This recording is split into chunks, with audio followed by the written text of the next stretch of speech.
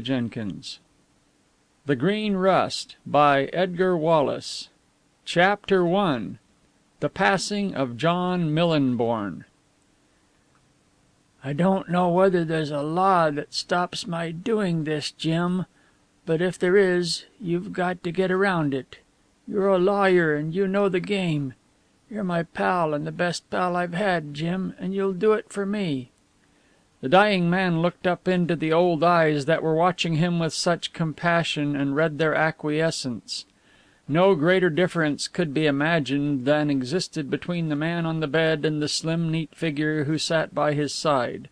John Millinborn, broad-shouldered, big-featured, a veritable giant in frame and even in his last days suggesting the enormous strength which had been his in his prime, had been an outdoor man, a man of large voice and large capable hands. James XVIII had been a student from his youth up, and had spent his manhood in musty offices, stuffy courts, surrounded by crackling briefs and calf-bound law books. Yet between these two men, the millionaire shipbuilder and the successful solicitor, utterly different in their tastes and their modes of life, was a friendship deep and true. Strange that death should take the strong and leave the weak. So thought James XVIII as he watched his friend. "I'll do what can be done, John. You leave a great responsibility on the girl, $1.5 million of money." The sick man nodded. "I get rid of a greater one, Jim. When my father died he left 100,000 between us, my sister and I. I've turned my share into $1 million, but that is by the way. Because she was a fairly rich girl and a willful girl, Jim, she broke her heart. Because they knew she had the money, the worst men were attracted to her, and she chose the worst of the worst." He stopped speaking to get his breath. "She married a plausible villain who ruined her, spent every sou, and left her with a mountain of debt and a month-old baby. Poor Grace died, and he married again. I tried to get the baby, but he held it as a hostage. I could never trace the child after it was 2 years old. It was only a month ago I learnt the reason.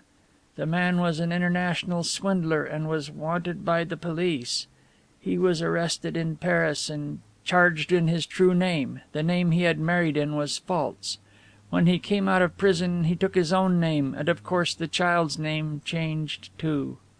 The lawyer nodded. "You want me to?" "Get the will proved and begin your search for Oliva Prédeaux. There is no such person. The girl's name you know, and I have told you where she is living. You'll find nobody who knows Oliva Prédeaux. Her father disappeared when she was 6. He's probably dead. And her stepmother brought her up without knowing her relationship to me. Then she died, and the girl has been working ever since she was 15. "She is not to be found?" "Until she is married. Watch her, Jim. Spend all the money you wish. Don't influence her unless you see she is getting the wrong kind of man." His voice, which had grown to something of the old strength, suddenly dropped, and the great head rolled sideways on the pillow. Kitson rose and crossed to the door.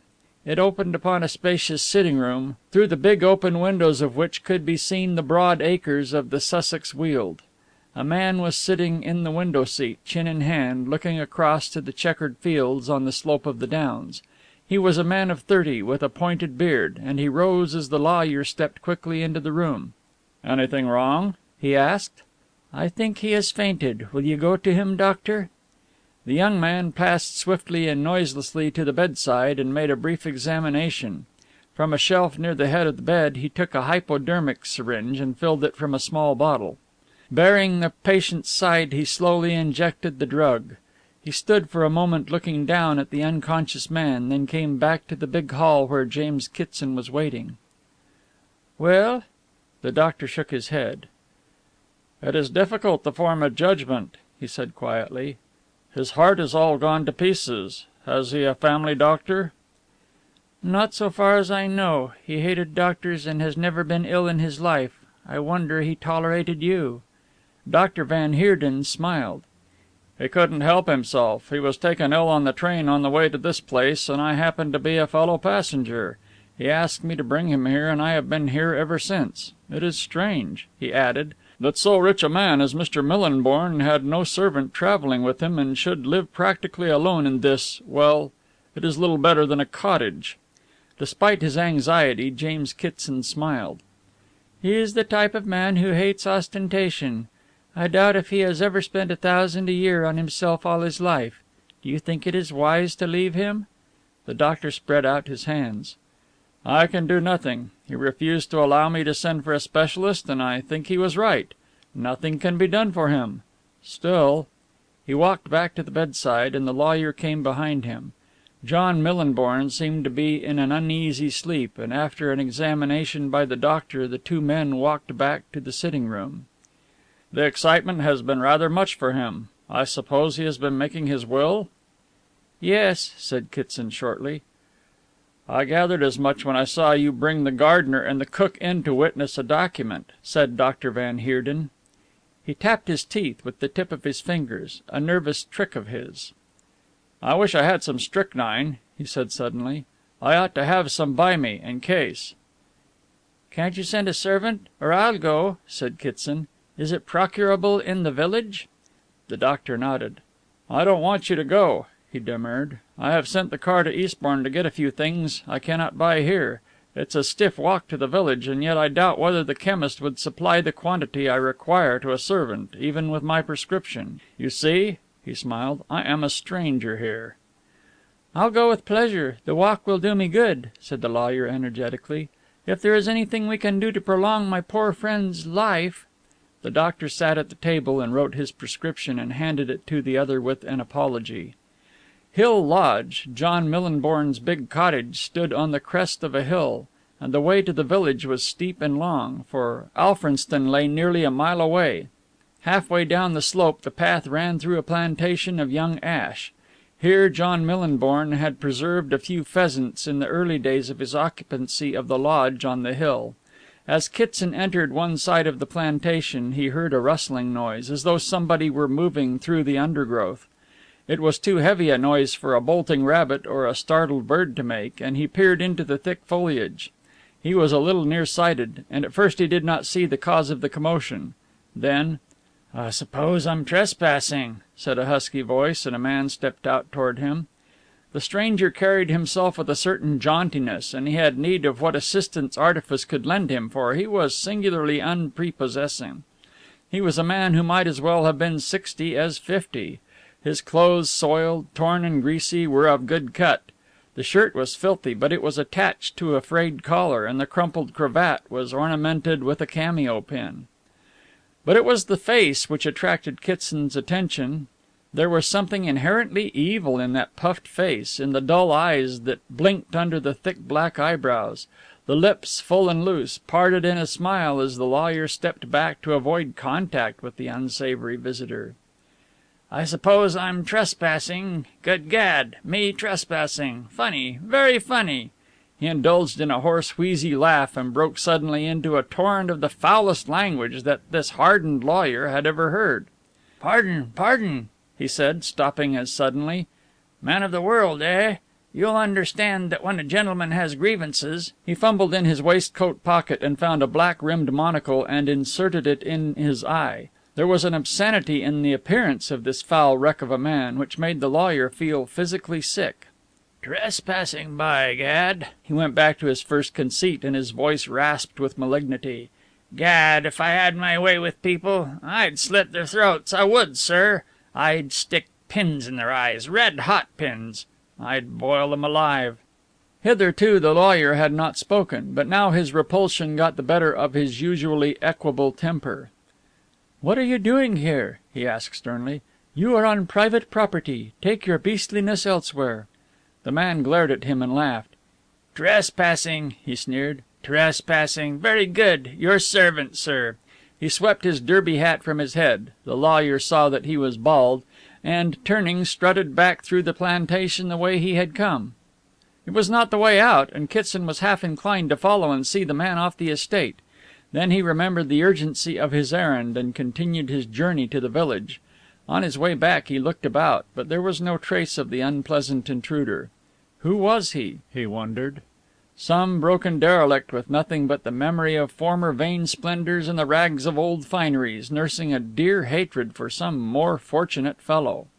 Nearly an hour had passed before he again panted up to the levelled shelf on which the cottage stood.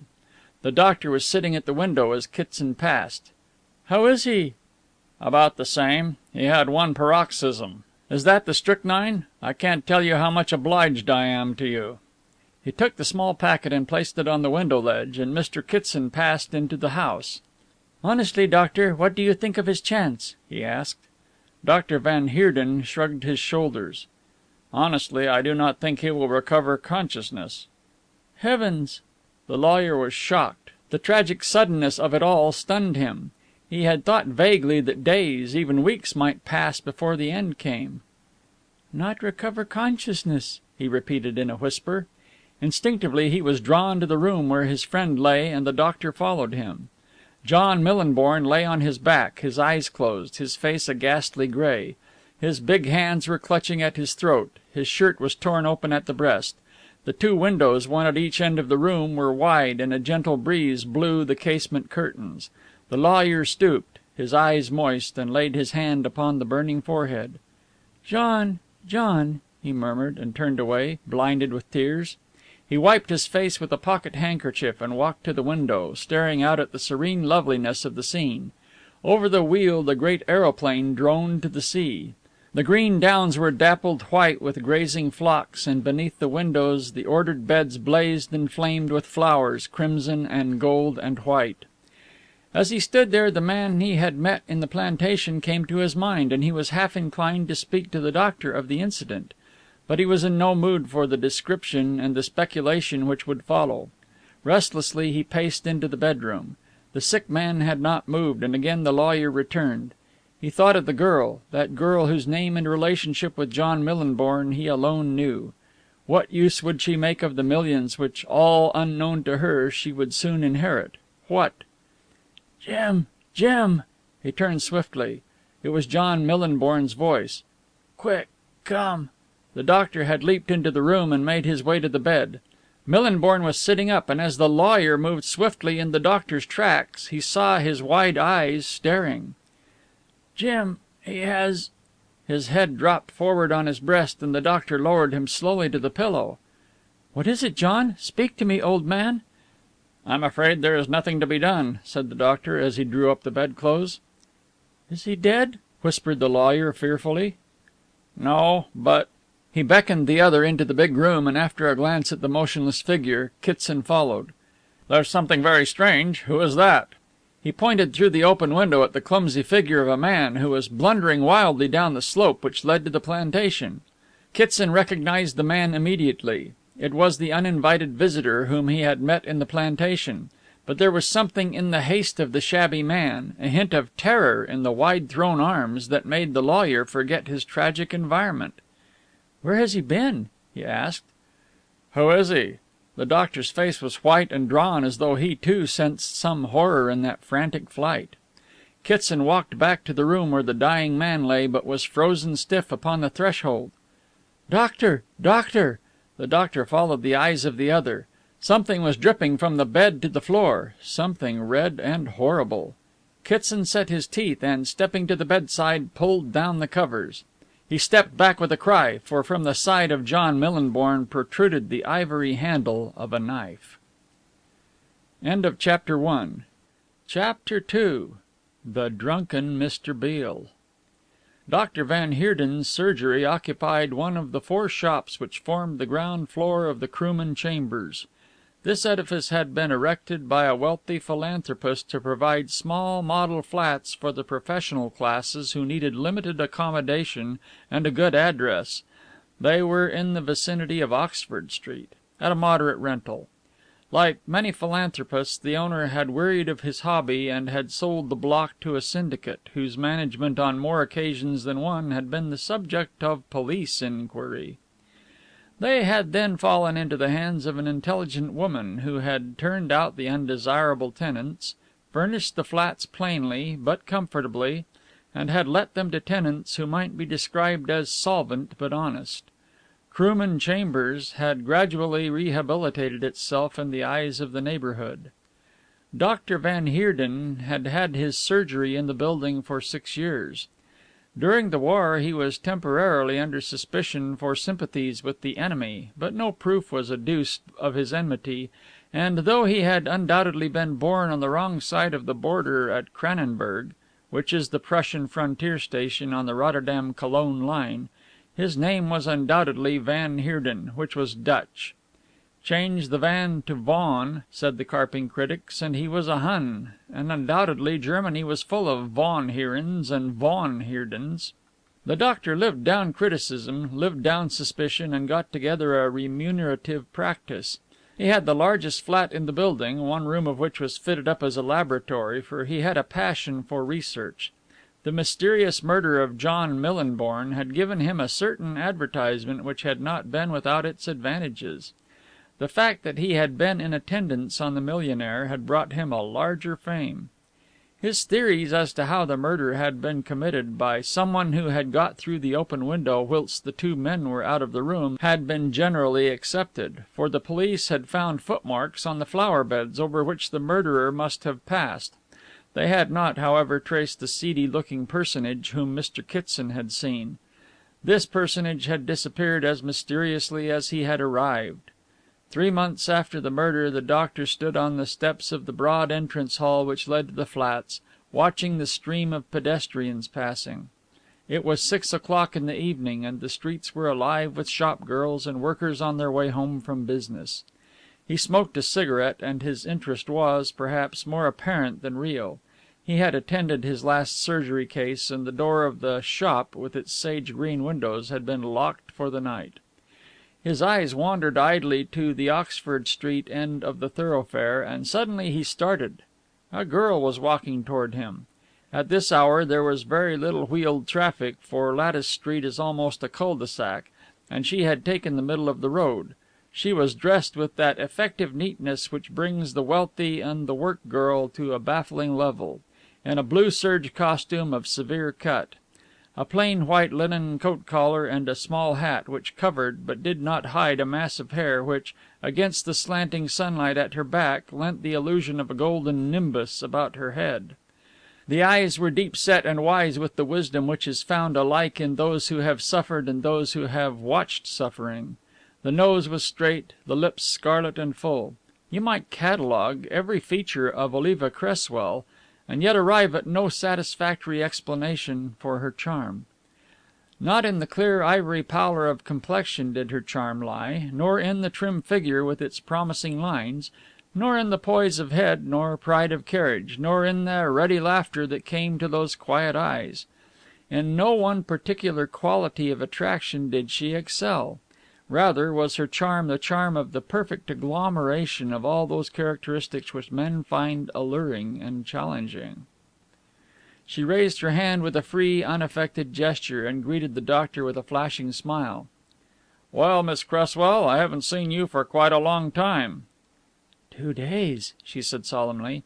But I suppose doctors who know all the secrets of nature have some very special drug to sustain them in trials like that. "Don't be unkind to the profession," he laughed. "And don't be sarcastic to one so young. By the way, I've never asked you, did you get your flat changed?" She shook her head and frowned. "Miss Millit says she cannot move me." "Abominable!" he said, and was annoyed. "Did you tell her about Beale?" She nodded vigorously. "I said to her, says I," she had a trick of mimicry and dropped easily into the Southern English accent, "Miss Millit, are you aware that the gentleman who lives opposite to me has been, to my knowledge, consistently drunk for 2 months, ever since he came to live at Crewman's? Does he annoy you?" says she. "Drunken people always annoy me," says I. "Mr. Beale arrives home every evening in a condition which I can only describe as deplorable." "What did she say?" The girl made a little grimace and became serious. "She said if he did not speak to me or interfere with me or frighten me, it was none of my business, or something to that effect." She laughed helplessly. "Really, the flat is so wonderful and so cheap that one cannot afford to get out. You don't know how grateful I am to you, doctor, for having got diggings here at all.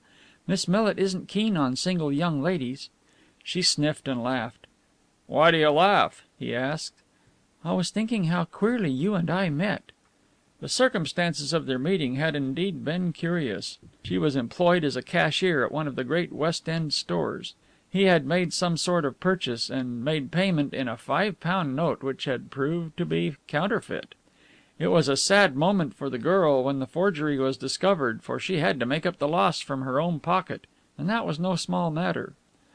Then the miracle had happened. The doctor had arrived full of apologies, had presented his card and explained. The note was one which he had been keeping as a curiosity. It has been passed on to him and was such an excellent specimen that he intended having it framed, but it had got mixed up with his other money. "You started by being the villain of the piece and ended by being my good fairy," she said. "I should never have known there was a vacancy here but for you. I should not have been admitted by the proper Miss Millit but for the terror of your name." She dropped her little hand lightly on his shoulder. It was a gesture of good comradeship. She half turned to go when an angry exclamation held her. "What is it? Oh, I see. Number 4." She drew a little closer to the doctor's side and watched with narrowing lids the approaching figure. "Why does he do it? Oh, why does he do it?" she demanded impatiently. "How can a man be so weak, so wretchedly weak? There's nothing justifies that." "That" was apparently trying to walk the opposite curb as though it were a tight rope. Save for a certain disorder of attire, a protruding necktie and a muddy hat, he was respectable enough. He was young and, under other conditions, passably good looking. But with his fair hair streaming over his forehead and his hat at the back of his head, he lacked fascination. His attempt, aided by a walking stick, used as a balancing pole, to keep his equilibrium on 6 inches of curbing, might have been funny to a less sensitive soul than Oliva's. He slipped, recovered himself with a little whoop, slipped again, and finally gave up the attempt, crossing the road to his home. He recognized the doctor with a flourish of his hat. "Glorious weather, my Esculapius," he said, with a little slur in his voice but a merry smile in his eye. "Simply wonderful weather for bacteria trypanosomes. Got it. And all the jolly little microbes." He smiled at the doctor blandly, ignoring the other's significant glance at the girl, who had drawn back so that she might not find herself included in the conversation. "I'm going to leave you, doctor," he went on. "Goin' top floor, away from the evil smells of science and fatal lure of beauty. Top floor jolly stiff climb when a fellow's all lit up like the Hotel Doodledum. Per arduis ad astra. Through labor to the stars. Fine motto. Flying Corps' motto. My motto. Good night." Off came his hat again, and he staggered up the broad stone stairs and disappeared round a turn. Later they heard his door slam. "Awful. And yet..." "And yet?" echoed the doctor. "I thought he was funny. I nearly laughed. But how terrible. He's so young and he has had a decent education." She shook her head sadly. Presently she took leave of the doctor and made her way upstairs. 3 doors opened from the landing, numbers 4, 6, and 8. She glanced a little apprehensively at number 4 as she passed, but there was no sound or sign of the reveller, and she passed into number 6 and closed the door. The accommodation consisted of 2 rooms, a bed and a sitting room, a bathroom and a tiny kitchen. The rent was remarkably low, less than a quarter of her weekly earnings, and she managed to live comfortably. She lit the gas stove and put on the kettle and began to lay the table. There was a tin of something in the diminutive pantry, a small loaf and a jug of milk, a tomato or 2, and a bottle of dressing. The high tea to which she sat down, a little flushed of the face and quite happy, was seasoned with content. She thought of the doctor and accounted herself lucky to have so good a friend. He was so sensible. There was no nonsense about him. He never tried to hold her hand as the stupid buyers did, nor make clumsy attempts to kiss her as one of the partners had done. The doctor was different from them all. She could not imagine him sitting by the side of a girl in a bus, pressing her foot with his, or accosting her in the street with a "Haven't we met before?" She ate her meal slowly, reading the evening newspaper and dreaming at intervals. It was dusk when she had finished, and she switched on the electric light. There was a shilling in the slot meter in the bathroom that acted eccentrically. Sometimes 1 shilling would supply light for a week. At other times, after 2 days, the lights would flicker spasmodically and expire. She remembered that it was a perilous long time since she had bribed the meter and searched her purse for a shilling. She found that she had half crowns, florins, and sixpences, but she had no shillings. This, of course, is the chronic condition of all users of the slot meters, and she accepted the discovery with the calm of the fatalist. She considered. Should she go out and get change from the obliging tobacconist at the corner, or should she take a chance? "If I don't go out, you will," she said, addressing the light, and it winked ominously. She opened the door and stepped into the passage, and as she did so the lights behind her went out. There was one small lamp on the landing, a plutocratic affair independent of shilling meters. She closed the door behind her and walked to the head of the stairs. As she passed number 4 she noted the door was ajar, and she stopped. She did not wish to risk meeting the drunkard, and she turned back. Then she remembered the doctor. He lived in number 8. Usually when he was at home there was a light in his hall which showed through the fanlight. Now, however, the place was in darkness. She saw a card on the door, and walking closer she read it in the dim light. Back at 12. Wait. He was out and was evidently expecting a caller, so there was nothing for it but to risk meeting the exuberant Mr. Beale. She flew down the stairs and gained the street with a feeling of relief. The obliging tobacconist, who was loquacious on the subject of Germans and Germany, detained her until her stock of patience was exhausted, but at last she made her escape. Halfway across the street she saw the figure of a man standing in the dark hallway of the chambers, and her heart sank. "Matilda, you're a fool," she said to herself. Her name was not Matilda, but in moments of self-depreciation she was wont to address herself as such. She walked boldly up to the entrance and passed through. The man she saw out of the corner of her eye, but did not recognize. He seemed as little desirous of attracting attention as she. She thought he was rather stout and short, but as to this she was not sure. She raced up the stairs and turned on the landing to her room. The door of number 4 was still ajar, but what was much more important, so was her door. There was no doubt about it. Between the edge of the door and the jamb there was a good 2 inches of space, and she distinctly remembered not only closing it, but also pushing it to make sure that it was fast. What should she do? To her annoyance she felt a cold little feeling inside her, and her hands were trembling. "If the lights were only on, I'd take the risk," she thought. But the lights were not on, and it was necessary to pass into the dark interior and into a darker bathroom, a room which is notoriously adaptable for murder, before she could reach the meter. "Rubbish, Matilda," she scoffed quaveringly. "Go in, you frightened little rabbit. You forgot to shut the door, that's all." She pushed the door open and with a shiver stepped inside. Then a sound made her stop dead. It was a shuffle and a creak such as a dog might make if he brushed against the chair. "Who's there?" she demanded. There was no reply. "Who's there?" She took one step forward, and then something reached out at her. A big hand gripped her by the sleeve of her blouse, and she heard a deep breathing. She bit her lips to stop the scream that arose, and with a wrench tore herself free, leaving a portion of a sleeve in the hands of the unknown. She darted backwards, slamming the door behind her. In 2 flying strides she was at the door of number 4, hammering with both her fists. "Drunk or sober, he is a man. Drunk or sober, he is a man," she muttered incoherently. Only twice she beat upon the door, when it opened suddenly and Mr. Beale stood in the doorway. "What is it?" She hardly noticed his tone. A man in my flat," she gasped, and showed her torn sleeve. "A man." He pushed her aside and made for the door. "The key," he said quickly. With trembling fingers she extracted it from her pocket. "One moment." He disappeared into his own flat and presently came out holding an electric torch. He snapped back the lock, put the key in his pocket, and then, to her amazement, he slipped a short-barreled revolver from his hip pocket. With his foot he pushed open the door, and she watched him vanish into the gloomy interior.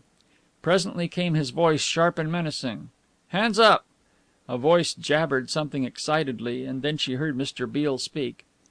"Is your light working? You can come in. I have him in the dining room." She stepped into the bathroom. The shilling dropped through the aperture. The screw grated as she turned it, and the lights sprang to life. In one corner of the room was a man, a white-faced, sickly-looking man with a head too big for his body. His hands were above his head. His lower lip trembled in terror. Mr. Beale was searching him with thoroughness and rapidity.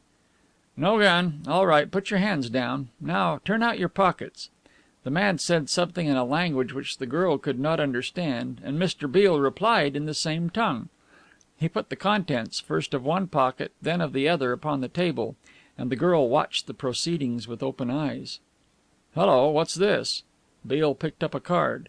Thereon was scribbled a figure which might have been 6 or 4. "I see," said Beale. "Now the other pocket. You understand English, my friend?" Stupidly the man obeyed. A leather pocket case came from an inside pocket, and this Beale opened. Therein was a small packet which resembled the familiar wrapper of a Seidlitz powder. Beale spoke sharply in a language which the girl realized was German, and the man shook his head. He said something which sounded like "no good" several times. "I'm going to leave you here alone for a while," said Beale. "My friend and I are going downstairs together. I shall not be long." They went out of the flat together, the little man with the big head protesting, and she heard their footsteps descending the stairs. Presently Beale came up alone and walked into the sitting room. And then the strange unaccountable fact dawned on her. He was perfectly sober. His eyes were clear, his lips firm, and the fair hair whose tendencies to bedragglement had emphasized his disgrace was brushed back over his head. He looked at her so earnestly that she grew embarrassed. "Miss Cresswell," he said quietly, "I am going to ask you to do me a great favor." "If it is one that I can grant, you may be sure that I will," she smiled, and he nodded. "I shall not ask you to do anything that is impossible, in spite of the humorist's view of women," he said. "I merely want you to tell nobody about what has happened to night." "Nobody?" She looked at him in astonishment. "But the doctor?" "Not even the doctor," he said with a twinkle in his eye. "I ask you this as a special favor. Word of honor?" She thought a moment. "I promise," she said. "I'm to tell nobody about that horrid man from whom you so kindly saved me." He lifted his head. "Understand this, Miss Cresswell, please," he said. "I don't want you to be under any misapprehension about that horrid man. He was just as scared as you, and would not have harmed you. I have been waiting for him all evening." "Waiting for him?" He nodded again. "Where?"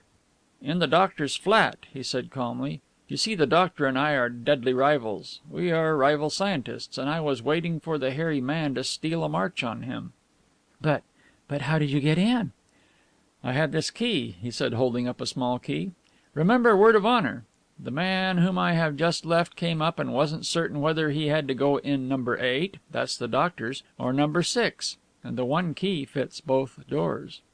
He inserted the key which was in the lock of her door, and it turned easily. "And this is what I was waiting for. It was the best the poor devil could do." He lifted the paper package and broke the seals. Unfolding the paper carefully, he laid it on the table, revealing a teaspoonful of what looked like fine green sawdust. "What is it?" she whispered fearfully. Somehow she knew that she was in the presence of a big elementary danger, something gross and terrible in its primitive force. "That," said Mr. Beale, choosing his words nicely, "that is a passable imitation of the Green Rust, or, as it is to me, the Green Terror." "The Green Rust? What is the Green Rust? What can it do?" she asked in bewilderment. "I hope we shall never know," he said, and in his clear eyes was a hint of terror. Chapter III. Punsonby's Discharge an Employee. Oliva Cresswell rose with the final despairing buzz of her alarm clock and conquered the almost irresistible temptation to close her eyes, just to see what it felt like. Her first impression was that she had had no sleep all night. She remembered going to bed at 1 and turning from side to side until 3. She remembered deciding that the best thing to do was to get up, make some tea and watch the sunrise, and that whilst she was deciding whether such a step was romantic or just silly, she must have gone to sleep. Still, 4 hours of slumber is practically no slumber to a healthy girl, and she swung her pajamaed legs over the side of the bed and spent quite 5 minutes in a fatuous admiration of her little white feet. With an effort she dragged herself to the bathroom and let the tap run. Then she put on the kettle. Half an hour later she was feeling well but unenthusiastic. When she became fully conscious, which was on her way to business, she realized she was worried. She had been made a party to a secret without her wish, and the drunken Mr. Beale, that youthful profligate, had really forced his confidence upon her. Only, and this she recalled with a start which sent her chin jerking upward, she was in the bus at the time, and the conductor, thinking she was signalling him to stop, pulled the bell. Only Mr. Beale was surprisingly sober and masterful for one so weak of character. Ought she to tell the doctor, Dr. Van Heerden, who had been so good a friend of hers? It seemed disloyal, it was disloyal, horribly disloyal to him, to hide the fact that Mr. Beale had actually been in the doctor's room at night. But was it a coincidence that the same key opened her door and the doctor's? If it were so, it was an embarrassing coincidence. She must change the locks without delay.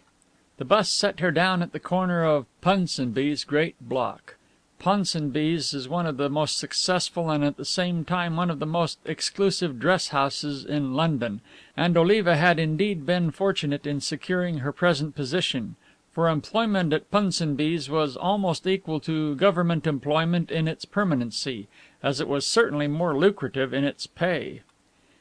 As she stepped onto the pavement she glanced up at the big ornate clock. She was in good time, she said to herself, and was pushing open the big glass door through which employees passed to the various departments when a hand touched her gently on the arm. She turned in surprise to face Mr. Beale, looking particularly smart in a well-fitting grey suit, a grey felt hat, and a large bunch of violets in his buttonhole. "Excuse me, Miss Cresswell," he said pleasantly. "May I have one word with you?" She looked at him doubtfully. "I rather wish you had chosen another time and another place, Mr. Beale," she said frankly. He nodded. "I realize it is rather embarrassing," he said, "but unfortunately my business cannot wait. I am a business man, you know," he smiled, "in spite of my dissolute habits." She looked at him closely, for she thought she detected a gentle mockery behind his words, but he was not smiling now. "I won't keep you more than 2 minutes," he went on. "But in that 2 minutes I have a great deal to tell you. I won't bore you with the story of my life." This time she saw the amusement in his eyes and smiled against her will, because she was not feeling particularly amused. "I have a business in the City of London," he said, "and again I would ask you to respect my confidence. I am a wheat expert." "A wheat expert?" she repeated with a puzzled frown. "It's a queer job, isn't it? But that's what I am. I have a vacancy in my office for a confidential secretary. It is a nice office, the pay is good, the hours are few, and the work is light. I want to know whether you will accept the position." She shook her head, regarding him with a new interest, from which suspicion was not altogether absent. "It is awfully kind of you, Mr. Beale, and adds another to the debts I owe you," she said. "But I have no desire to leave Punsonby's. It is work I like, and although I am sure you are not interested in my private business—" He could have told her that he was very much interested in her private business, but he refrained. "I do not mind telling you that I am earning a very good salary, and I have no intention or desire to change my situation." His eyes twinkled. "Ah, well, that's my misfortune," he said. "There are only 2 things I can say. The first is that if you work for me you will neither be distressed nor annoyed by any habits of mine which you may have observed and which may perhaps have prejudiced you against me. In the second place, I want you to promise me that if you ever leave Punsonby's you will give me the first offer of your services." She laughed. "I think you are very funny, Mr. Beale, but I feel sure that you mean what you say, and that you would confine your little eccentricities to times outside of business hours. As far as leaving Punsonby's is concerned, I promise you that I will give you the first offer of my invaluable services if ever I leave. And now I am afraid I must run away. I am awfully obliged to you for what you did for me last night." He looked at her steadily in the eye. "I have no recollection of anything that happened last night," he said, "and I should be glad if your memory would suffer the same lapse." He shook hands with her, lifted his hat, and turned abruptly away, and she looked after him till the boom of the clock recalled her to the fact that the head of the firm of Punsonby was a stickler for punctuality. She went into the great cloakroom and hung up her coat and hat. As she turned to the mirror to straighten her hair, she came face to face with the tall, dark girl who had been eyeing her thoughtfully. "Good morning," said Oliva. and there was in her tone more of politeness than friendship, for although these two girls had occupied the same office for more than a year, there was between them an incompatibility which no length of acquaintance could remove. Hilda Glaum was of Swiss extraction and something of a mystery. She was good-looking in a sulky, saturnine way, but her known virtues stopped short at her appearance. She neither invited nor gave confidence, and in this respect suited Oliva. But unlike Oliva, she made no friends, entered into none of the periodical movements amongst the girls, was impervious to the attractions of the river in summer and of the proms in winter, neither visited nor received. "Morning," replied the girl shortly, then, "have you been upstairs?" "No. Why?" "Oh, nothing." Oliva mounted to the floor where her little office was. She and Hilda dealt with the registered mail, extracted and checked the money that came from the post shoppers, and sent on the orders to the various departments. 3 sealed bags lay on her desk, and a youth from the postal department waited to receive a receipt for them. This she scribbled, after comparing the numbers attached to the seals with those inscribed on the boy's receipt book. For some reason Hilda had not followed her, and she was alone and had tumbled the contents of the first bag onto her desk when the managing director of Punsonby's made a surprising appearance at the glass-paneled door of her office. He was a large, stout, important-looking man, bald and bearded. He enjoyed an episcopal manner, and had a trick of pulling back his head when he asked questions, as though he desired to evade the full force of the answer. He stood in the doorway and beckoned her out, and she went without any premonition of what was in store for her. "Miss Cresswell," he said, I'm sorry I did not see you before you had taken off your coat and hat. Will you come to my office?" "Certainly, Mr. White," said the girl, wondering what had happened. He led the way with his majestic stride, dangling a pair of pince nez by their cord, as a fastidious person might carry a mouse by its tail, and ushered her into his rosewood paneled office. Sit down, Miss Cresswell," he said, and seating himself at his desk, he put the tips of his fingers together and looked up to the ceiling for inspiration. "I'm afraid, Miss Cresswell," he said, "that I have an unpleasant task." "An unpleasant task, Mr. White?" she said, with a sinking feeling inside her. He nodded. "I have to tell you that Punsonby's no longer require your services." She rose to her feet, looking down at him open-mouthed with wonder and consternation. "Not require my services?" she said slowly. "Do you mean that I am discharged?" He nodded again. "In lieu of a month's notice, I give you a check for a month's salary, plus the unexpired portion of this week's salary." "But why am I being discharged? Why? Why?" Mr. White, who had opened his eyes for a moment to watch the effect of his lightning stroke, closed them again.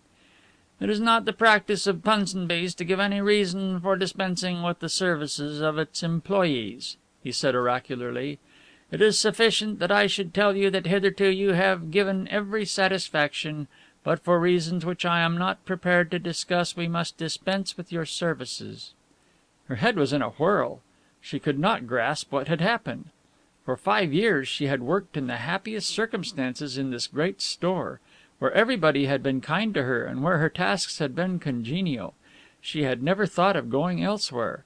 She regarded herself, as did all the better class employees, as a fixture. "Do I understand," she asked, "that I am to leave at once?" Mr. White nodded. He pushed the check across the table, and she took it up and folded it mechanically. "Are you not going to tell me why?" Mr. White shook his head. "Punsonby's do nothing without a good reason," he said solemnly, feeling that whatever happened he must make a good case for Punsonby's, and that whoever was to blame for this unhappy incident, it was not an august firm which paid its 14% with monotonous regularity. "We lack definite knowledge to proceed any further in this matter than we have proceeded. Definite knowledge." The girl was all the more bewildered by his cumbersome diplomacy. "Definite knowledge was promised, but was not, in fact, has not come to hand. It is all very unpleasant, very unpleasant," and he shook his head. She bowed, and turning, walked quickly from the room, passed to the lobby where her coat was hung, put on her hat, and left Punsonby's forever. It was when she had reached the street that with a shock she remembered Beale's words, and she stood stock still, pinching her lip thoughtfully. Had he known? Why had he come that morning, hours before he was ordinarily visible, if the common gossip of Krooman Mansions be worthy of credence? And then, as though to cap the amazing events of the morning, she saw him. He was standing on the corner of the street, leaning on his cane, smoking a long cigarette through a much longer holder, and he seemed wholly absorbed in watching a linesman, perched high above the street, repairing a telegraph wire. She made a step toward him, but stopped. He was so evidently engrossed in the acrobatics of the honest workman in mid-air that he could not have seen her, and she turned swiftly and walked the other way. She had not reached the end of the block before he was at her side. "You're going home early, Miss Cresswell," he smiled. She turned to him. "Do you know why?" she asked. "I don't know why, unless..." "Unless what?" "Unless you've been discharged," he said coolly. Her brows knit. "What do you know about my discharge?" she asked. "Such things are possible," said Mr. Beale. "Did you know I was going to be discharged?" she asked again. He nodded. "I didn't exactly know you would be discharged this morning, but I had an idea you would be discharged at some time or other. That is why I came with my offer." "Which of course I won't accept," she snapped. "Which of course you have accepted," he said quietly. "Believe me, I know nothing more than that Punsonbys have been prevailed upon to discharge you. What reason induced them to take that step, honestly, I don't know." "But why did you think so?" He was grave of a sudden. "I just thought so," he said. "I am not going to be mysterious with you, and I can only tell you that I had reasons to believe that some such step would be taken." She shrugged her shoulders wearily. "That is quite mysterious enough," she said. "Do you seriously want me to work for you?" He nodded. "You didn't tell me your city address." "That is why I came back," he said. "Then you knew I was coming out?" "I knew you would come out some time in the day." She stared at him. "Do you mean to tell me that you would have waited all day to give me your address?" He laughed. "I only mean this," he replied, "that I should have waited all day." It was a helpless laugh which echoed his. "My address is 342 Lothbury," he went on. "342. You may begin work this afternoon, and..." he hesitated. "And?" she repeated. "And I think that it would be wise if you didn't tell your friend the doctor that I am employing you." He was examining his fingernails attentively as he spoke, and he did not meet her eye. "There are many reasons," he went on. "In the first place, I have blotted my copy book, as they say, in Krooman Mansions, and it might not rebound to your credit." "You should have thought of that before you asked me to come to you," she said. "I thought of it a great deal," he replied calmly. There was much in what he said, as the girl recognized. She blamed herself for her hasty promise, but somehow the events of the previous night had placed him on a different footing, had given him a certain indefinable position to which the inebriate Mr. Beale had not aspired. "I am afraid I'm rather bewildered by all the mystery of it," she said, "and I don't think I will come to the office to day. To morrow morning. At what hour?" 10 o'clock, he said. "I will be there to explain your duties.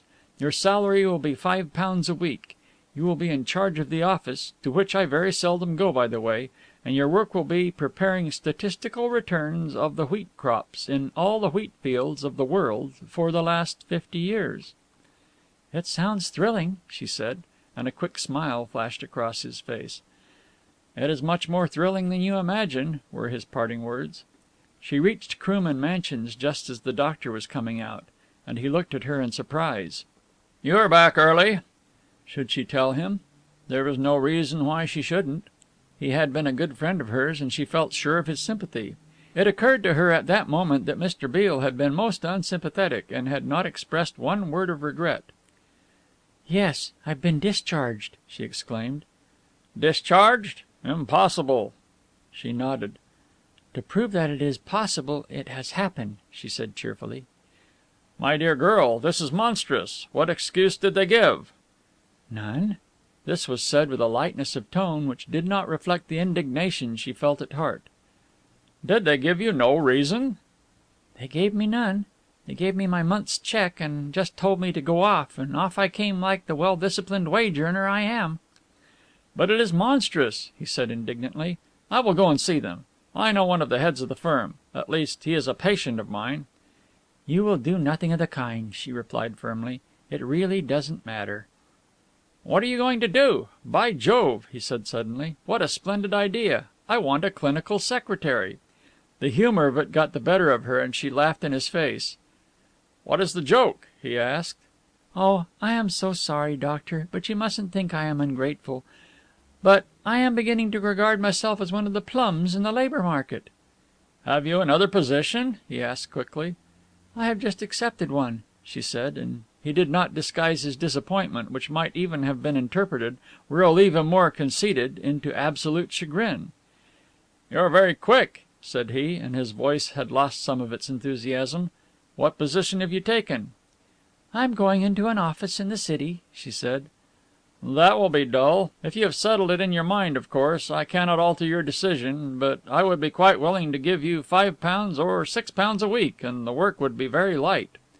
She held out her hand and there was a twinkle in her eye. "London is simply filled with people who want to give me £5 a week for work which is very light. Really, I am awfully grateful to you, doctor." She felt more cheerful as she mounted the stairs than she thought would have been possible had such a position been forecast, and had she to speculate upon the attitude of mind with which she would meet such a misfortune. Punsonby's, for all the humiliation of her dismissal, seemed fairly unimportant. Some day she would discover the circumstances which had decided the high gods who presided over the ready-made clothing business in their action. She unlocked the door and passed in, not without a comprehensive and an amused glance which took in the sober front doors of her new employer and her would-be employer. "Sarah, your luck's in," she said as she banged the door. Sarah was the approving version of Matilda.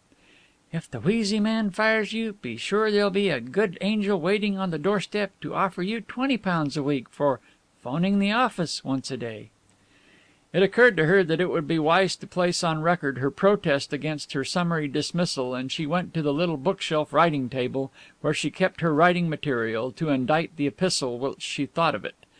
It was one of those little fumed oak contraptions where the desk is formed by a hinged flap which serves when not in use to close the desk. She pulled out the two little supports, inserted the key in the lock, but it refused to turn, for the simple reason that it was unlocked. She had distinctly remembered that morning locking it after putting away the bill which had arrived with the morning post. She pulled down the flap slowly and stared in amazement at the little which it hid. Every pigeonhole had been ransacked and the contents were piled up in a confused heap. The two tiny drawers in which she kept stamps and nibs were out and emptied. End of Chapter 3. Chapter 4. The Letters That Were Not There. She made a rapid survey of the documents. They were unimportant and consisted mainly of letters from the few girl friends she had made during her stay at Punsonby's, old theatre programs, recipes copied from newspapers, and bunches of snapshots taken on her last summer excursion. She arranged the things in some sort of rough order and made an inspection of her bedroom.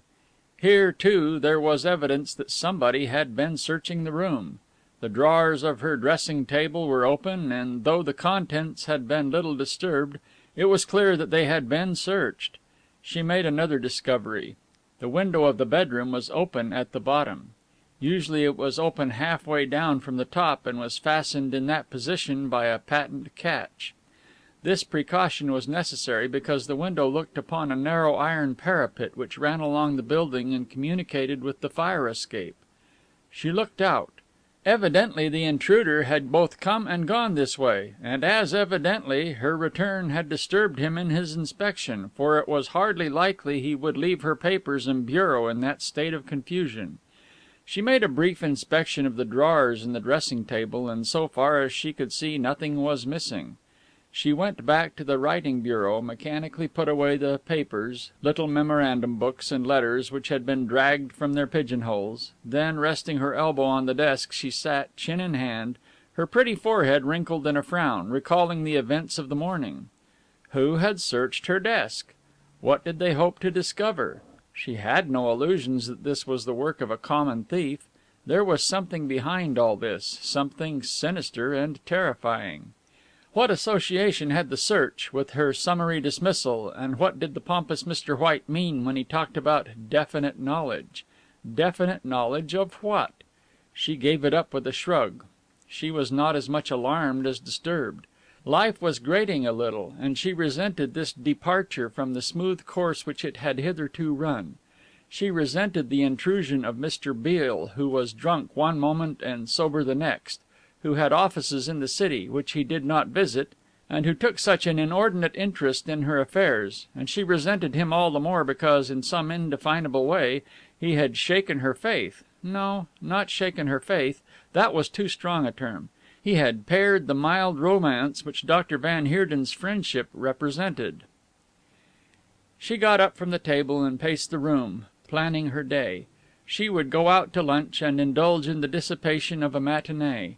Perhaps she would stay out to dinner and come back. She shivered unconsciously and looked around the room. Somehow she did not look forward to an evening spent alone in her flat. "Matilda, you're getting maudlin," she said. "You are getting romantic, too. You are reading too many sensational novels and seeing too many sensational films." She walked briskly into her bedroom, unhooked a suit from the wardrobe and laid it on the bed. At that moment there came a knock at the door. She put down the clothes brush which was in her hand, walked out into the hall, opened the door and stepped back. 3 men stood in the passage without. 2 were strangers with that curious official look which the plain-clothes policeman can never wholly eradicate from his bearing. The third was Mr. White, more pompous and more solemn than ever. "Miss Cresswell?" asked one of the strangers. "That is my name." "May we come inside? I want to see you." She led the way into her little sitting room. Mr. White followed in the rear.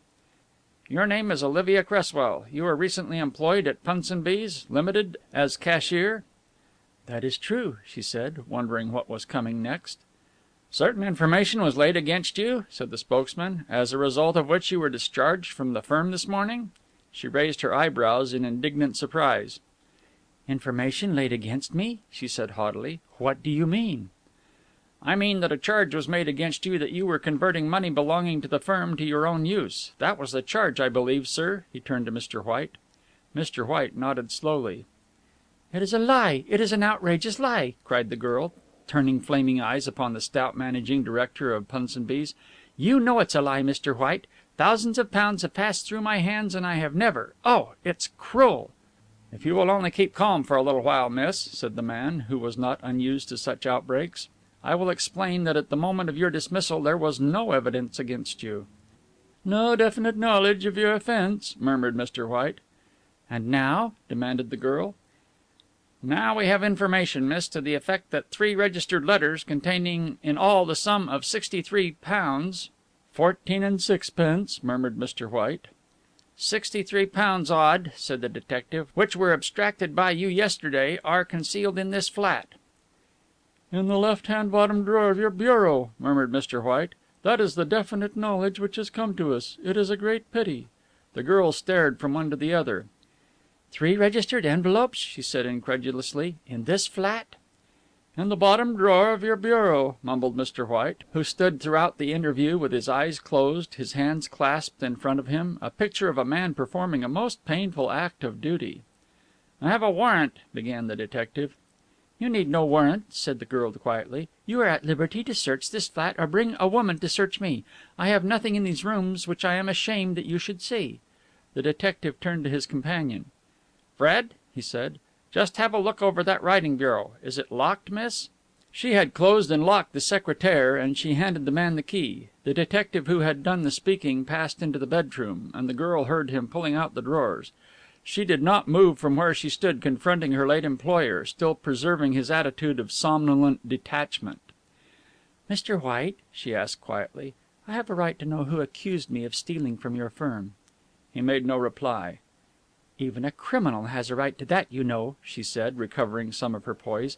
"I suppose that you have been missing things for quite a long while.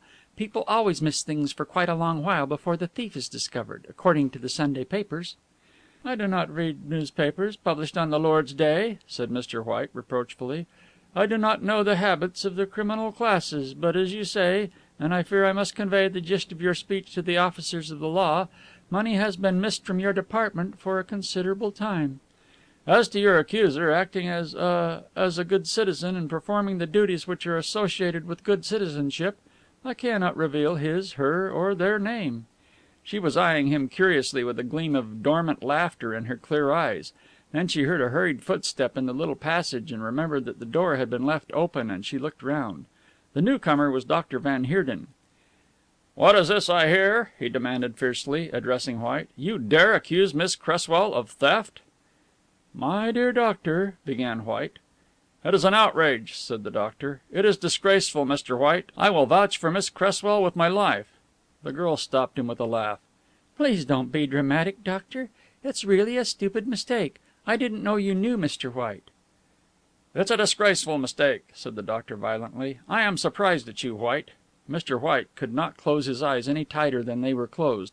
He passed the responsibility for the situation upon an invisible Providence with one heaving shrug of his shoulders. "It is awfully kind of you to take an interest in this, doctor," said the girl, putting out her hands to him. "It was just like you." "Is there anything I can do?" he asked earnestly. "You can depend upon me to the last shilling if any trouble arises out of this." "No trouble will arise out of it," she said. "Mr. White thinks that I have stolen money and that the money is hidden in the flat.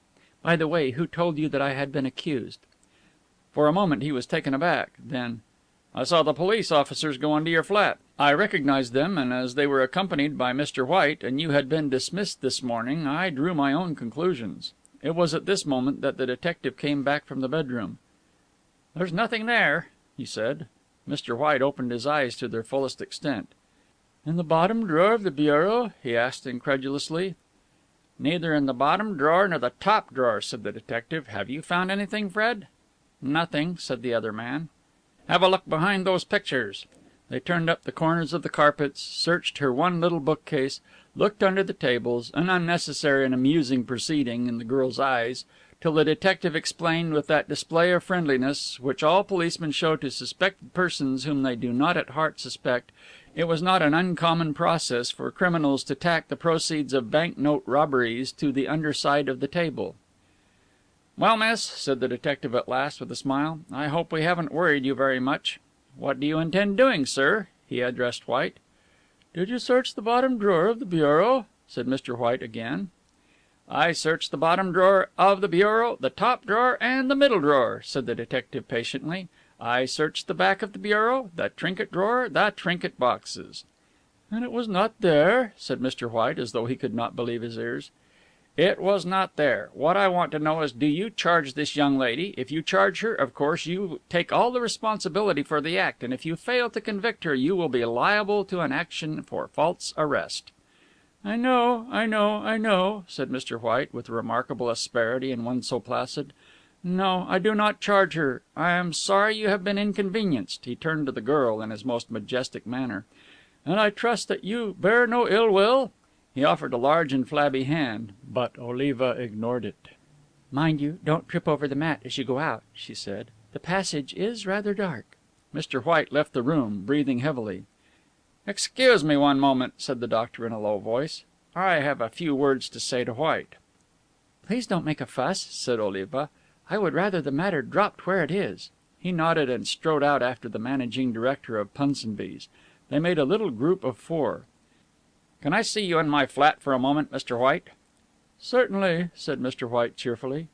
"You don't want us any more?" asked the detective. "No," said Mr. White. Then, "Are you quite sure you searched the bottom drawer of the bureau?"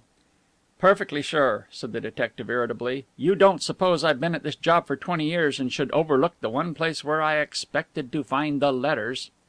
Mr. White was saved the labor of framing a suitable retort, for the door of Mr. Beale's flat was flung open and Mr. Beale came forth. His gray hat was on the back of his head, and he stood erect with the aid of the doorpost, surveying with a bland and inane smile the little knot of men. "Why," he said jovially, "it's the dear old doctor, and if my eyes don't deceive me, it's the jolly old Archbishop." Mr. White brindled. That he was known as the Archbishop in the intimate circles of his acquaintances afforded him a certain satisfaction. That a perfect stranger, and a perfectly drunken stranger at that, should employ a nickname which was for the use of a privileged few distressed him. "And," said the swaying man by the door, peering through the half darkness, "is it not Detective Sergeant Peterson and Constable Fairbank? Welcome to this home of virtue."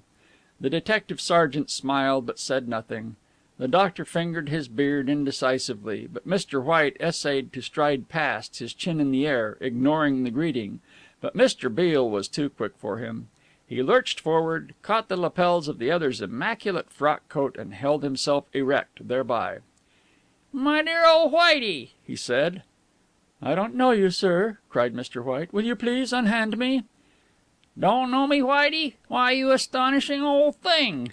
He slipped his arm over the other's shoulder in an attitude of affectionate regard. "Don't know old Beale?" "I never met you before," said Mr. White, struggling to escape. "Bless my life and soul," said Mr. Beale, stepping back, shocked and hurt. "I call you to witness, Detective Sergeant Peterson and amiable Constable Fairbank and learned Dr. Van Heerden, that he has denied me. And it has come to this," he said bitterly, and leaning his head against the doorpost, he howled like a dog. "I say, stop your fooling, Beale," said the doctor angrily. "There's been very serious business here, and I should thank you not to interfere." Mr. Beale wiped imaginary tears from his eyes, grasped Mr. White's unwilling hand and shook it vigorously, staggered back to his flat, and slammed the door behind him. "Do you know that man?" asked the doctor, turning to the detective. "I seem to remember his face," said the sergeant. "Come on, Fred. Good morning, gentlemen." They waited till the officers were downstairs and out of sight, and then the doctor turned to the other and in a different tone from any he had employed said: "Come into my room for a moment, White." And Mr. White followed him obediently. They shut the door and passed into the study, with its rows of heavily bound books, its long table covered with test tubes and the paraphernalia of medical research. "Well," said White, dropping into a chair, "what happened?" "That is what I want to know," said the doctor. He took a cigarette from a box on the table and lit it, and the two men looked at one another without speaking. "Do you think she had the letters and hid them?" "Impossible," replied the doctor briefly. White grunted, took a cigar from a long leather case, bit off the end savagely, and reached out his hand for a match. "The best laid schemes of mice and men," he quoted. "Oh, shut up," said the doctor savagely. He was pacing the room with long strides. He stopped at one end of the room, staring moodily through the window, his hands thrust in his pockets. "I wonder what happened," he said again. "Well, that can wait. Now just tell me exactly how matters stand in regard to you and Punsonby's." "I have all the figures here," said Mr. White, as he thrust his hand into the inside pocket of his frock coat. "I can raise £40,000 by debentures and... Hello, what's this?" He drew from his pocket a white packet fastened about by a rubber band. This he slipped off and gasped, for in his hands were 3 registered letters, and they were addressed to Messrs. Punsonby, and each had been slit open. End of Chapter 4. Chapter 5. The Man with the Big Head. Number 342 Lothbury is a block of business offices somewhat unpretentious in their approach, but of surprising depth and importance when explored. Oliva Cresswell stood for a while in the great lobby inspecting the names of the occupants, which were inscribed on porcelain slips in 2 big frames on each wall of the vestibule. After a lengthy search she discovered the name of the Beale Agency under the heading 4th Floor and made her way to the elevator. Mr. Beale's office was at the end of a seemingly interminable corridor and consisted, as she was to find, of an outer and an inner chamber. The outer was simply furnished with a table, 2 chairs and a railed fence bisected with a little wooden gateway. A boy sat at one table engaging in a laborious exercise on a typewriter with one finger of one hand. He jumped up as she came through the door. "Miss Cresswell?" he asked. "Mr. Beale will see you." He opened the wicket gate and led the way to a door marked "Private." It was Beale who opened the door in response to the knock. "Come in, Miss Cresswell," he said cheerily. "I didn't expect you for half an hour." "I thought I'd start well," she smiled. She had had many misgivings that morning and had spent a restless night debating the wisdom of engaging herself to an employer whose known weakness had made his name a byword. But a promise was a promise, and, after all, she told herself, her promise was fulfilled when she had given the new work a trial. "Here is your desk," he said, indicating a large office table in the center of the room, "and here is my little library. You will note that it mainly consists of agricultural returns and reports. Do you read French?" She nodded. "Good. And Spanish. That's rather too much to expect, isn't it?" "I speak and read Spanish very well," she said. "When I was a little girl I lived around, in Paris, Lyon and Barcelona. My first regular work, the first I was paid for, was in the Anglo-Spanish cable office in Barcelona." "That's lucky," he said, apparently relieved. "Though I could have taught you the few words that it is necessary you should know to understand the Argentine reports. What I particularly want you to discover, and you will find 200 or 300 local guide books on that shelf at the far end of the room, and these will help you a great deal, is the exact locations of all the big wheat growing districts, the number of hectares under cultivation in normal times, the method by which the wheat areas are divided, by fences, roads, etc., the average size of the unbroken blocks of wheatland, and, if possible, the width of the roads or paths which divide them." "Gracious!" she cried in dismay. "It sounds a monumental business, but I think you will find it simple. The Agricultural Department of the United States Government, for instance, tabulate all those facts. For example, they compel farmers in certain districts to keep a clear space between each lot so that in case of the crops being fired, the fire may be isolated. Canada, the Argentine and Australia have other methods." She had seated herself at the desk and was jotting down a note of her duties. "Anything more?" she asked. "Yes. I want the names of the towns in the center of the wheat growing areas, a list of the hotels in those towns. The guide books you will find up to date, and those will inform you on this subject. Particularly do I want hotels noted where automobiles can be hired, the address of the local bank, and the name of the manager, and, where the information is available, the name of the chief constable, sheriff, or chef de gendarmerie in each district." She looked up at him, her pencil poised. "Are you serious? Of course I'll do all this, but somehow it reminds me of a story I once read." "I know it," said Beale promptly. "It is The Case of the Red-Haired Man, one of Doyle's stories about a man who, to keep him away from his shop, was employed in the useless task of copying the Encyclopedia Britannica. No, I am asking you to do serious work, Miss Cresswell, work which I do not want spoken about." He sat on the edge of the table, looking down at her, and if his eyes were smiling it was because that was their natural expression. She had never seen him when they did not hold the ghost of some joke inwardly enjoyed. But her instinct told her that he was very much in earnest, and that the task he had set her was one which had reason behind it. "Take the districts first and work up to the hotels, etc.," he suggested. "You will find it more interesting than a novel.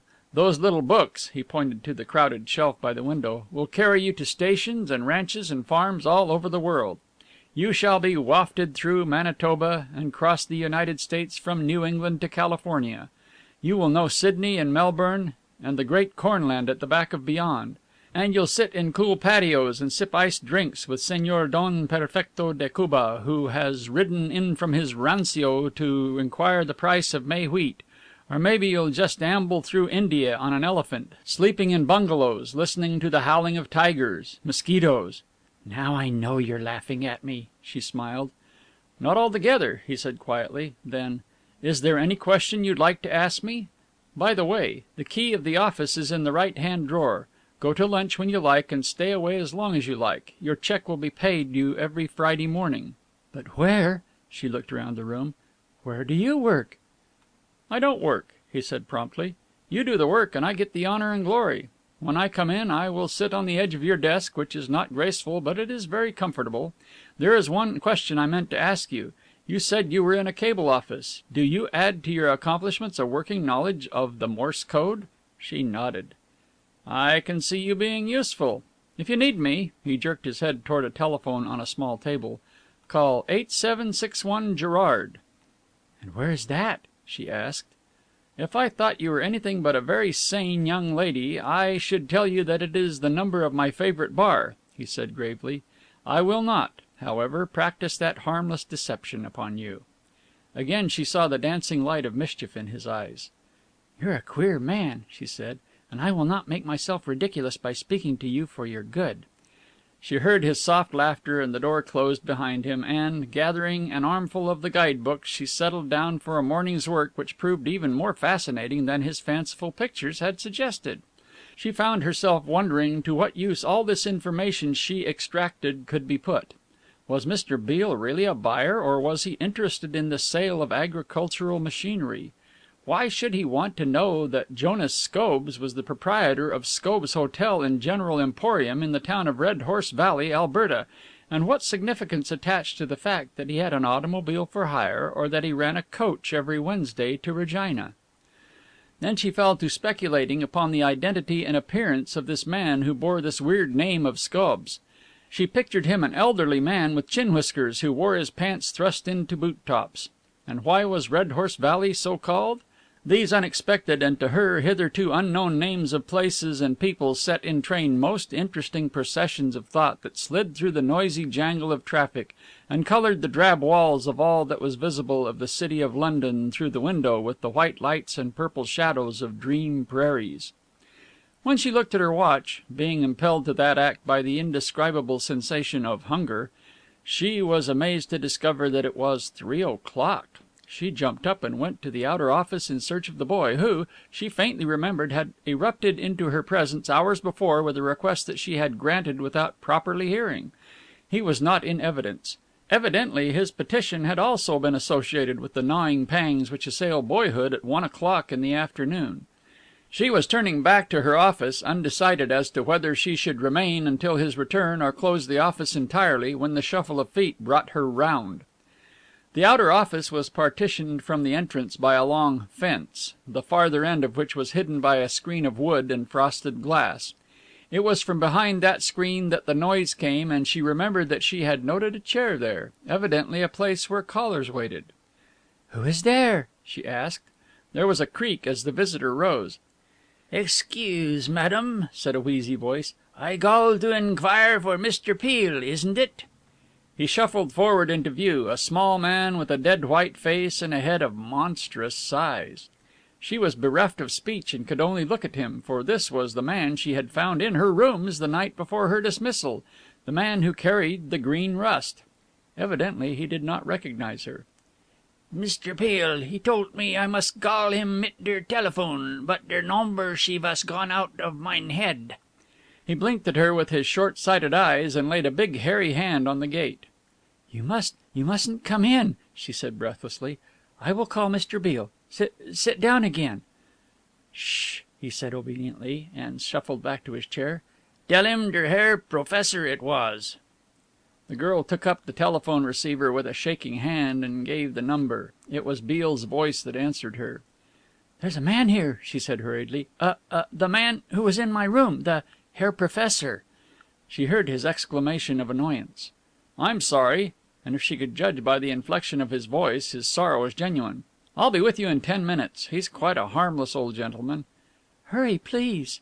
She heard the click of his receiver and replaced her own slowly. She did not attempt to go back to the outer office, but waited by the closed door.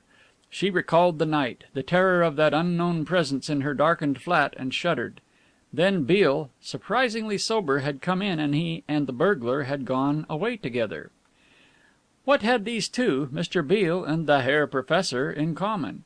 She heard the snap of the outer door and Beale's voice speaking quickly. It was probably German. She had never acquired the language and hardly recognized it, though the guttural "Zu Pfeffel, Herr Beale" was distinct. She heard the shuffle of the man's feet and the closing of the outer door, and then Beale came in, and his face was troubled. "I can't tell you how sorry I am that the old man called. I'd forgotten that he was likely to come." She leant against the table, both hands behind her.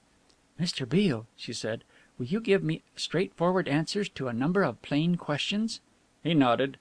"If I can," he said. "Is the Herr Professor a friend of yours?" "No, I know him, and in a way I am sorry for him. He is a German who pretends to be Russian, immensely poor and unprepossessing to a painful degree, but a very clever scientist. In fact, a truly great analytical chemist, who ought to be holding a good position. He told me that he had the best qualifications, and I quite believe him. But that his physical infirmities, his very freakishness, had ruined him." Her eyes softened with pity, the pity of the strong for the weak, of the beautiful for the hideous. "If that is true," she began, and his chin went up. "I beg your pardon. I know it's true. It is tragic, but did you know him before you met him in my room?" He hesitated. "I knew him both by repute and by sight," he said. "I knew the work he was engaged on, and I guessed why he was engaged. But I had never spoken to him." "Thank you. Now for question number 2. You needn't answer unless you wish." "I shan't," he said. "That's frank, anyway. Now tell me, Mr. Beale, what is all this mystery about? What is the green rust? Why do you pretend to be a drunkard when you're not one?"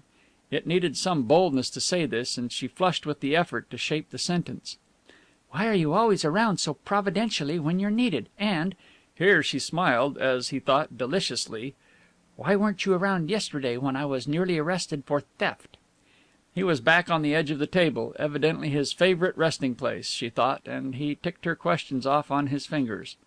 "Question number 1 cannot be answered. Question number 2, why do I pretend to be a drunkard?" He mimicked her audaciously. "There are other things which intoxicate a man beside love and beer, Miss Cresswell." "How gross!" she protested. "What are they?" "Work, the chase, scientific research, and the first spring scent of the hawthorn," he said solemnly. "As to the third question, why was I not around when you were nearly arrested? Well, I was around. I was in your flat when you came in and escaped along the fire parapet." "Mr. Beale!" she gasped. "Then it was you! You are a detective!" "I turned your desk and dressing table upside down? Yes, it was I," he said without shame, ignoring the latter part of the sentence. "I was looking for something." "You were looking for something?" she repeated. "What were you looking for?" 3 registered envelopes which were planted in your flat yesterday morning," he said. "And what's more, I found 'em." She put her hand to her forehead in bewilderment. "Then you?" "Saved you from a cold, cold prison cell. Have you had any lunch? Why, you're starving." "But..." "Bread and butter is what you want," said the practical Mr. Beale, "with a large crisp slice of chicken and stacks of various vegetables." And he hustled her from the office. End of Chapter 5. Chapter 6. Mr. Scobbs of Red Horse Valley. Mr. White, managing director of Punsonby's store, was a man of simple tastes. He had a horror of extravagance, and it was his boast that he had never ridden in a taxicab save as the guest of some other person who paid. He travelled by tube or omnibus from the Bayswater Road, where he lived what he described as his private life. He lunched in the staff dining room, punctiliously paying his bill. He dined at home in solitary state, for he had neither chick nor child, heir or wife. Once an elder sister had lived with him and had died, according to the popularly accepted idea, of slow starvation, for he was a frugal man. It seems the fate of apparently rich and frugal men that they either die and leave their hoardings to the state, or else they disappear, leaving behind them monumental debts. The latter have apparently no vices. Even the harassed accountant who disentangles their estates cannot discover the channel through which their hundreds of thousands have poured. The money has gone, and, if astute detectives bring back the defaulter from the pleasant life which the Southern American cities offer to rich idlers, he is hopelessly vague as to the method by which it went. Mr. Lassimus White was the managing director and general manager of Punsonby's. He held, or was supposed to hold, a third of the shares in that concern, shares which he had inherited from John Punsonby, his uncle, and the founder of the firm. He drew a princely salary and a substantial dividend. He was listed as a debenture holder and was accounted a rich man. But Mr. White was not rich. His salary and his dividends were absorbed by a mysterious agency which called itself the Union Jack Investment and Mortgage Corporation, which paid premiums on Mr. White's heavy life insurance and collected the whole, or nearly the whole, of his income. His secret, well guarded as it was, need be no secret to the reader. Mr. White, who had never touched a playing card in his life, and who grew apoplectic at the sin and shame of playing the races, was an inveterate gambler. His passion was for sunken treasure syndicates, formed to recover golden ingots from ships of the Spanish Armada, for companies that set forth to harness the horsepower of the sea to the services of commerce, for optimistic companies that discovered radium mines in the Ural Mountains. Anything which promised a steady 300% per annum on an initial investment had an irresistible attraction for Mr. White, who argued that some day something would really fulfill expectations and his losses would be recovered. In the meantime, he was in the hands of Moss Ibramovitch, trading as the Union Jack Investment and Mortgage Corporation, licensed and registered as a money lender according to law, and being in the hands of this gentleman was much less satisfactory and infinitely more expensive than being in the hands of the bankruptcy officials. In the evening of the day Oliva Cresswell had started working for her new employer, Mr. White stalked forth from his gloomy house, and his departure was watched by the two tough females who kept house for him, with every pleasure. He strutted eastward, swinging his umbrella, his head well back, his eyes half closed, his massive waistcoat curving regally. His silk hat was pushed back from his forehead, and the pince nez he carried, but so seldom wore, swung from the cord he held before him in that dead mouse manner which important men affect. He had often been mistaken for a fellow of the Royal Society, so learned and detached was his bearing. Yet no speculation upon the origin of species or the function of the nebulae filled his mind. At a moment of great stress and distraction, Dr. Van Heerden had arisen above his horizon, and there was something in Dr. Van Heerden's manner which inspired confidence and respect. They had met by accident at a meeting held to liquidate the Shining Strand Alluvial Gold Mining Company, a concern which had started forth in the happiest circumstances to extract the fabulous riches which had been discovered by an American philanthropist (he was now selling real estate by correspondence) on a southern Pacific island. Van Heerden was not a shareholder, but he was intensely interested in the kind of people who subscribed for shares in Dreamland gold mines. Mr. White had attended incognito. His shares were held in the name of his lawyer, who was thinking seriously of building an annex to hold the unprofitable scrip. Mr. White was gratified to discover a kindred soul who believed in this kind of speculation. It was to the doctor's apartment that he was now walking. That gentleman met him in the entrance and accompanied him to his room. There was a light in the fanlight of Oliva's flat, for she had brought some of her work home to finish, but Mr. Beale's flat was dark. This the doctor noted before he closed his own door and switched on the light. "Well, White, have you made up your mind?" he demanded without preliminary. "I have, and I have not," said the cautious adventurer. 40,000 is a lot of money, a fortune, one might say. Yes, a fortune." "Have you raised it?"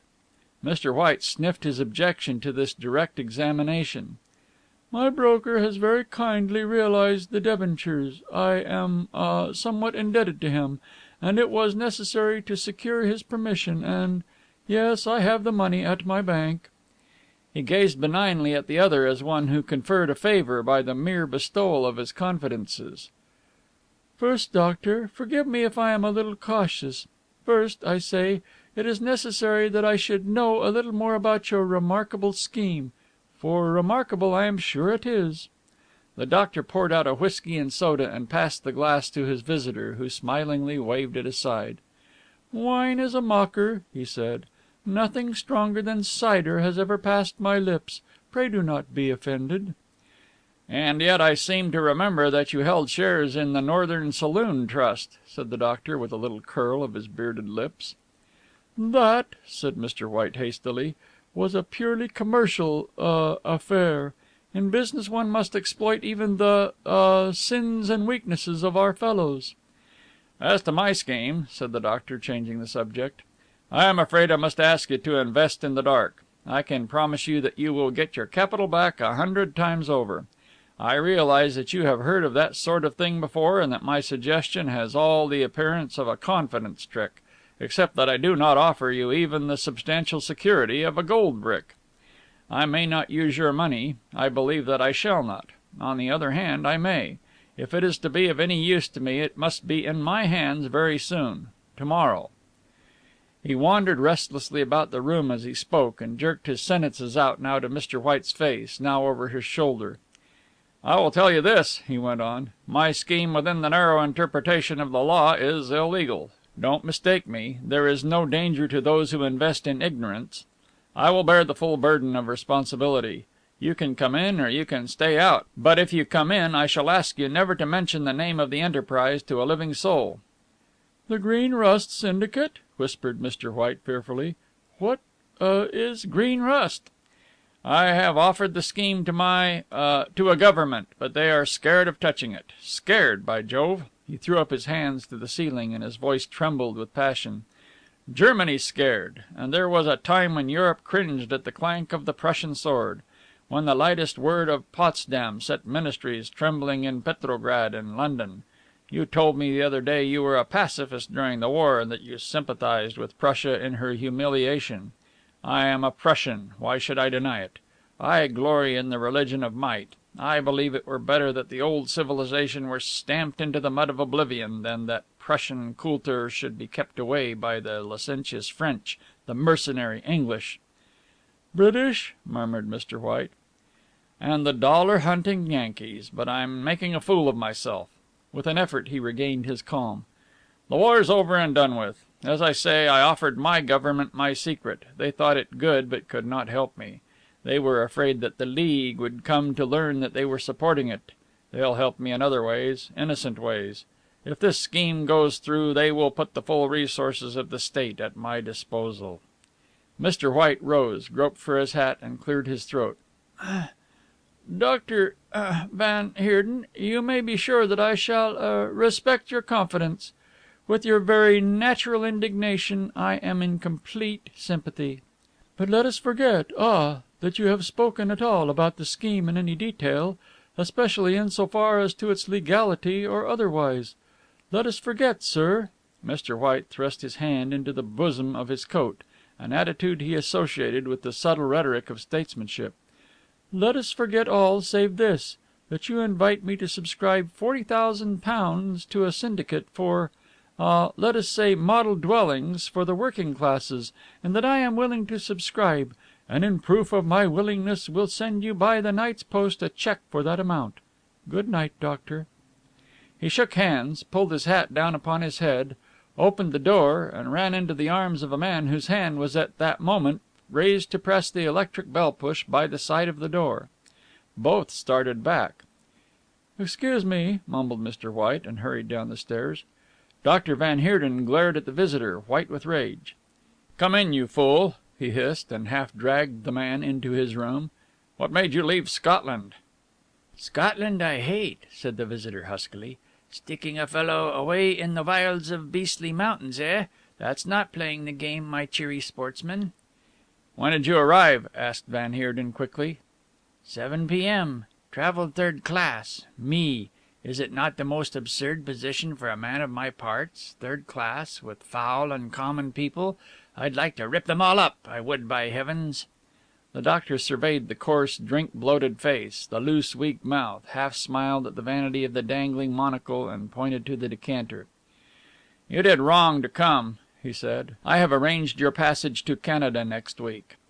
"I will not go," said the man, tossing down a drink and wiping his lips with a not over clean handkerchief. "Curse me, Van Heerden, why should I hide and fly like a "Like a man who escaped from Cayenne," suggests the doctor, "or like a man who is wanted by the police of 3 countries for crimes ranging from arson to wilful murder?" The man shuddered. "All fair fights, my dear fellow," he said more mildly. "If I hadn't been a boastful, drunken sot, you wouldn't have heard of 'em. You wouldn't, curse you. I was mad. I had you in my hand like that." He closed a not over clean fist under Van Heerden's nose. "I saw it all. I saw you bullying the poor devil, shaking some secret out of him. I saw you knife him." "Hush!" hissed Van Heerden. "You fool! People can hear through these walls." "But there are no windows to see through," leered the man. "And I saw. He came out of his death trance to denounce you, by Jove. I heard him shout, and I saw you run in and lay him down, lay him down. Lay him out is better. You killed him to shut his mouth, my bonny doctor." Van Heerden's face was as white as a sheet, but the hand he raised to his lips was without a tremor. "You were lucky to find me that night, dear lad," the man went on. "I was in a mind to split on you." "You have no cause to regret my finding you, Jackson," said the doctor. "I suppose you still call yourself by that name?" "Yes, Jackson," said the other promptly. "Jack-son, son of Jack. Fine name, eh? Good enough for me and good enough for anybody else. Yes, you found me and done me well. I wish you hadn't. How I wish you hadn't." "Ungrateful fool," said Van Heerden. "I probably saved your life, hid you in Eastbourne, took you to London whilst the police were searching for you." "For me?" snarled the other. "A low trick by the everlasting virtues." "Don't be an idiot. Whose word would they have taken, yours or mine? Now let's talk. On Thursday next you sail for Quebec." He detailed his instructions at length, and the man called Jackson, mellowed by repeated visits to the decanter, listened and even approved. On the other side of the hallway, behind the closed door, Oliva Cresswell, her dining table covered with papers and books, was working hard. She was particularly anxious to show Mr. Beale a sample of her work in the morning, and was making a fair copy of what she had described to him that afternoon as her hotel list. "They are such queer names," she said. "There is one called Scobbs of Red Horse Valley. Scobbs."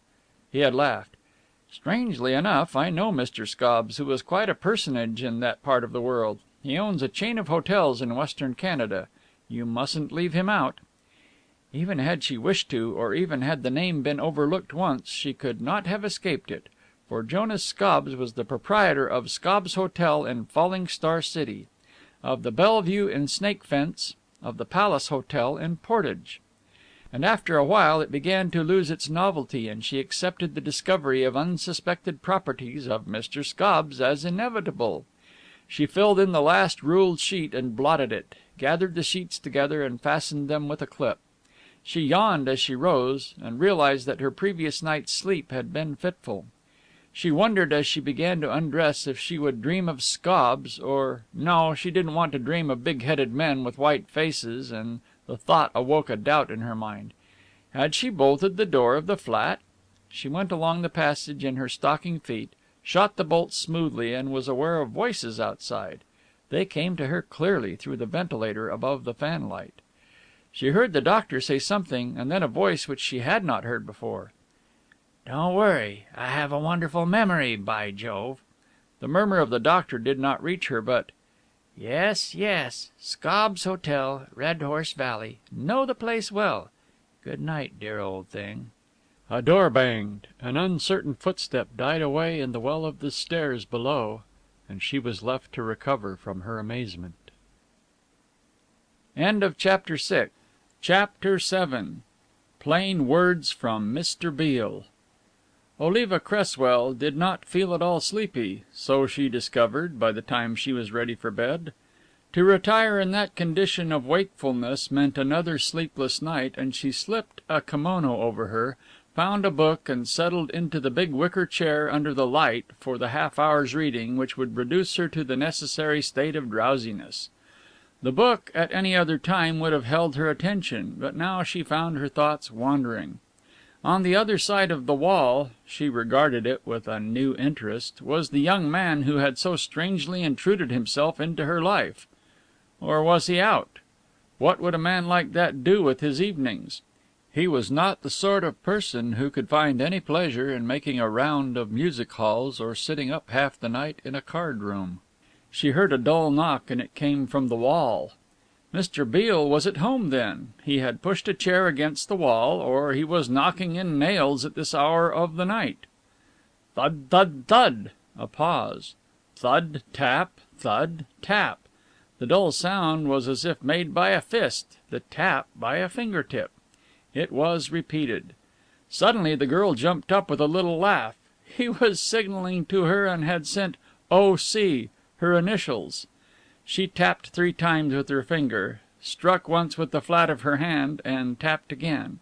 She had sent the "understood" message. Presently he began, and she jotted the message on the margin of her book. "Most urgent. Don't use soap. Bring it to office." She smiled faintly. She expected something more brilliant in the way of humor even from Mr. Beale. She tapped "acknowledged" and went to bed. "Matilda, my innocent child," she said to herself as she snuggled up under the bedclothes. Exchanging midnight signals with a lodger is neither proper nor ladylike." She had agreed with herself that in spite of the latitude she was allowed in the matter of office hours, that she would put in an appearance punctually at 10. This meant rising not later than 8, for she had her little household to put in order before she left. It was the postman's insistent knocking at 8:30 that woke her from a dreamless sleep, and, half awake, she dragged herself into her dressing gown and went to the door. "Parcel, miss," said the invisible official, and put into the hand that came round the edge of the door a letter and a small package. She brought them to the sitting room and pulled back the curtains. The letter was typewritten and was on the note paper of a well-known firm of perfumers. It was addressed to Miss Oliva Cresswell and ran: "Dear Madam, we have pleasure in sending you for your use a sample cake of our new complexion soap, which we trust will meet with your approval." "But how nice," she said, and wondered why she had been singled out for the favor. She opened the package. In a small carton, carefully wrapped in the thinnest of paper, was an oval tablet of lavender-colored soap that exhaled a delicate fragrance. "But how nice," she said again, and put the gift in the bathroom. This was starting the day well. A small enough foundation for happiness, yet one which every woman knows, for happiness is made up of small and acceptable things, and, given the psychological moment, a bunch of primroses has a greater value than a rope of pearls. In her bath she picked up the soap and dropped it back in the tidy again quickly. "Don't use soap. Bring it to office." She remembered the message in a flash. Beale had known that this parcel was coming then, and his most urgent warning was not a joke. She dressed quickly, made a poor breakfast, and was at the office 10 minutes before the hour.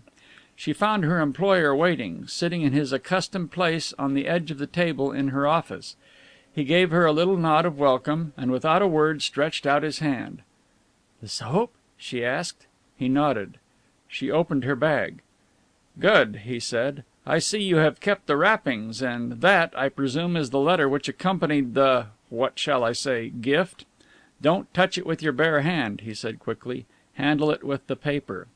He pulled his gloves from his pocket and slipped them on, then took the cake of soap in his hand and carried it to the light, smelt it and returned it to its paper.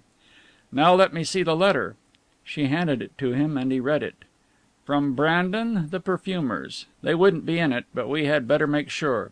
He walked to the telephone and gave a number, and the girl heard him speaking in a low tone to somebody at the other end. Presently he put down the receiver and walked back, his hands thrust into his pockets. "They know nothing about this act of generosity," he said. By this time she had removed her coat and hat and hung them up, and had taken her place at her desk. She sat with her elbows on the blotting pad, her chin on her clasped hands, looking up at him. "I don't think it's fair that things should be kept from me any longer," she said. "Many mysterious things have happened in the past few days, and since they have all directly affected me, I think I am entitled to some sort of explanation." "I think you are," said Mr. Beale, with a twinkle in his gray eyes, "but I am not prepared to explain everything just yet. Thus much I will tell you, that had you used this soap this morning, by the evening you would have been covered from head to foot in a rather alarming and irritating rash." She gasped.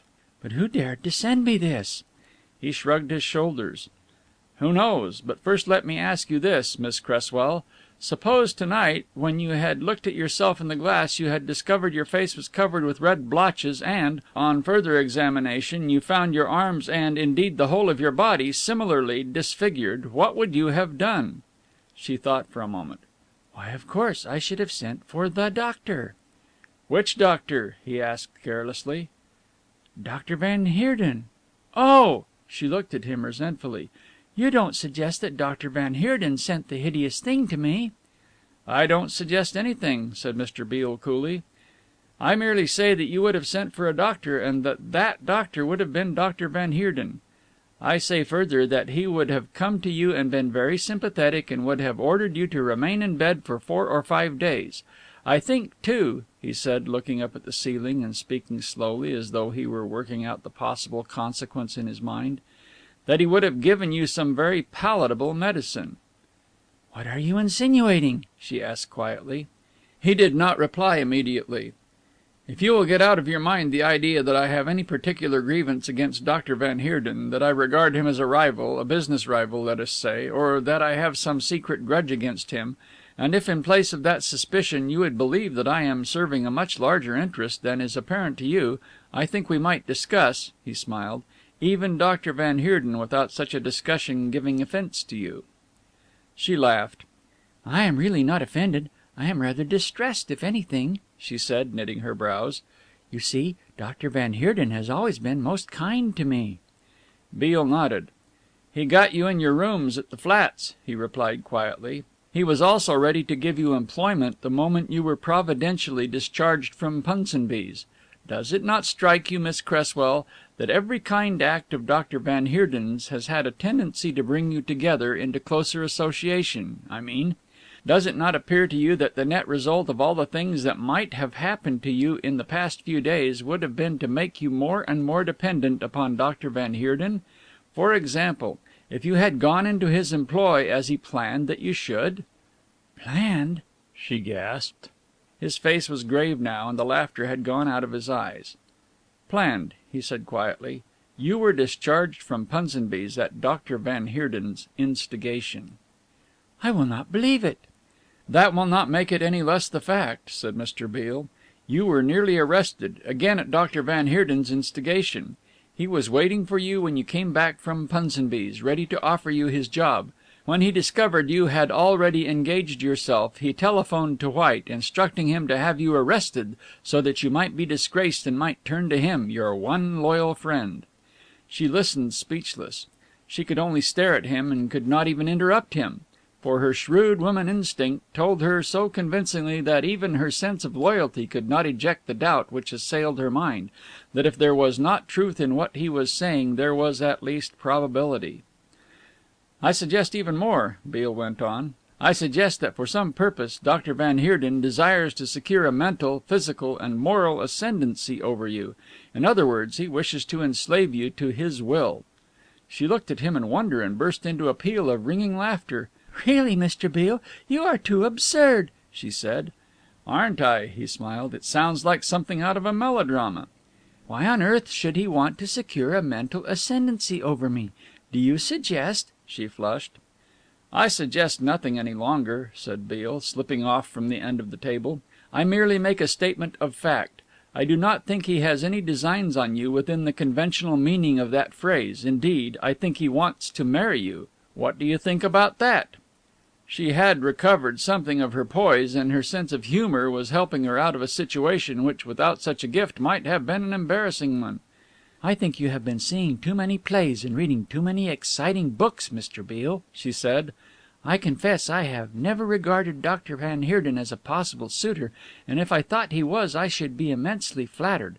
But may I suggest to you that there are other ways of winning a girl than by giving her nettle rash?"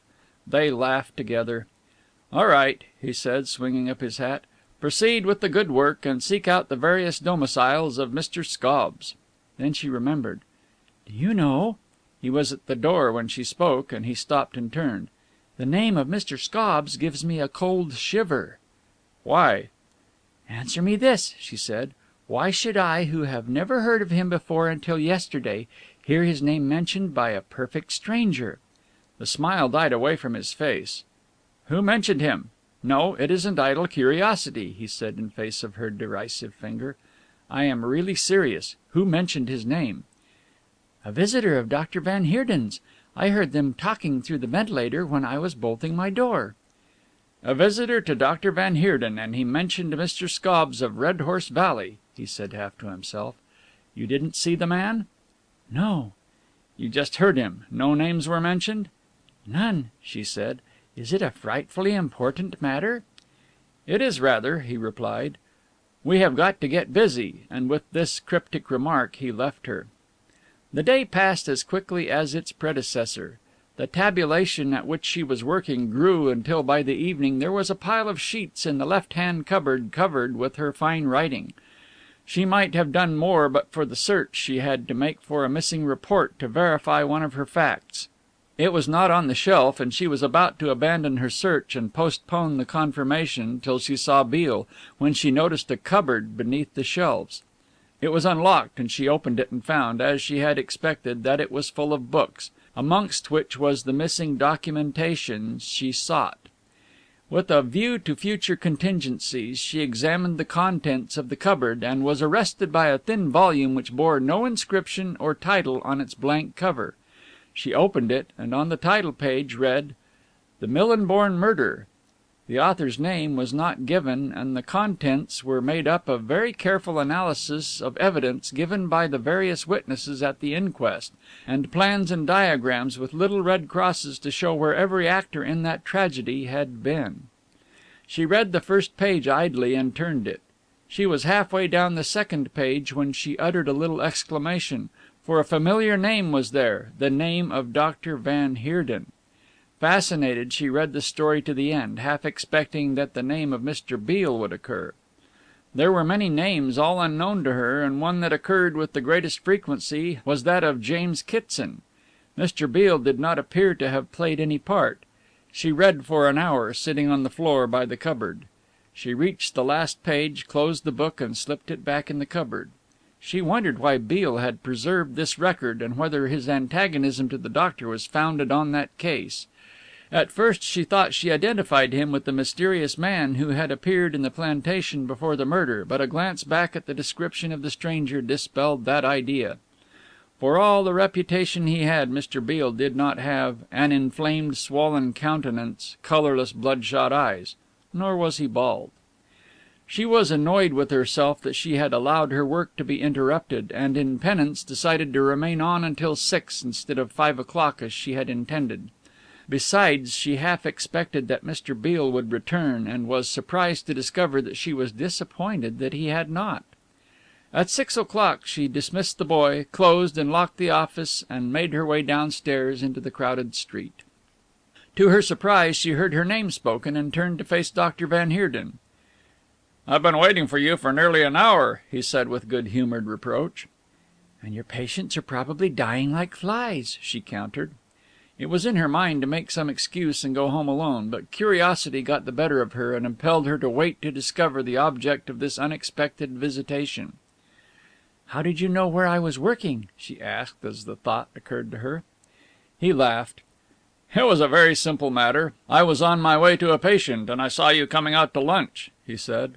"And as I found myself in the neighborhood an hour ago, I thought I would wait and take you home. You are doing a very foolish thing," he added.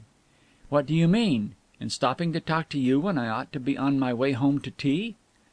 "No, in engaging yourself to a man like Beale. You know the reputation he has. My dear girl, I was shocked when I discovered who your employer was." "I don't think you really need distress yourself on my account, doctor," she said quietly. "Really, Mr. Beale is quite pleasant in his lucid moments." She smiled to herself. She was not being disloyal to her employer. If he chose to encourage suspicion in his mode of life, he must abide by the consequences. "But a drunkard! Faugh!" The exquisite doctor shivered. "I have always tried to be a friend of yours, Miss Cresswell, and I hope you are going to let me continue to be, and my advice to you in that capacity is, give Mr. Beale notice." "How absurd you are!" she laughed. "There is no reason in the world why I should do anything of the sort. Mr. Beale has treated me with the greatest consideration." "What is he, by the way?" asked the doctor. "He is an agent of some sort," said the girl, "but I am sure you don't want me to discuss his business. And now I must go, doctor, if you will excuse me." "One moment," he begged. "I have a cab here. Won't you come and have tea somewhere?" "Where is somewhere?" she asked. "The Grand Alliance," he suggested. She nodded slowly. End of Chapter 7. Chapter 8. The Crime of the Grand Alliance. The hotel and the café of the Grand Alliance was London's newest rendezvous. Its great palm court was crowded at the tea hour, and if, as the mysterious Mr. Beale had hinted, any danger was to be apprehended from Dr. Van Heerden, it could not come to her in that most open of public places. She had no fear, but that eighth sense of armed caution which is the possession of every girl who has to work for her living and is conscious of the perils which await her on every side, reviewed with lightning speed all the possibilities and gave her the passport of approval. It was later than she had thought.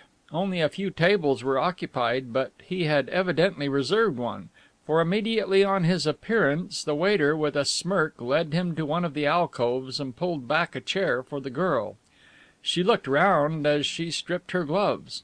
The place was not unfamiliar to her. It was here she came at rare intervals, when her finances admitted of such an hilarious recreation, to find comfort for jangled nerves, to sit and sip her tea to the sound of violins, and watch the happy crowd at her leisure, absorbing something of the happiness they diffused. The Palm Court was a spacious marble hall, a big circle of polished pillars supporting the dome, through the tinted glass of which the light was filtered in soft hues upon the marble floor below. "Doctor," she said, suddenly remembering, "I have been reading quite a lot about you today." He raised his eyebrows. "About me?" She nodded, smiling mischievously. "I didn't know that you were such a famous person. I have been reading about the Millinborn murder." "You have been reading about the Millinborn murder?" he said steadily, looking into her eyes. "An unpleasant case, and one I should like to forget." "I thought it was awfully thrilling," she said. "It read like a detective story without a satisfactory end." He laughed. "What a perfectly gruesome subject for tea table talk," he said lightly, and beckoned the head waiter. "You are keeping us waiting, Jacques." "Doctor, it will be a few minutes," pleaded the waiter, and then in a low voice, which was not so low that it did not reach the girl, "We have had some trouble this afternoon, doctor, with your friend." "My friend?" The doctor looked up sharply. "Whom do you mean?" "With Mr. Jackson." "Jackson?" said the doctor, startled. "I thought he had left." "He was to leave this morning by the 10 o'clock train, but he had a fainting fit. We recovered him with brandy, and he was too well, for this afternoon he faint again." "Where is he now?" asked Van Heerden, after a pause. "In his room, monsieur. Tonight he leave for Ireland, this he tell me, to catch the mail steamer at Queenstown." "Don't let him know I am here," said the doctor. He turned to the girl with a shrug. "A dissolute friend of mine whom I am sending out to the colonies," he said. "Won't you go and see him?" she asked. "He must be very ill if he faints." "I think not," said Dr. van Heerden quietly. "These little attacks are not serious. He had one in my room the other night. It is a result of overindulgence, and 6 months in Canada will make a man of him." She did not reply. With difficulty she restrained an exclamation. So that was the man who had been in the doctor's room and who was going to Red Horse Valley. She would have dearly loved to supplement her information about Mr. Scobbs, proprietor of many hotels, and to have mystified him with her knowledge of Western Canada, but she refrained. Instead, she took up the conversation where he had tried to break it off. "Do you know Mr. Kitson?" "Kitson? Oh, yes, you mean the lawyer man," he replied reluctantly. "I know him, but I am afraid I don't know much that is good about him. Now I'm going to tell you, Miss Cresswell," he leaned across the table and spoke in a lower tone, "something that I have never told to a human being. You raised the question of the Millinborn murder. My view is that Kitson, the lawyer, knew much more about that murder than any man in this world. If there is anybody who knows more, it is Beale." "Mr. Beale?" she said incredulously. "Mr. Beale," he repeated. "You know the story of the murder. You say you have read it. Millinborn was dying, and I had left the room with Kitson when somebody entered the window and stabbed John Millinborn to the heart. I have every reason to believe that that murder was witnessed by this very man I am sending to Canada. He persists in denying that he saw anything, but later he may change his tune." A light dawned upon her. "Then Jackson is the man who was seen by Mr. Kitson in the plantation?" "Exactly," said the doctor. "But I don't understand," she said, perplexed. "Aren't the police searching for Jackson?" "I do not think that it is in the interests of justice that they should find him," he said gravely. "I place the utmost reliance on him. I am sending Mr. Jackson to a farm in Ontario kept by a medical friend of mine who has made a hobby of dealing with dipsomaniacs." He met her eyes unfalteringly. "Dr. van Heerden," she said slowly, "you are sending Mr. Jackson to Red Horse Valley." He started back as if he had been struck in the face, and for a moment was inarticulate. "What do you know?" he asked incoherently. His face had grown white, his eyes tragic with fear. She was alarmed at the effect of her words and hastened to remove the impression she had created. I only know that I heard Mr. Jackson through the ventilator of my flat saying good bye to you the other night. He mentioned Red Horse Valley." He drew a deep breath and was master of himself again, but his face was still pale. "Oh, that," he said. "That is a polite fiction. Jackson knows of this inebriate's home in Ontario, and I had to provide him with a destination. He will go no farther than—" "Why, curse my life if it isn't the doctor!" At the sound of the raucous voice both looked up. The man called Jackson had hailed them from the center of the hall. He was well dressed, but no tailor could compensate for the repulsiveness of that puckered and swollen face, those malignant eyes which peered out into the world through two slits. He was wearing his loud check suit. His new hat was in his hand, and the conical shaped dome of his head glistened baldly. "I'm cursed if this isn't amiable of you, doctor." He did not look at the girl, but grinned complacently upon her angry companion. "Here I am," he threw out his arms with an extravagant gesture, "leaving the country of my adoption, if not birth, without one solitary soul to see me off or take farewell of me. I who have been, well, you know what I've been, Van Heerden. The world has treated me very badly. By heaven, I'd like to come back a billionaire and ruin all of 'em. I'd like to cut their throats and amputate 'em limb from limb. I would like—" "Be silent," said Van Heerden angrily. "Have you no decency? Do you not realize I am with a lady?" "Pardon." The man called Jackson leaped up from the chair into which he had fallen and bowed extravagantly in the direction of the girl. "I cannot see your face because of your hat, my dear lady," he said gallantly, "but I am sure my friend Van Heerden, whose taste—" "Will you be quiet?" said Van Heerden. "Go to your room and I will come up to you." "Go to my room," scoffed the other. "By Jove, I like that. That any whippersnapper of a sawbones should tell me to go to my room.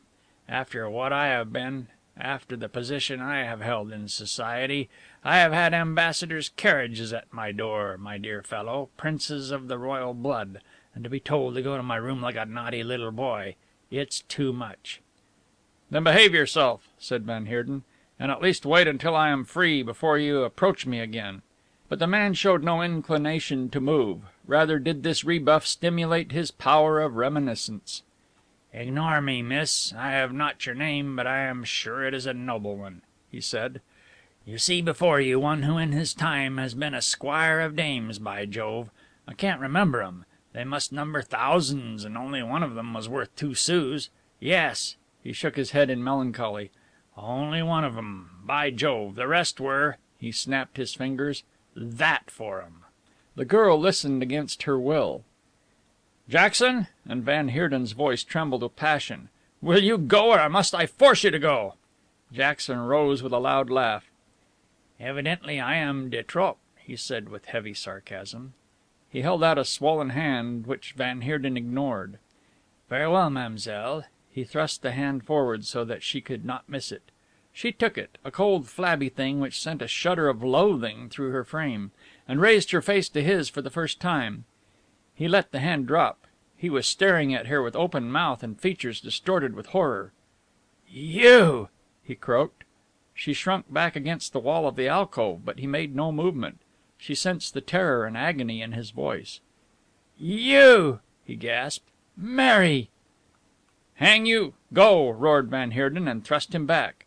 But though he staggered back a pace under the weight of the other's arm, his eyes did not leave the girl's face, and she, fascinated by the appeal in the face of the wreck, could not turn hers away. "Mary," he whispered, "what is your other name?" With an effort the girl recovered herself. "My name is not Mary," she said quietly. "My name is Oliva Cresswell." "Oliva Cresswell," he repeated. "Oliva Cresswell." He made a movement toward her, but Van Heerden barred his way. She heard Jackson say something in a strangled voice, and heard Van Heerden's sharp "What?" and there was a fierce exchange of words. The attention of the few people in the palm court had been attracted to the unusual spectacle of two men engaged in what appeared to be a struggle. Sit down, you fool! Sit over there! I will come to you in a minute. Can you swear what you say is true?" Jackson nodded. He was shaking from head to foot. "My name is Prédeaux," he said. "That is my daughter. I married in the name of Cresswell. My daughter," he repeated. "How wonderful!" "What are you going to do?" asked Van Heerden. He had half led, half pushed the other to a chair near one of the pillars of the rotunda. "I'm going to tell her," said the wreck. "What are you doing with her?" he demanded fiercely. "That is no business of yours," replied Van Heerden sharply. "No business of mine, eh? I'll show you it's some business of mine. I am going to tell her all I know about you. I have been a rotter, and worse than a rotter." The old flippancy had gone, and the harsh voice was vibrant with purpose. "My path has been littered with the wrecks of human lives," he said bitterly, "and they are mostly women. I broke the heart of the best woman in the world, and I am going to see that you don't break the heart of her daughter." "Will you be quiet?" hissed Van Heerden. "I will go and get her away, and then I will come back to you." Jackson did not reply. He sat huddled up in his chair, muttering to himself, and Van Heerden walked quickly back to the girl. "I'm afraid I shall have to let you go back by yourself. He is having one of his fits. I think it is delirium tremens." "Don't you think you had better send for?" she began. She was going to say, "Send for a doctor," but the absurdity of the request struck her. "I think you had better go," he said hastily, with a glance at the man who was struggling to his feet. "I can't tell you how sorry I am that we've had this scene." "Stop!" It was Jackson's voice. He stood swaying halfway between the chair he had left and the alcove, and his trembling finger was pointing at them. "Stop!" he said in a commanding voice. "Stop! I've got something to say to you. I know. He's making you pay for the green rust." So far he got when he reeled and collapsed in a heap on the floor. The doctor sprang forward, lifted him and carried him to the chair by the pillar. He picked up the overcoat that the man had been wearing and spread it over him. "It's a fainting fit. Nothing to be alarmed about," he said to the little knot of people from the tables who had gathered about the limp figure. "Jacques," he called the head waiter, "get some brandy. He must be kept warm." "Shall I ring for an ambulance, monsieur?"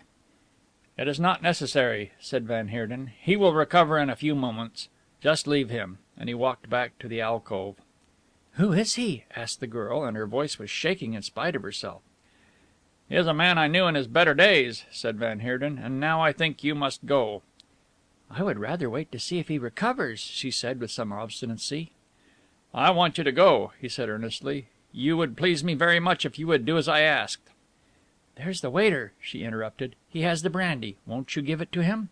It was the doctor who, in the presence of the assembled visitors, dissolved a white pellet in the brandy before he forced the clenched teeth apart and poured the liquor to the last drop down the man's throat.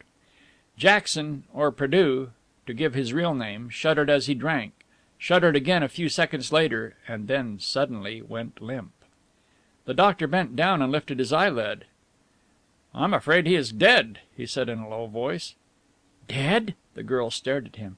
"Oh, no, not dead." Van Heerden nodded. "Heart failure," he said. "The same kind of heart failure that killed John Millinborn," said a voice behind him. "The cost of the green rust is totaling up, doctor." The girl swung round. Mr. Beale was standing at her elbow, but his steady eyes were fixed upon Van Heerden. End of Chapter 8. Chapter 9. A Crime Against the World. "What do you mean?" asked Dr. Van Heerden. "I merely repeat the words of the dead man," answered Beale. "Heart failure." He picked up from the table the leather case which the doctor had taken from his pocket. There were 4 little phials, and one of these was uncorked. "Digitalis," he read. "That shouldn't kill him, doctor." He looked at Van Heerden thoughtfully, then picked up the phial again. It bore the label of a well-known firm of wholesale chemists, and the seal had apparently been broken for the first time when Van Heerden opened the tiny bottle. "You have sent for the police?" Beale asked the agitated manager. "Oui, monsieur, directly. They come now, I think." He walked to the vestibule to meet 3 men in plain clothes who had just come through the swing doors. There was something about Van Heerden's attitude which struck Beale as strange. He was standing in the exact spot he had stood when the detective had addressed him. It seemed as if something rooted him to the spot. He did not move even when the ambulance men were lifting the body, nor when the police were taking particulars of the circumstances of the death. And Beale, escorting the shaken girl up the broad staircase to a room where she could rest and recover, looked back over his shoulder and saw him still standing, his head bent, his fingers smoothing his beard. "It was dreadful, dreadful," said the girl with a shiver. "I have never seen anybody die. It was awful." Beale nodded. His thoughts were set on the doctor. Why had he stood so motionless? He was not the kind of man to be shocked by so normal a phenomenon as death. He was a doctor, and such sights were common to him. What was the reason for this strange paralysis which kept him chained to the spot even after the body had been removed? The girl was talking, but he did not hear her. He knew instinctively that in Van Heerden's curious attitude was a solution of Prédeaux's death. "Excuse me a moment," he said. He passed with rapid strides from the room, down the broad stairway and into the palm court. Van Heerden had gone. The explanation flashed upon him, and he hurried to the spot where the doctor had stood. On the tessellated floor was a little patch no bigger than a saucer which had been recently washed. He beckoned the manager. "Who has been cleaning this tile?" he asked. The manager shrugged his shoulders. "It was the doctor, sir, so eccentric. He called for a glass of water, and he dip his handkerchief in and then lift up his foot, and with rapidity incredible he washed the floor with his handkerchief." "Fool!" snapped Beale. "Oh, hopeless fool!" "Sir?" said the startled manager. "It's all right, Monsieur Barry," smiled Beale ruefully. "I was addressing myself. Oh, what a fool I've been!" He went down on his knees and examined the floor. "I want this tile. Don't let anybody touch it," he said. Of course, Van Heerden had stood because under his foot he had crushed the digitalis tablet he had taken from the file, and for which he had substituted something more deadly. Had he moved, the powdered tablet would have been seen. It was simple, horribly simple. He walked slowly back to where he had left Oliva. What followed seemed ever after like a bad dream to the girl. She was stunned by the tragedy which had happened under her eyes, and could offer no evidence which in any way assisted the police in their subsequent investigation, the sum of which was ably set forth in the columns of the Post Record. The tragedy which occurred in the Palm Court of the Grand Alliance Hotel yesterday must be added to the already long list of London's unravelled mysteries. The deceased man, a man named Jackson, has been staying at the hotel for a week and was on the point of departure for Canada. At the last moment Dr. Van Heerden, who was assisting the unfortunate man, discovered that Jackson was no other than the wanted man in the Millinborn murder, a crime which most of our readers will recall. Dr. Van Heerden stated to our representative that the man had represented that he was a friend of the late John Millinborn, but was anxious to get to Canada. He had produced excellent credentials, and Dr. Van Heerden, in a spirit of generosity, offered to assist him.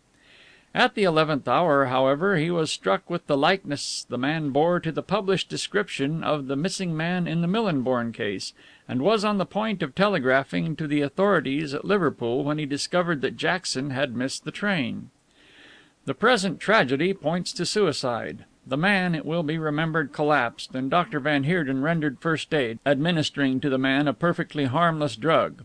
The post-mortem examination reveals the presence in the body of a considerable quantity of cyanide of potassium, and the police theory is that this was self-administered before the collapse. In the man's pocket was discovered a number of cyanide tablets. "I am satisfied," said Dr. Van Heerden, "that the man already contemplated the deed, and when I voiced my suspicions in the Palm Court, he decided upon the action. The presence in his pocket of cyanide, one of the deadliest and quickest of poisons, suggests that he had the project in his mind. I did not see his action, or, of course, I should have stopped him." Oliva Cresswell read this account in her room 2 nights following the tragedy, and was struck by certain curious inaccuracies, if all that the doctor had told her was true. Mr. Beale read the account, smiled across the table grimly to the bearded superintendent of the Criminal Investigation Department. "How does that strike you for ingenuity?" he said, pushing the paper over the table. "I have read it," said the other laconically. "I think we have sufficient evidence to arrest Van Heerden. The tile from the Grand Alliance shows traces of digitalis." Beale shook his head. "The case will fall," he said. "What evidence have you? We did not confiscate his medicine case. He might have dropped a tablet of digitalis by accident. The only evidence you could convict Van Heerden on is proof that he brought with him cyanide tablets which he slipped into Prédeaux's pocket. No, we can prove nothing." "What is your theory in connection with the crime?" "I have many theories," said Mr. Beale, rising and pacing the room, "and one certainty. I am satisfied that Millinborn was killed by Dr. van Heerden. He was killed because during the absence of Mr. Kitson in the village the doctor forced from the dying man a secret which up till then he had jealously preserved. When Kitson returned he found his friend, as he thought, in extremis, and van Heerden also thought that John Millinborn would not speak again. To his surprise, Millinborn did speak, and van Heerden, fearful of having his villainy exposed, stabbed him to the heart under the pretext of assisting him to lie down. Something different occurred at the Grand Alliance Hotel. A man swoons. Immediately he is picked up by the doctor, who gives him a harmless drug, that is to say, harmless in small quantities. In 5 seconds the man is dead. At the inquest we find he has been poisoned. Cyanide is found in his pocket. And who is this man? Obviously the identical person who witnessed the murder of John Millinborn and whom we have been trying to find ever since that crime." "Van Heerden won't escape the third time. His presence will be a little more than a coincidence," said the superintendent. Beale laughed. "There will be no third time," he said shortly. "Van Heerden is not a fool." "Have you any idea what the secret was that he wanted to get from old Millinborn?" asked the detective. Beale nodded. "Yes, I know pretty well," he said, "and in course of time you will know too." The detective was glancing over the newspaper account. "I see the jury returned a verdict of suicide whilst of unsound mind," he said. "This case ought to injure van Heerden, anyway." "That is where you are wrong," said Beale, stopping in his stride. "Van Heerden has so maneuvered the pressmen that he comes out with an enhanced reputation. You will probably find articles in the weekly papers written and signed by him, giving his views on the indiscriminate sale of poisons. He will move in a glamour of romance, and his consulting rooms will be thronged by new admirers." "It's a rum case," said the superintendent, rising. "And if you don't mind my saying so, Mr. Beale, you're one of the rummiest men that figure in it. I can't quite make you out. You are not a policeman, and yet we have orders from the Foreign Office to give you every assistance. What's the game?" "The biggest game in the world," said Beale promptly. "A game which, if it succeeds, will bring misery and suffering to thousands, and will bring great businesses tumbling, and set you and your children and your children's children working for hundreds of years to pay off a new national debt." "Man alive," said the other, "are you serious?" Beale nodded. "I was never more serious in my life," he said. "That is why I don't want the police to be too inquisitive in regard to this murder of Jackson, whose real name, as I say, is Prédeaux. I can tell you this, Chief, that you are seeing the development of the most damnable plot that has ever been hatched in the brain of the worst miscreant that history knows. Sit down again. Do you know what happened last year?" he asked. "Last year?" said the superintendent. "Why, the war ended last year." "The war ended. Germany was beaten and had to accept terms humiliating for a proud nation, but fortunately for her, Prussia was not proud. She was merely arrogant. Her worst blow was the impoverishing conditions which the Entente Powers imposed. That is to say, they demanded certain concessions of territory and money which, added to the enormous interest of war stock which the Germans had to pay, promised to cripple Prussia for 100 years. "Well?" said the detective, when the other had stopped. "Well," repeated Beale, with a hard little smile, "Germany is going to get that money back." "War?" Beale laughed. "No, nothing so foolish as war. Germany has had all the war she wants. Oh no, there'll be no war. Do you imagine that we should go to war because I came to the Foreign Office with a crazy story? I can tell you this, that officially the German government have no knowledge of this plot and are quite willing to repudiate those people who are engaged in it.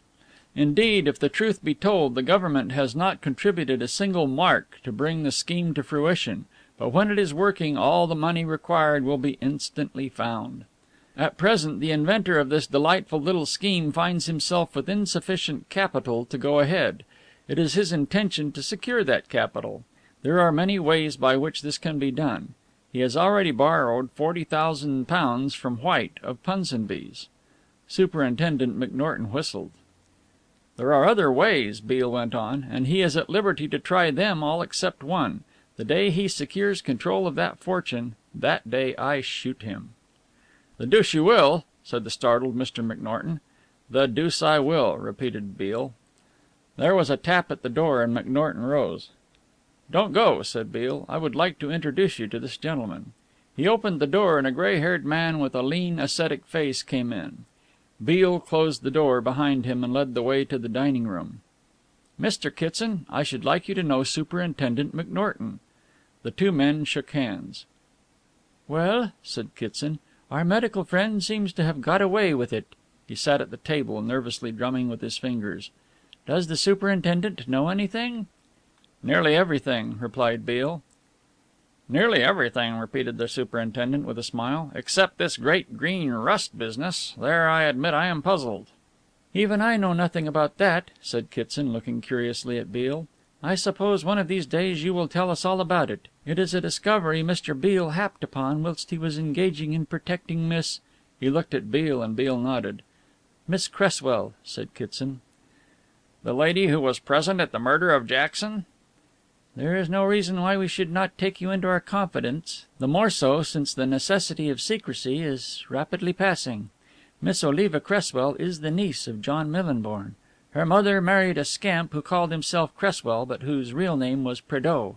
He first spent every penny she had and then left her and her infant child." "Prédeaux!" cried the detective. "Why, you told me that was Jackson's real name." "Jackson, or Prédeaux, was her father," said Kitson. "It was believed that he was dead, but after John Millinborn's death I set inquiries on foot and discovered that he had been serving a life sentence in Cayenne and had been released when the French President proclaimed a general amnesty at the close of the war. He was evidently on his way to see John Millinborn the day my unhappy friend was murdered, and it was the recognition of his daughter in the palm court of the Grand Alliance which produced a fainting fit to which he was subject." "But how could he recognize the daughter? Had he seen her before?" For answer, Kitson took from his pocket a leather folder and opened it. There were two photographs, one of a beautiful woman in the fashion of 25 years before, one a snapshot of a girl in a modern costume whom McNorton had no difficulty in recognizing as Oliva Cresswell. "Yes," he said, "they might be the same person." "That's the mother on the left," explained Kitson. "The resemblance is remarkable. When Jackson saw the girl he called her Mary. That was his wife's name. Millinborn left the whole of his fortune to Miss Cresswell, but he placed upon me a solemn charge that she was not to benefit or know of her inheritance until she was married. He had a horror of fortune hunters. This was the secret which Van Heerden surprised, I fear with violence, from poor John as he lay dying. Since then he has been plotting to marry the girl. To do him justice, I believe that the cold-blooded hound has no other wish than to secure her money. His acquaintance with White, who was on the verge of ruin, enabled him to get to know the girl. He persuaded her to come here and a flat was found for her. Partly," said the lawyer dryly, "because this block of flats happens to be her own property and the lady who is supposed to be the landlady is a nominee of mine." "And I suppose that explains Mr. Beale?" smiled the inspector. "That explains Mr. Beale," said Kitson, "whom I brought from New York especially to shadow Van Heerden and to protect the girl. In the course of investigations Mr. Beale has made another discovery, the particulars of which I do not know." There was a little pause. "Why not tell the girl?" said the superintendent. Kitson shook his head. "I have thought it out, and to tell the girl would be tantamount to breaking my faith with John Millinborn. No, I must simply shepherd her. The first step we must take," he turned to Beale, "is to get her away from this place. Can't you shift your offices to, say, New York?" Beale shook his head. "I can and I can't," he said. "If you will forgive my saying so, the matter of the Green Rust is of infinitely greater importance than Miss Cresswell's safety." James Kitson frowned. "I don't like to hear you say that, Beale." "I don't like hearing myself say it," confessed the other, "but let me put it this way. I believe by staying here I can afford her greater protection and at the same time put a spoke in the wheel of Mr. Van Heerden's larger scheme." Kitson pinched his lips thoughtfully. "Perhaps you are right," he said. "Now I want to see this young lady. That is why I have come. I suppose there will be no difficulty?" "None at all, I think," said Beale. "I will tell her that you are interested in the work she is doing. I might introduce you as Mr. Scobbs," he smiled. "Who is Scobbs?" "He is a proprietor of a series of hotels in Western Canada, and is, I should imagine, a most praiseworthy and inoffensive captain of minor industry. But Miss Cresswell is rather interested in him." He laughed. She found the name occurring in Canadian guide books and was struck by its quaintness. "Scobbs," said the lawyer slowly. "I seem to know that name." "You had better know it if I am going to introduce you as Scobbs himself," laughed Beale. "Shall I be in the way?" asked the superintendent. "No, please stay," said Beale. "I would like you to see this lady. We may want your official assistance one of these days to get her out of a scrape." Mr. Beale passed out of the flat and pressed the bell of the door next to his. There was no response. He pressed it again after an interval and stepped back to look at the fanlight. No light showed, and he took out his watch. It was 9 o'clock. He had not seen the girl all day, having been present at the inquest, but he had heard her door close 2 hours before. No reply came to his second ring, and he went back to his flat. "She's out," he said. "I don't quite understand it. I particularly requested her yesterday not to go out after dark for a day or two." He walked into his bedroom and opened the window. The light of day was still in the sky, but he took a small electric lamp to guide him along the narrow steel balcony which connected all the flats with the fire escape. He found her window closed and bolted, but with the skill of a professional burglar he unfastened the catch and stepped inside. The room was in darkness. He switched on the light and glanced round. It was Oliva's bedroom, and her workday hat and coat were lying on the bed. He opened the long cupboard where she kept her limited wardrobe. He knew, because it was his business to know, every dress she possessed. They were all there, as also were the 3 hats which she kept on a shelf. All the drawers of the bureau were closed, and there was no sign of any disorder such as might be expected if she had changed and gone out. He opened the door of the bedroom and walked into the sitting room, lighting his way across to the electric switch by means of his lamp. The moment the light flooded the room he realized that something was wrong. There was no disorder, but the room conveyed in some indescribable manner a suggestion of violence. An object on the floor attracted his attention, and he stooped and picked it up. It was a shoe, and the strap which had held it in place was broken. He looked at it, slipped it in his pocket, and passed rapidly through the other rooms to the little kitchen and the tiny bathroom, put on the light in the hall, and made a careful scrutiny of the walls and the floor. The mat was twisted out of its place, and on the left side of the wall there were 2 long scratches. There was a faintly sickly odor. Ether, he noted mentally. He went quickly into the dining room. The little bureau desk was open, and a letter half finished was lying on the pad, and it was addressed to him. It ran: "Dear Mr. Beale, circumstances beyond my control make it necessary for me to leave tonight for Liverpool." That was all. It was obviously half finished. He picked it up, folded it carefully, and slipped it in his pocket. Then he returned to the hall, opened the door, and passed out. He explained briefly what had happened, and crossed to the doctor's flat and rang the bell. End of Chapter 9. Chapter 10. A Fruitless Search. A light glowed in the hall. The door was opened, and the doctor, in slippers and velvet coat, stood in the entrance. He showed no resentment, nor did he have time to show it. "I want a word with you," said Beale. "20 if you wish," said the doctor cheerfully. "Won't you come in?" Beale was halfway in before the invitation was issued, and followed the doctor to his study. "Are you alone?" he asked. "Quite alone. I have very few visitors. In fact, my last visitor was that unhappy man Jackson." "When did you see Miss Cresswell last?" The doctor raised his eyebrows. "By what right?" he began. "Cut all that out," said Beale roughly. "When did you see Miss Cresswell last?" "I have not seen her to day," said the doctor. "I have not been out of my flat since I came back from the inquest." "I should like to search your flat," said Beale. "Policeman, eh?" smiled the doctor. "Certainly you can search the flat if you have a warrant." "I have no warrant, but I shall search your flat." The doctor's face went dull red. "I suppose you know you are liable to an action for trespass?" "I know all about that," said Beale, "but if you have nothing to conceal, Dr. van Heerden, I don't see why you should object." "I don't object," shrugged the doctor. "Search by all means. Where would you like to start? Here?" He pointed to 3 upright cases which stood at the end of the room nearest the door. "You will see nothing very pleasant here. They are anatomical models which have just arrived from Berlin. In fact, I have been trading with the enemy." He smiled. "They are screwed up, but I have a screwdriver here." Beale hesitated. "There is only another room," the doctor went on. "My bedroom, but you will not find her there." Beale twisted round like lightning. "Her?" he asked. "Who said her?" "I gather you are looking for Miss Cresswell," said the doctor coolly. "You are searching for something, and you ask me when I saw her last. Who else could you be looking for?" "Quite right," he said quietly. "Let me show you the way." The doctor walked ahead and turned on the light in the inner bedroom. It was a large apartment, simply furnished with a small steel bed, a hanging wardrobe and a dressing chest. Beyond that was his bathroom. Beale was making a casual survey of this when he heard the door of the bedroom click behind him.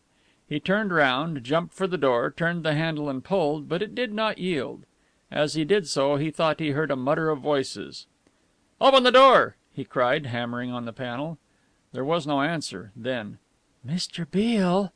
His blood froze at the wild appeal in the tone, for it was the voice of Oliva Cresswell, and it came from the room he had quitted. He smashed at the panel, but it was made of tough oak. His revolver was in his hand, and the muzzle was against the lock when the handle turned and the door opened. "Did you lock yourself in?" smiled the doctor, looking blandly at the other's pale face. "Where is the girl? Where is Miss Cresswell?" he demanded. "I heard her voice." "You are mad, my friend." "Where is Miss Cresswell?" His hand dropped on the other's shoulder and gripped it with a force that made the other shrink. With an oath the doctor flung him off. "Hang you, you madman! How should I know?" "I heard her voice." "It was imagination," said the doctor. "I would have opened the door to you before, but I had walked out into the passage and had rung Miss Cresswell's bell. I found the door open. I suppose you had been in. I just shut the door and came back here." Without a word, Beale thrust him aside. He had taken one step to the door when he stopped. At the end of the room had been the three long anatomical cases. Now there were only two. One had gone.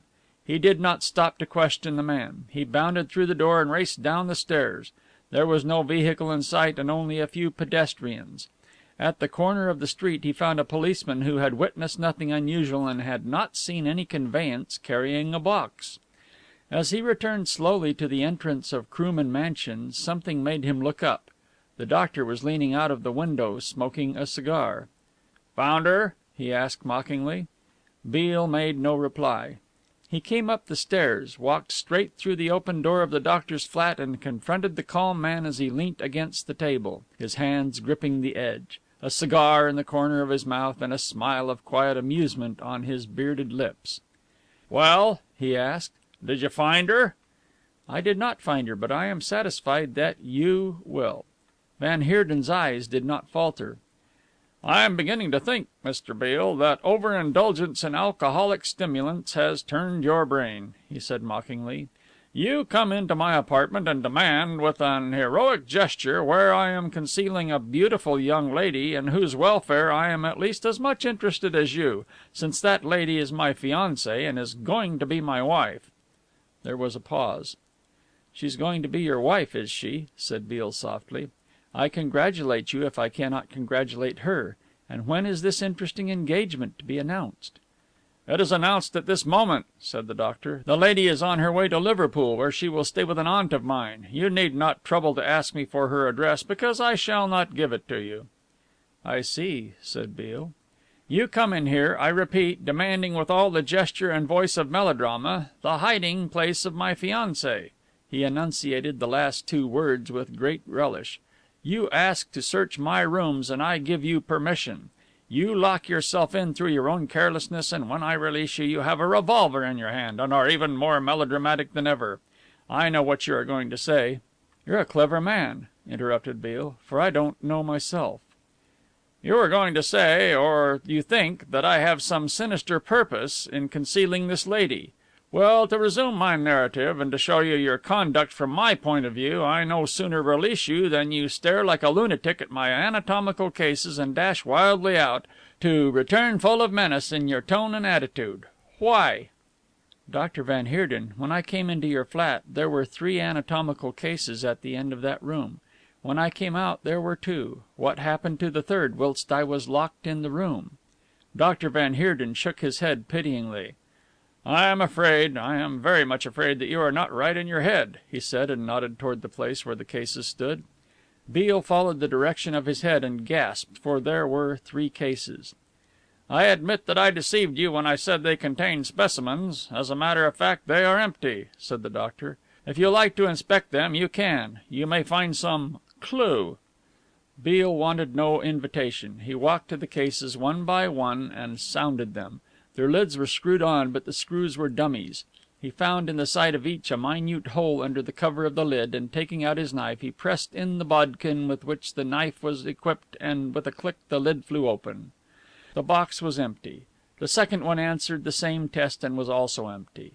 The third gave no better result. He flashed his lamp on the bottom of the box, but there was no trace of footmarks. "Are you satisfied?" asked the doctor.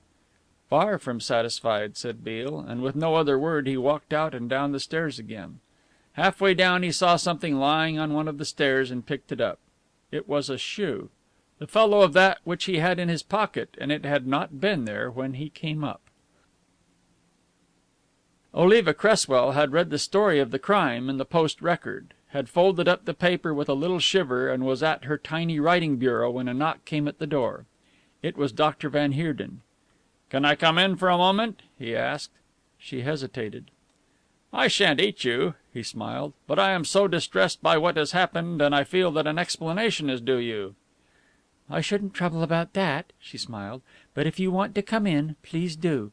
She closed the door behind him and left the light burning in the hall. She did not ask him to sit down. "You have seen the account in the Post Record?" he asked. She nodded. "And I suppose you are rather struck with the discrepancy between what I told you and what I told the reporters, but I feel you ought to know that I had a very special reason for protecting this man." "Of that I have no doubt," she said coldly. "Miss Cresswell, you must be patient and kind to me," he said earnestly. "I have devoted a great deal of time, and I have run very considerable dangers in order to save you." "To save me?" she repeated in surprise. "Miss Cresswell," he asked, "did you ever know your father?" She shook her head, so impressed by the gravity of his tone that she did not cut the conversation short as she had intended. "No," she said. "I was a girl when he died. I know nothing of him. Even his own people who brought him up never spoke of him." "Are you sure he is dead?" he asked. "Sure. I have never doubted it. Why do you ask me? Is he alive?" He nodded. "What I am going to tell you will be rather painful," he said. "Your father was a notorious swindler." He paused, but she did not protest. In her life she had heard many hints which did not redound to her father's credit, and she had purposely refrained from pursuing her inquiries. "Some time ago your father escaped from Cayenne. He is, you will be surprised to know, a French subject, and the police have been searching for him for 12 months, including our friend Mr. Beale." "It isn't true," she flamed. "How dare you suggest?" "I am merely telling you the facts, Miss Cresswell, and you must judge them for yourself," said the doctor. "Your father robbed a bank in France and hid the money in England. Because they knew that sooner or later he would send for you, the police have been watching you day and night. Your father is at Liverpool. I had a letter from him this morning. He is dying, and he begs you to go to him." She sat at the table, stunned. There was in this story a hideous probability.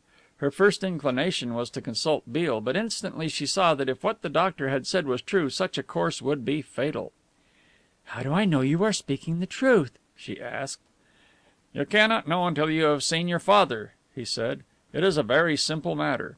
He took from his pocket an envelope and laid it before her. "Here is the address, 64 Hope Street.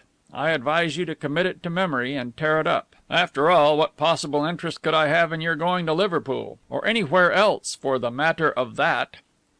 "When is the next train?" she asked. "One leaves in an hour from Euston." She thought a moment. "I'll go," she said decidedly. She was walking back to her room to put on her coat when he called her back.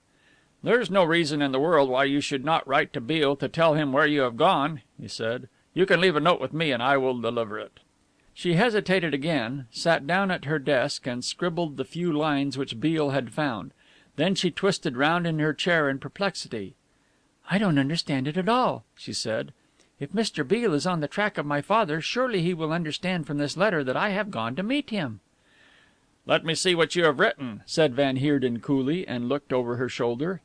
"Yes, that's enough," he said. "Enough?" "Quite enough. You see, my idea was that you should write sufficient to put him off the track." "I don't understand you. There's somebody in the passage," she said suddenly, and was walking to the door leading to the hall when he intercepted her. "Miss Cresswell, I think you will understand me when I tell you that your father is dead, that the story I have told you about Beale being on his track is quite untrue, and that it is necessary for a purpose which I will not disclose to you that you should be my wife." She sprang back out of his reach, white as death. Instinctively she realized that she was in some terrible danger, and the knowledge turned her cold. "Your wife?" she repeated. "I think you must be mad, doctor." "On the contrary, I am perfectly sane. I would have asked you before, but I knew that you would refuse me. Had our friend Beale not interfered, the course of true love might have run a little more smoothly than it has. Now I am going to speak plainly to you, Miss Cresswell. It is necessary that I should marry you, and if you agree I shall take you away and place you in safe keeping. I will marry you at the registrar's office and part from you the moment the ceremony is completed. I will agree to allow you 1,000 a year, and I will promise that I will not interfere with you or in any way seek your society." Her courage had revived during this recital of her future. "What do you expect me to do?" she asked contemptuously. "Fall on your neck and thank you? You with your 1,000 a year and your church door partings? No, doctor. If you are sane, then you are either a great fool or a great scoundrel. I would never dream of marrying you under any circumstances. And now I think you had better go." This time he did not stop her as she walked to the door and flung it open. She started back with an exclamation of fear, for there were 2 men in the hall. "What do you—" So far she got when the doctor's arm was around her and his hand was pressed against her mouth. One of the men was carrying what looked like a rubber bottle with a conical shaped mouthpiece. She struggled, but the doctor held her in a grip of steel. She was thrown to the ground. The rubber cap of the bottle was pressed over her face. There came a rush of cold air, heavily charged with a sickly scent, and she felt life slipping away. "I think she's off now," said the doctor, lifting up her eyelid. "See if the coast is clear, Gregory, and open the door of my flat." The man departed. The doctor lifted the unconscious girl in his arms. He was in the hall when he felt her move. Half conscious as she was struggling to prevent the abduction. "Quick, the door!" he gasped. He carried her across the landing into his room, and the door closed quietly behind him. End of Chapter 10. Chapter 11. The House Near Staines. Oliva Cresswell remembered nothing. She did not remember being thrust limply into a long, narrow box, nor hearing Beale's voice, nor the click of the door that fastened him in Dr. Van Heerden's bedroom. If she cried out, as she did, she had no recollection of the fact. "Carry her box and all to her flat. The door is open," whispered Van Heerden to the 2 men who had made their lightning disappearance into the anatomical cases at the sound of Beale's knock. "What shall we do?" "Wait till I come to you. Hurry." They crossed the landing and passed through the open door of Oliva's flat, and the doctor closed the door behind them and returned in time to release the savage Beale. He watched him racing down the stairs, darted to the door of Oliva's rooms, opened it and went in. In 10 seconds she had been lifted from her narrow prison and laid on her bed. The box had been returned to the place where it had stood in the doctor's study, and the men had returned to join Van Heerden in Oliva's darkened sitting room. Van Heerden had switched on the light in the girl's room and then noticed for the first time that one of her shoes was missing. Quickly he slipped off the remaining shoe. "You wait here," he told the men, "until you hear Beale return. Then make your escape. On your way down leave the shoe on the stairs. It will help to put our friend off the trail." Half an hour after the discovery of the shoe on the stairs, Beale went out accompanied by his visitors. The doctor watched the dark figures disappear into the night from the window of his sitting room and made his way back to the girl's flat. She was lying where he had left her, feeling dizzy and sick. Her eyes closed in a little grimace of distaste as he put on the light. "How does my little friend feel now?" he asked coolly. She made no reply. "Really, you must not sulk," he said chidingly, "and you must get used to being polite, because you are going to see a great deal of me. You had better get up and put your coat on." She noticed that he had a medicine glass in his hand, half filled with a milky white liquor. "Drink this," he said. She pushed it away. "Come, drink it," he said. "You don't suppose I want to poison you, do you? I don't even want to drug you, otherwise it would have been simple to have given you a little more ether. Drink it. It will take that hazy feeling out of your head." She took the glass with an unsteady hand and swallowed its contents. It was bitter and hot and burnt her throat, but its effects were magical. In 3 minutes her mind had cleared, and when she sat up she could do so without her head swimming. "You will now put on your coat and hat, pack a few things that you want for a journey, and come along with me." "I shall do nothing of the sort," she said. "I advise you to go, Dr. van Heerden, before I inform the police of your outrageous conduct." "Put on your hat and coat," he repeated calmly, "and don't talk nonsense.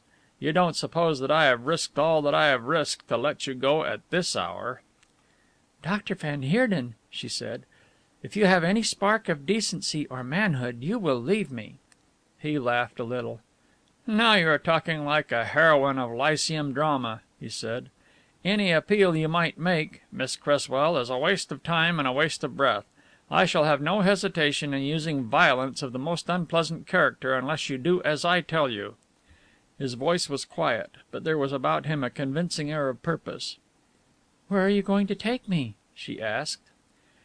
"I am going to take you to a place of safety. When I say safety," he added, "I mean safety for me. You yourself need fear nothing unless you act foolishly, in which case you have everything to fear. Disabuse your mind of one thought, Miss Cresswell," he said, "and that is that I am in love with you, and that there is any quality or charm in your admirable person which would prevent my cutting your throat if it was necessary for my safety. I am not a brute. I will treat you decently, as well as any lady could wish to be treated, if you do not cross me. But I warn you that if in the street you call for help or attempt to escape, you will never know what happened to you." She stood at the end of her bed, one hand gripping the rail, her white teeth showing against the red lower lip. "Don't bite your lips. It does not stimulate thought. I can tell you that as a medical man, and I can also tell you that this is not the moment for you to consider plans for outwitting me. Get your coat and hat on." His voice was now peremptory, and she obeyed. In a few minutes she was dressed, ready for the street. He led the way out, and holding her arm lightly, they passed out into the street. He turned sharply to the left, the girl keeping in step by his side. To the casual observer, and few could observe them in the gloom of the ill-lit thoroughfares through which they passed, they were a couple on affectionate terms, but the arm locked in hers was the arm of a jailer, and once when they stood waiting to cross busy Oxford Circus, and she had seen a policeman a few yards away and had cautiously tried to slip her arm from his, she found her wrist gripped with a hand of steel. At the Marylebone Road end of Portland Place a car was waiting, and the doctor opened the door and pushed her in, following immediately. "I had to keep the car some distance from Krooman Mansions, or Beale would have spotted it immediately," he said in an easy conversational tone. "Where are you taking me?" she asked. "To a highly desirable residence in the Thames Valley," he said. "In the days when I thought you might be wooed and wed, as the saying goes, I thought it might make an excellent place for a honeymoon." He felt her shrink from him. "Please don't be distressed. I am rather glad that matters have turned out as they have. I do not like women very much, and I should have been inexpressibly bored if I had to keep up the fiction of being in love with you." "What do you intend doing?" she asked. "You cannot hope to escape from Mr. Beale. He will find me."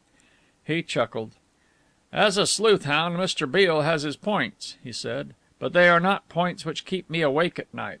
I have always suspected he was a detective, and, of course, it was he who planted the registered envelopes on poor old White. That was clever," he admitted handsomely.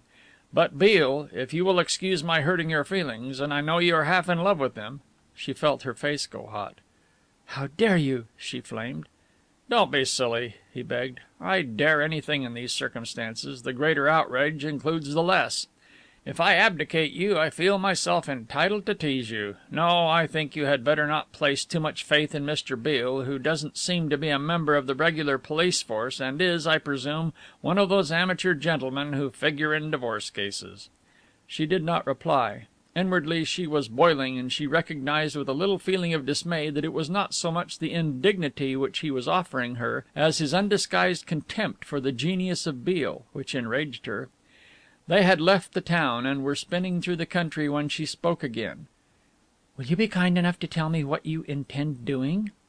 He had fallen into a reverie, and it was evidently a pleasant reverie, for he came back to the realities of life with an air of reluctance. "Eh? Oh, what am I going to do with you? Why, I'm going to marry you." "Suppose I refuse?" "You won't refuse. I'm offering you the easiest way out. When you are married to me, your danger is at an end. Until you marry me, your hold on life is somewhat precarious." "But why do you insist upon this?" she asked, bewildered. "If you don't love me, what is there in marriage for you? There are plenty of women who would be delighted to have you. Why should you want to marry a girl without any influence or position, a shop girl, absolutely penniless?" "It's a whim of mine," he said lightly, "and it's a whim I mean to gratify." "Suppose I refuse at the last minute?" "Then," he said significantly, "you will be sorry. I tell you no harm is coming to you if you are sensible. If you are not sensible, imagine the worst that can happen to you, and that will be the least. I will treat you so that you will not think of your experience, let alone talk of it." There was a cold malignity in his voice that made her shudder. For a moment, and a moment only, she was beaten down by the horrible hopelessness of her situation. Then her natural courage, her indomitable self-reliance overcame fear. If he expected an outburst of anger and incoherent reproach, or if he expected her to break down into hysterical supplication, he was disappointed. She had a firm grip upon herself, perfect command of voice and words. "I suppose you are one of those clever criminals one reads about," she said, "prepared for all emergencies, perfectly self-confident, capable and satisfied that there is nobody quite so clever as themselves." "Very likely," he smiled. "It is a form of egotism," he said quietly. "I read a book once about criminals. It was written by an Italian, and he said that was the chief characteristic of them all." "Vanity? And they always do such clever things and such stupid things at the same time, and their beautiful plans are so full of absurd miscalculations, just as yours are." "Just as mine are," he said mockingly. "Just as yours are," she repeated. "You are so satisfied that because you are educated and you are a scientist, that you are ever so much more clever than all the rest of the world." "Go on," he said. "I like to hear you talking. Your analysis is nearly perfect, and certainly there is a lot of truth in what you say." She held down the surging anger which almost choked her, and retained a calm level. Sooner or later she would find the joint in his harness. "I suppose you have everything ready?" "My staff work is always good," he murmured. "Marriage license, parson, even the place where you will spend your solitary honeymoon after signing a few documents." She turned toward him slowly. Against the window of the big limousine his head was faintly outlined, and she imagined the smile which was on his face at that moment. "So that is it," she said. "So I must sign a few documents saying that I married you of my own free will."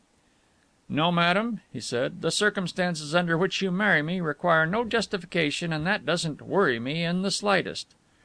"What documents have I to sign?" she asked. "You will discover in time," said he.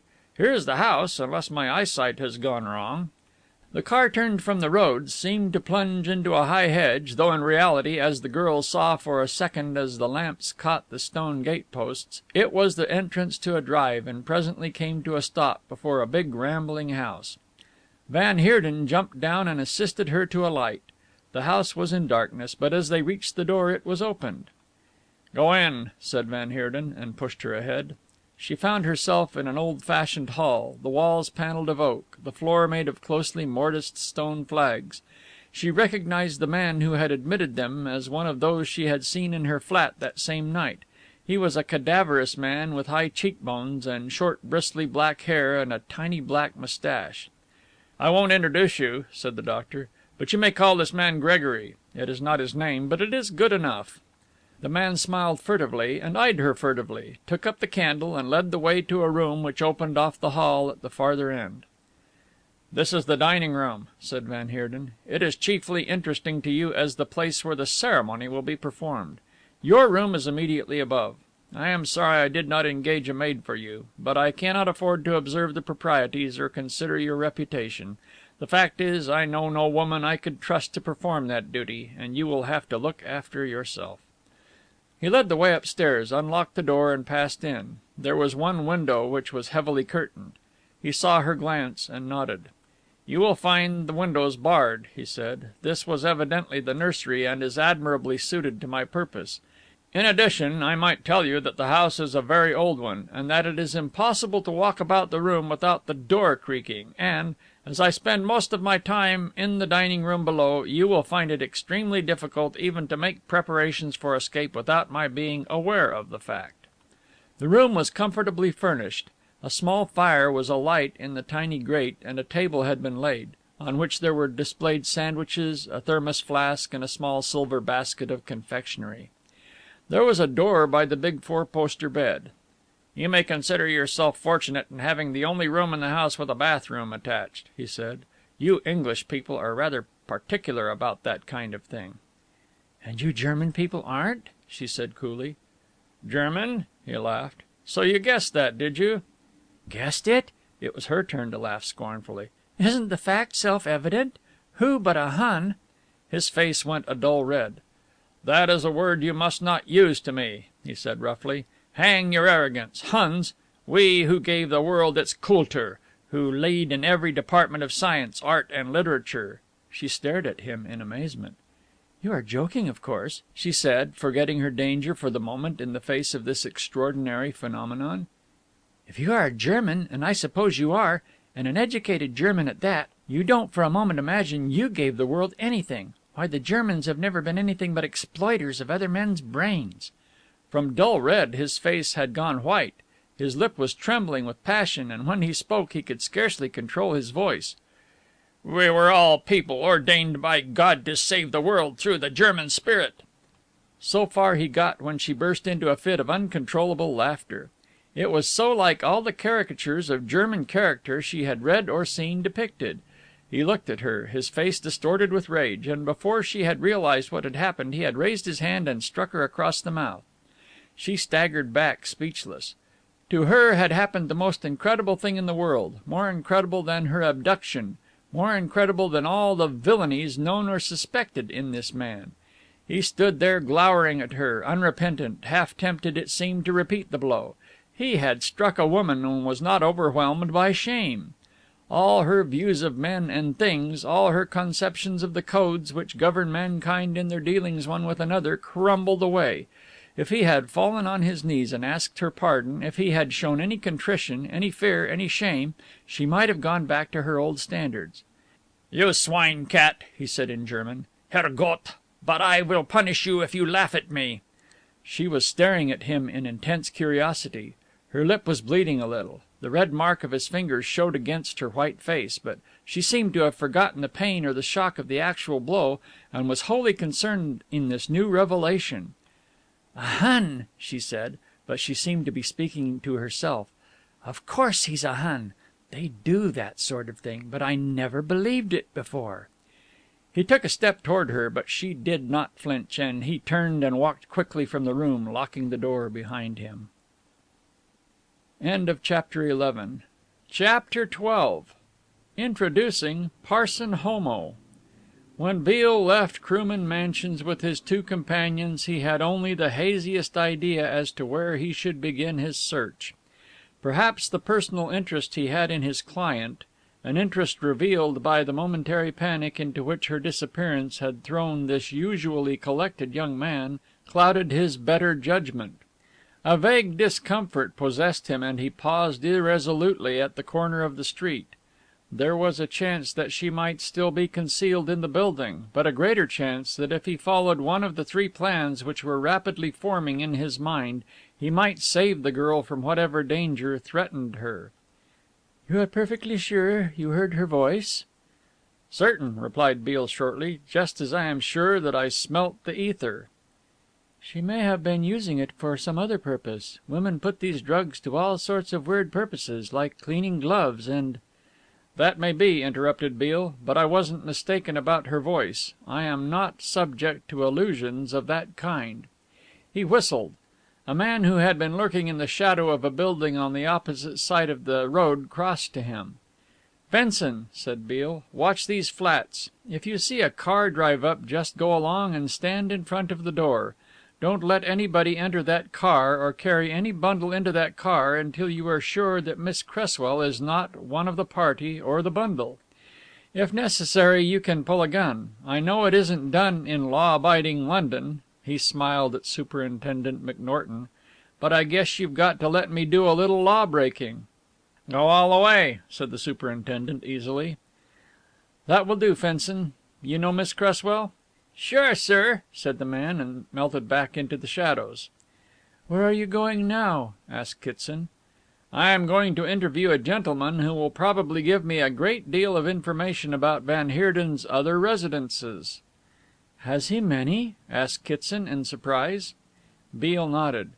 "He has been hiring buildings and houses for the past 3 months," he said quietly, "and he has been so clever that I will defy you to trace one of them. All his hiring has been done through various lawyers he has employed, and they are all taken in fictitious names." "Do you know any of them?" "Not one," said Beale, with a baffled little laugh. "Didn't I tell you he's mighty clever? I got track of 2 of them, but they were the only 2 where the sale didn't go through." "What does he want houses for?" "We shall learn one of these days," said Beale cryptically. "I can tell you something else, gentlemen, and this is more of a suspicion than a certainty, that there is not a crank scientist who has ever gone under through drink or crime in the whole of this country, aye, and America and France too, that isn't working for him. And now, gentlemen, if you will excuse me." "You don't want any assistance?" asked the superintendent. "I guess not," said Beale with a smile. "I guess I can manage the Herr Professor." On the south side of the River Thames is a congested and thickly populated area lying between the Waterloo and the Blackfriars roads. Here old houses, which are gauntly picturesque because of their age, stand cheek by jowl with great blocks of model buildings which make up in utility all that they lack in beauty. Such dwelling places have a double advantage. Their rent is low and they are close to the centre of London. Few of the houses are occupied by one family, and indeed it is the exception that one family rents in its entirety so much as a floor. In a basement room in one of those houses sat 2 men as unlike one another as it is possible to conceive. The room itself was strangely tidy and bare of anything but the necessary furniture. A camp bed was under the window in such a position as to give its occupant a view of the ankles of those people who trod the pavement of the little street. A faded cretonne curtain hid an inner and probably a smaller room where the elder of the men slept. They sat on either side of a table, a kerosene lamp placed exactly in the center supplying light for their various occupations. The elder of the 2 was bent forward over a microscope, his big hands adjusting the focus view. Presently he would break off his work of observation and jot down a few notes in crabbed German characters. His big head, his squat body, his long ungainly arms, his pale face with its little wisp of beard, would have been recognized by Oliva Cresswell, for this was Professor Huyler, the Herr Professor, as Beale called him. The man sitting opposite was cast in a different mold. He was tall, spare, almost aesthetic. The clean-shaven face, the well-molded nose and chin hinted at a refinement which his shabby threadbare suit and his collarless shirt freakishly accentuated. Now and again he would raise his deep-set eyes from the book he was reading, survey the absorbed professor with a speculative glance, and then return to his reading. They had sat in silence for the greater part of an hour when Beale's tap on the door brought the reader round with narrow eyes. "Expecting a visitor?" he asked in German. "Nein, rambled the old man. "Who shall visit me? Ah, yes," he tapped his fat forefinger. "I remember. The Fräulein was to call." He got up and, shuffling to the door, slipped back the bolt and turned it. His face fell when he saw Beale, and the man at the table rose. "Hope I am not disturbing you," said the detective. "I thought you lived alone." He too spoke in the language which the professor understood best. "That is a friend of mine," said old Huyler uncomfortably. "We live together. I did not think you knew my address." "Introduce me," said the man at the table coolly. The old professor looked dubiously from one to the other. "It is my friend, Herr Homo." "Herr Homo," repeated Beale, offering his hand. "My name is Beale." Homo shot a keen glance at him. "A split, or my criminal instincts fail me," he said, pleasantly enough. "Split?" repeated Beale, puzzled. "American, I gather from your accent," said Mr. Homo. "Pray sit down. Split is the phrase employed by the criminal classes to describe a gentleman who in your country is known as a fly cop." "Oh, a detective," smiled Beale. "No, in the sense you mean I am not a detective. At any rate, I have not come on business." "So I gather," said the other, seating himself. "Or you would have brought one of the busy fellows with you. Here again you must pardon the slang, but we call the detective the busy fellow to distinguish him from the flatty, who is the regular cop. Unless you should be under any misapprehension, Mr. Beale, it is my duty to tell you that I am a representative of the criminal classes, a fact which our learned friend," he nodded toward the distressed professor, "never ceases to deplore," and he smiled blandly. They had dropped into English, and the professor, after waiting uncomfortably for the visitor to explain his business, had dropped back to his work with a grunt. "I am Parson Homo, and this is my pied à terre. We professional criminals must have somewhere to go when we are not in prison, you know." The voice was that of an educated man. Its modulation, the confidence and the perfect poise of the speaker suggested the college man. "So that you shall not be shocked by revelations, I must tell you that I have just come out of prison. I am by way of being a professional burglar." "I am not easily shocked," said Beale. He glanced at the professor. "I see," said Parson Homo, rising, "that I am de trop.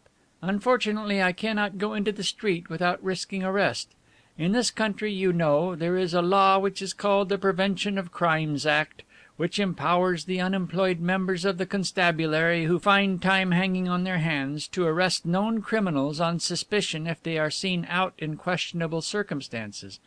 And as all circumstances are questionable to the unimaginative flatty and his no less obtuse friend, the Split, I will retire to the bedroom and stuff my ears with cotton wool." "You needn't," smiled Beale. "I guess the professor hasn't many secrets from you." "Go on guessing, my ingenious friend," said the parson, smiling with his eyes. "My own secrets I am willing to reveal, but adios." He waved his hand and passed behind the cretonne curtain, and the old man looked up from his instrument. "It is the Donovan Leichmann body that I search for," he said solemnly.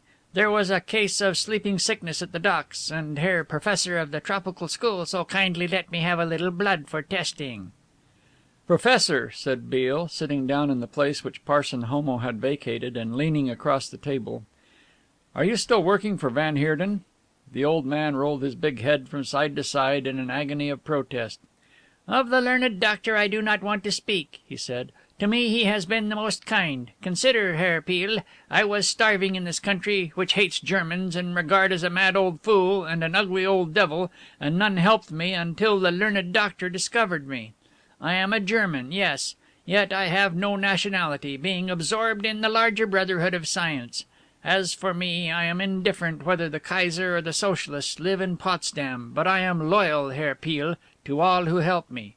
To you also," he said hastily, "for you have been most kind. And once when in foolishness I went into a room where I ought not to have been, you saved me from the police." He shrugged his massive shoulders again. "I am grateful, but must I not also be grateful to the learned doctor?" "Tell me this, Professor," said Beale, "where can I find the learned doctor to night?" "At his so well known laboratory. Where else?" asked the professor. "Where else?" repeated Beale. The old man was silent. "It is forbidden that I should speak," he said. "The Herr Doctor is engaged in a great experiment which will bring him fortune. If I betray his secrets he may be ruined. Such ingratitude, Herr Beale." There was a silence, the old professor, obviously distressed and ill at ease, looking anxiously at the younger man. "Suppose I tell you that the Herr Doctor is engaged in a dangerous conspiracy," said Beale, "and that you yourself are running a considerable risk by assisting him." The big hands were outspread in despair. "The Herr Doctor has many enemies," mumbled Heyerler. "I can tell you nothing, Herr Beale." "Tell me this," said Beale, "is there any place you know of where the doctor might have taken a lady? The young lady into whose room you went the night I found you?" "A young lady?" The old man was obviously surprised. "No, no, Herr Beale, there is no place where a young lady could go. Ach, no." "Well," said Beale, after a pause, I guess I can do no more with you, Professor." He glanced round at the cretonne recess. "I won't inconvenience you any longer, Mr. Homo." The curtains were pushed aside and the aesthetic looking man stepped out, the half smile on his thin lips. "I fear you have had a disappointing visit," he said pleasantly, "and it is on the tip of your tongue to ask me if I can help you. I will save you the trouble of asking. I can't." Beale laughed. "You're a bad thought reader," he said. "I had no intention of asking you." He nodded to the old man and with another nod to his companion was turning when a rap came at the door. He saw the two men exchange glances and noted in the face of the professor a look of blank dismay. The knock was repeated impatiently. "Permit me," said Beale, and stepped to the door. Wait," stammered the professor. "If Mr. Peale will permit." He shuffled forward, but Beale had turned the latch and opened the door wide. Standing in the entrance was a girl whom he had no difficulty in recognizing as Hilda Glaum, sometime desk companion of Oliva Cresswell. His back was to the light, and she did not recognize him. "Why did you not open more quickly?" she asked in German, and swung the heavy bag she carried into the room. "Every moment I thought I should be intercepted. Here is the bag. It will be called for to-morrow." It was then that she saw Beale for the first time, and her face went white. Who are you?" she asked, then quickly, "I know you. You are the man Beale, the drunken man." She looked from him to the bag at her feet and to him again. Then, before he could divine her intention, she had stooped and grasped the handle of the bag. Instantly all his attention was riveted upon that leather case and its secret. His hand shot out and gripped her arm, but she wrenched herself free. In doing so the bag was carried by the momentum of its release and was driven heavily against the wall. He heard a shivering crash as though 100 little glasses had broken simultaneously. Before he could reach the bag she snatched it up, leaped through the open door and slammed it to behind her. His hand was on the latch. "Put 'em up, Mr. Beale, put 'em up," said a voice behind him. "Right above your head, Mr. Beale, where we can see them." He turned slowly, his hands rising mechanically to face Parson Homo, who still sat at the table, but he had discarded his Greek book and was handling a businesslike revolver, the muzzle of which covered the detective. "Smells rotten, doesn't it?" said Homo pleasantly. Beale, too, had sniffed the musty odor and knew that it came from the bag the girl had wrenched from his grasp. It was the sickly scent of the green rust. End of Chapter 12. Chapter 13. At Dean's Folly. With her elbows resting on the broad window ledge and her cheeks against the cold steel bars which covered the window, Oliva Cresswell watched the mists slowly dissipate in the gentle warmth of the morning sun. She had spent the night dozing in a rocking chair, and at the first light of day she had bathed and redressed ready for any emergency.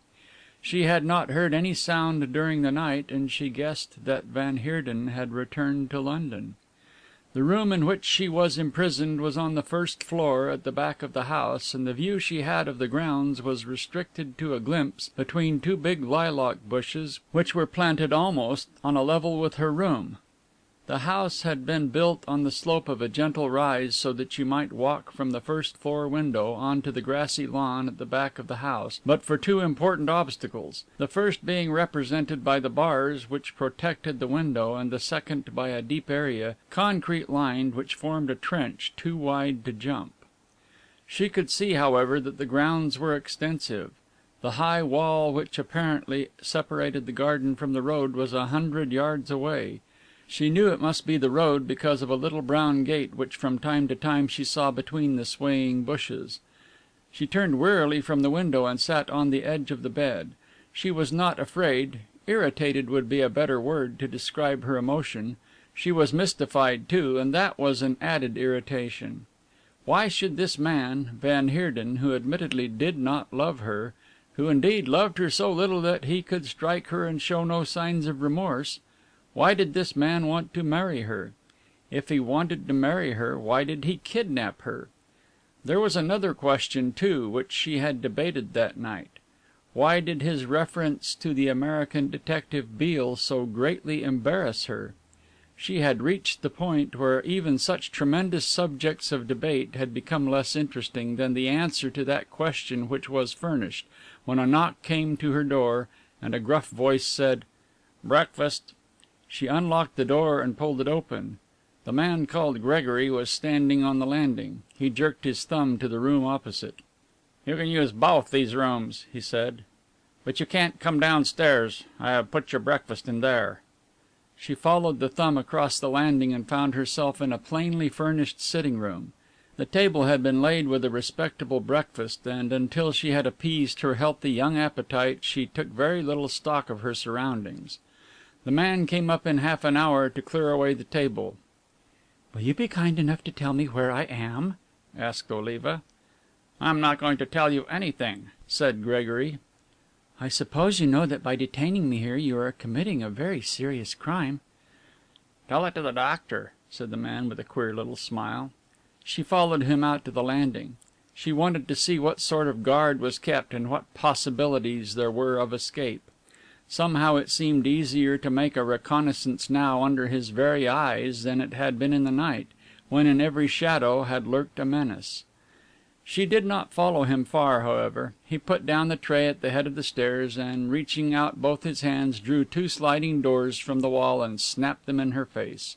She heard the click of a door and knew that any chance of escape from this direction was hopeless.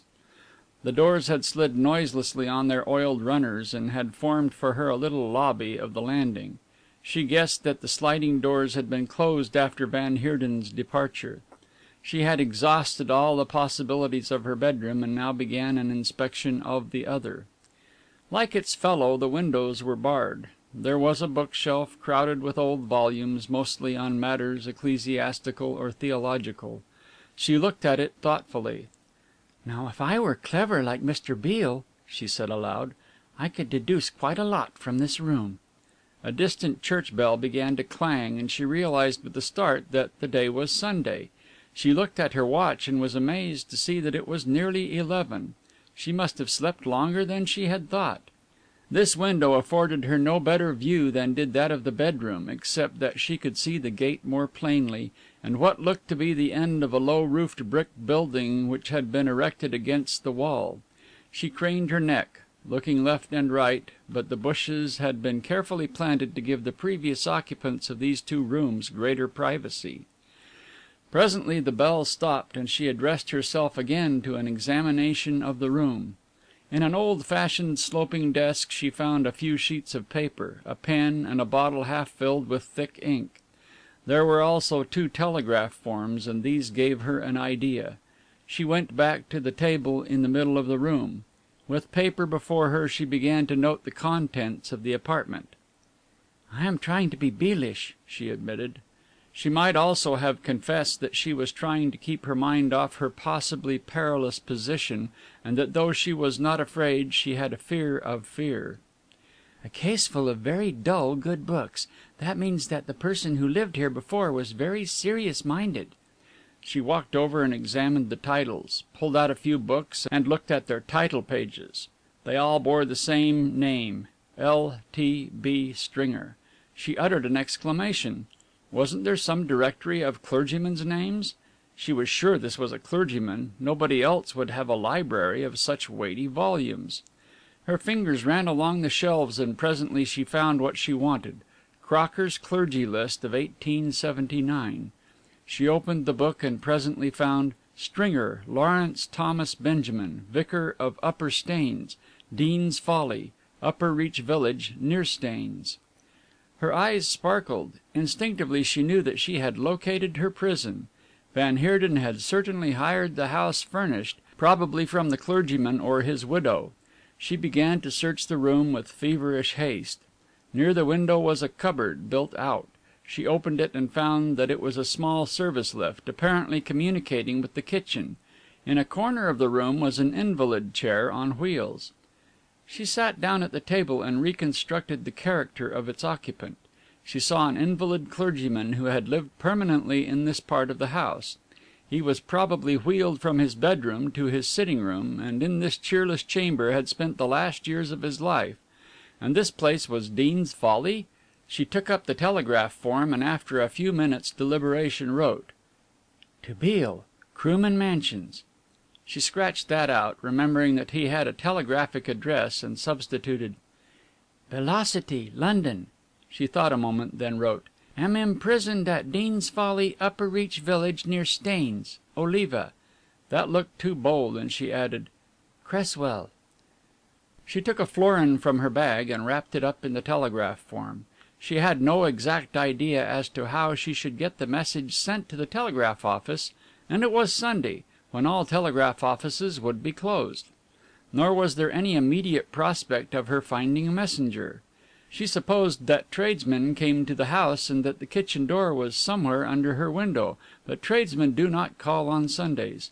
She held the little package irresolutely in her hand. She must take her chance today.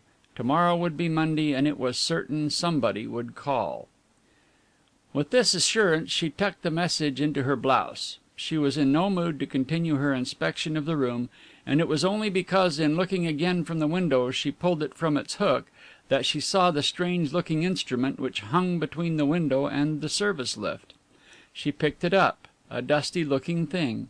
It consisted of a short vulcanite handle from which extended two flat steel supports, terminating in vulcanite ear plates. The handle was connected by a green cord with a plug in the wall. Oliva recognized it. It was an electrophone, one of those instruments by which stay-at-home people can listen to an opera, a theatrical entertainment, or a sermon. Of course it was a church. It was a very common practice for invalids to be connected up with their favorite pulpit, and doubtless the Reverend Mr. Stringer had derived considerable comfort from this invention. She dusted the receiver and put them to her ears. She heard nothing. Beneath the plug was a little switch. She turned this over, and instantly her ears were filled with a strange hollow sound, the sound which a bad gramophone record makes. Then she realized that she was listening to a congregation singing. This ceased after a while, and she heard a cough, so surprisingly near and loud that she started. Of course the transmitter would be in the pulpit, she thought. Then a voice spoke, clear and distinct, yet with that drawl which is the peculiar property of ministers of the Established Church. She smiled as the first words came to her. I publish the banns of marriage between Henry Colebrook and Jane Maria Smith, both of this parish. This is the second time of asking. A pause, then. Also between Henry Victor Vanden and Oliva Cresswell Prideaux, both of this parish. This is the third time of asking. If any of you know cause or just impediment why these persons should not be joined together in holy matrimony, ye are to declare it. She dropped the instrument with a crash and stood staring down at it. She had been listening to the publication of her own wedding notice. Vanden was Van Heerden. Oliva Cresswell Prideaux was herself. The strangeness of the names meant nothing. She guessed, rather than knew, that the false name would not be any insuperable bar to the ceremony. She must get away. For the first time she had a horrible sense of being trapped, and for a few seconds she must have lost her head, for she tugged at the iron bars, dashed wildly out, and hammered at the sliding door. Presently her reason took charge. She heard the heavy step of Gregory on the stairs, and recovered her calm by the time he had unlocked the bar and pulled the doors apart. "What do you want?" he asked. "I want you to let me out of here."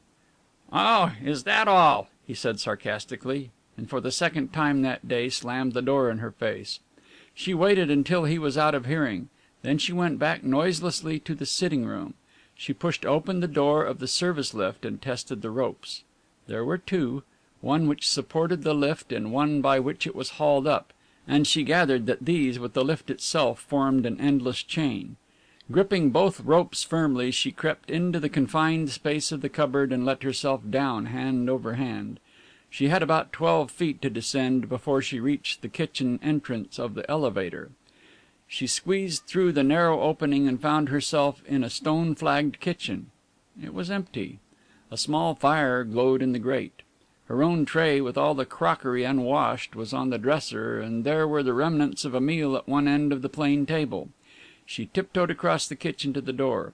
It was bolted top and bottom and locked. Fortunately, the key was in the lock, and in 2 minutes she was outside in a small courtyard beneath the level of the ground. One end of the courtyard led past another window, and that she could not risk. To her right was a flight of stone steps, and that was obviously the safer way. She found herself in a little park, which fortunately for her was plentifully sprinkled with clumps of rhododendrons, and she crept from bush to bush, taking care to keep out of sight of the house. She had the telegram and the money in her hand, and her first object was to get this outside. It took her 20 minutes to reach the wall. It was too high to scale, and there was no sign of a ladder. The only way out was the little brown door she had seen from her bedroom window, and cautiously she made her way back, flitting from bush to bush until she came to the place where a clear view of the door in the building to its left could be obtained. The low-roofed shed she had seen was much longer than she had expected, and evidently had recently been built. Its black face was punctured at intervals with square windows, and a roughly painted door to the left of the brown garden gate was the only entrance she could see. She looked for a key, but without hope of finding one. She must take her chance, she thought, and a quick run brought her from the cover of the bushes to the brown portal which stood between her and liberty. With trembling hands she slid back the bolts and turned the handle. Her heart leaped as it gave a little. Evidently it had not been used for years, and she found it was only held fast by the gravel which had accumulated beneath it. Eagerly she scraped the gravel aside with her foot, and her hand was on the knob when she heard a muffled voice behind her. She turned, and then with a gasp of horror fell back. Standing in the doorway of the shed was a thing which was neither man nor beast. It was covered in a wrap which had once been white but was now dappled with green. The face and head were covered with rubber. 2 green staring eyes surveyed her, and a great snout-like nose was uplifted as in amazement. She was paralyzed for a moment, for the beastliness of the figure was appalling. Then, realizing it was merely a man whose face was hidden by a hideous mask, she sprang again for the door, but a hand gripped her arm and pulled her back. She heard a cheerful whistle from the road without, and remembering the package in her hand, she flung it high over the wall and heard its soft thud and the whistle stop. Then, as the hideous figure slipped his arm about her and pressed a musty hand over her mouth, she fainted. End of Chapter 13. Chapter 14. Mr. Beale suggests marriage. Held up by a gunman? Asked James Kitson incredulously. Why, what do you mean? It doesn't sound right, does it? Smiled Beale. Especially after McNorton telling us the other day that there was no such thing as a gunman in England. Do you remember his long dissertation on the law-abiding criminals of this little old country? He laughed. But a gunman, protested Mr. Kitson. By the way, have you had breakfast? Hours ago, replied Beale. But don't let me interrupt you. Mr. James Kitson pulled his chair to the table and unfolded his napkin. It was almost at this hour that Oliva Cresswell had performed a similar act. You are not interrupting me, said Kitson. Go on. Beale was frowning down at deserted Piccadilly, which Mr. Kitson's palatial suite at the Ritz-Carlton overlooked. Eh? He said absently. Oh, yes, the gunman. A sure enough gunman. He related in a few words his experience of the previous night. This man Homo, said Kitson, is he one of the gang? Beale shook his head. I don't think so. He may be one of Van Heerden's ambassadors. Ambassadors? I will explain Van Heerden's game one of these days, and you will understand what I mean, said Beale. No, I don't think that Parson Homo is being any more than a gentle knight succouring a distressed lady, whether for love of the lady, out of respect for the professor, or from a general sense of antagonism to all detectives.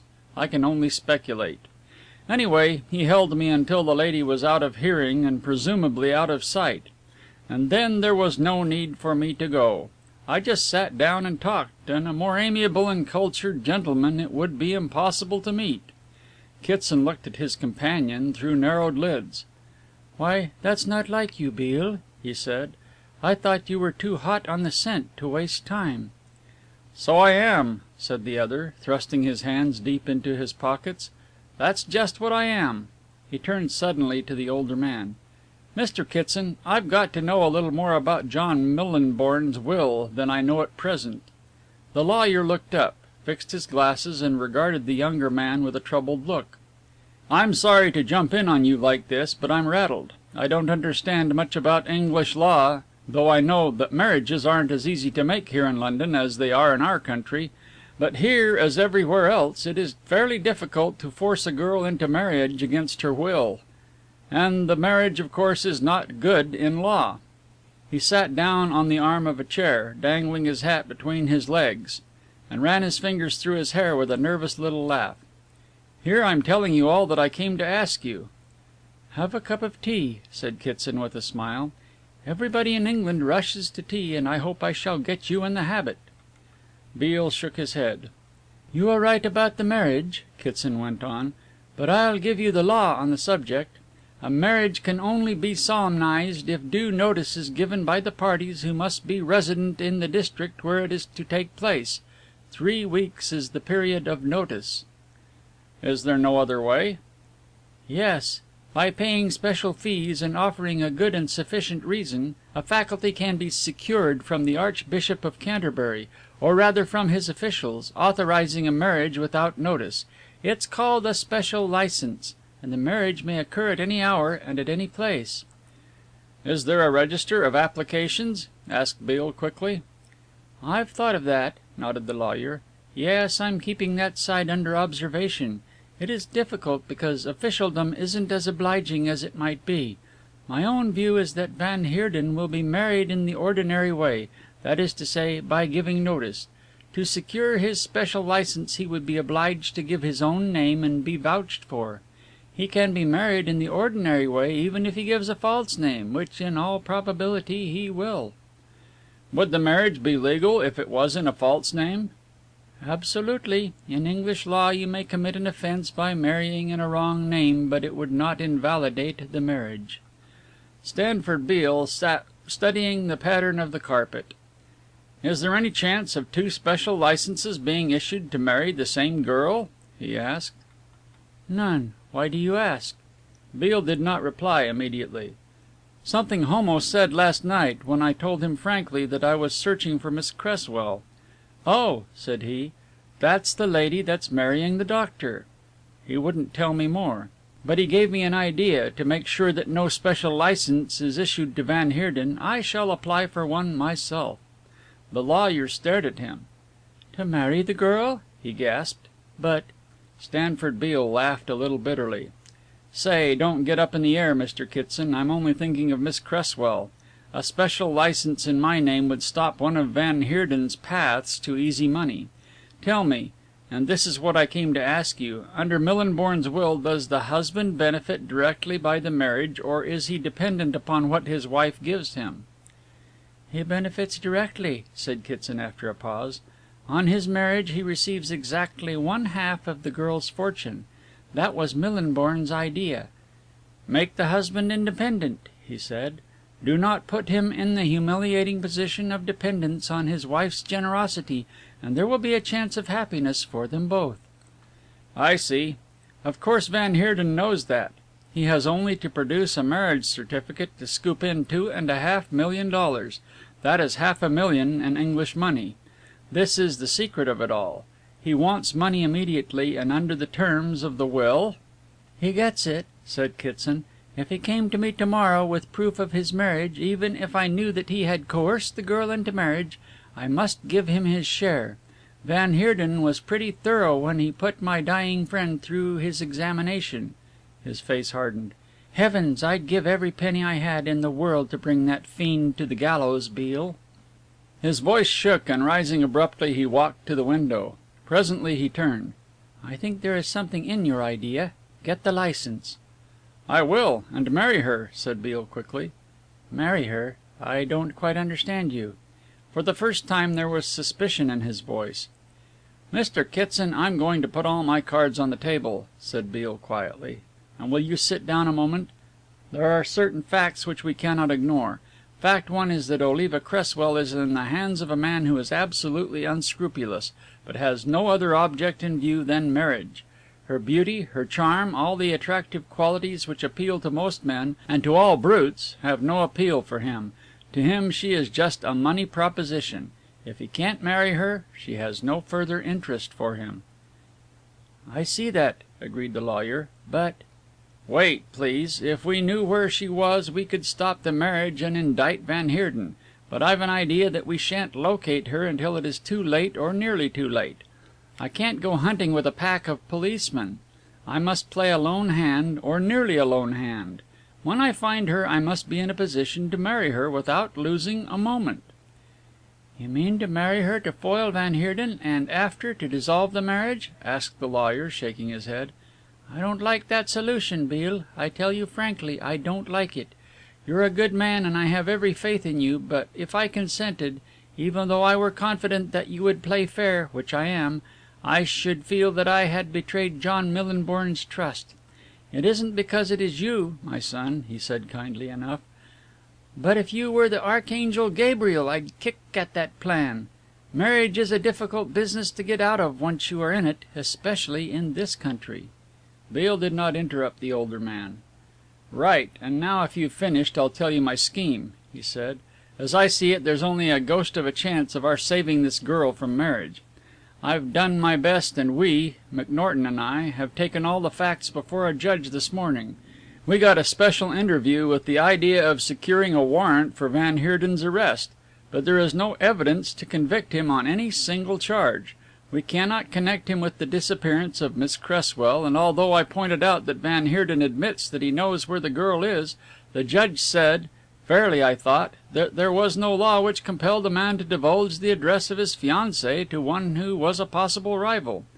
The girl is of an age when she can do as she wishes, and as I understand the matter, you have no legal status as a guardian." "None," said James Kitson. "That is our weak point. I am merely the custodian of her money. Officially I am supposed to be ignorant of the fact that Oliva Cresswell is Oliva Prédeaux, the heiress." "Therefore our hands are tied," concluded Beale quietly. "Don't you see that my plan is the only one? But I haven't told you what it is. There's a man, a criminal, this Parson Homo, who can help. I am satisfied that he does not know where the girl is, but he'll help for a consideration. As a matter of fact, he was pulled again. I am seeing him this afternoon." Mr. Kitson frowned. "The gunman? How can he help you?" "I will tell you. This man, as I say, is known to the police as Parson Homo. Apparently he is an unfrocked priest, one who has gone under. He still preserves the resemblance to a gentleman." He spoke slowly and deliberately. "In decent clothes he would look like a parson. I propose that he shall marry me to Miss Cresswell. The marriage will be a fake, but neither the girl nor van Heerden will know this. If my surmise is right, when van Heerden finds she is married he will take no further steps, except perhaps," he smiled, "to make her a widow. Sooner or later we are bound to get him under lock and key, and then we can tell Miss Cresswell the truth." "In other words, you intend breaking the law and committing a serious offence," said Kitson, shaking his head. "I can't be party to that. Besides, she may not marry you." "I see that danger. Van Heerden is a mighty clever fellow. He may be married before I trace them." "You say that Homo doesn't know about the girl. What does he know?" "He has heard of van Heerden. He has heard probably from the girl Hilda Glaum that van Heerden is getting married. The underworld do not get their news out of special editions. He probably knows, too, that van Heerden is engaged in some swindle which is outside the parson's line of business." "Will he help you?" "Sure," Beale said with quiet confidence. "The man is broke and desperate. The police watch him like a cat, and would get him sooner or later. McNorton told me that much. I have offered him passage to Australia and £500, and he is ready to jump at it." "Have you explained the scheme?" "I had to," confessed Beale. "There was no time to be lost. To my surprise he didn't like it. It appears that even a double-dyed crook has scruples, and even when I told him the whole of my plan he still didn't like it, but eventually agreed.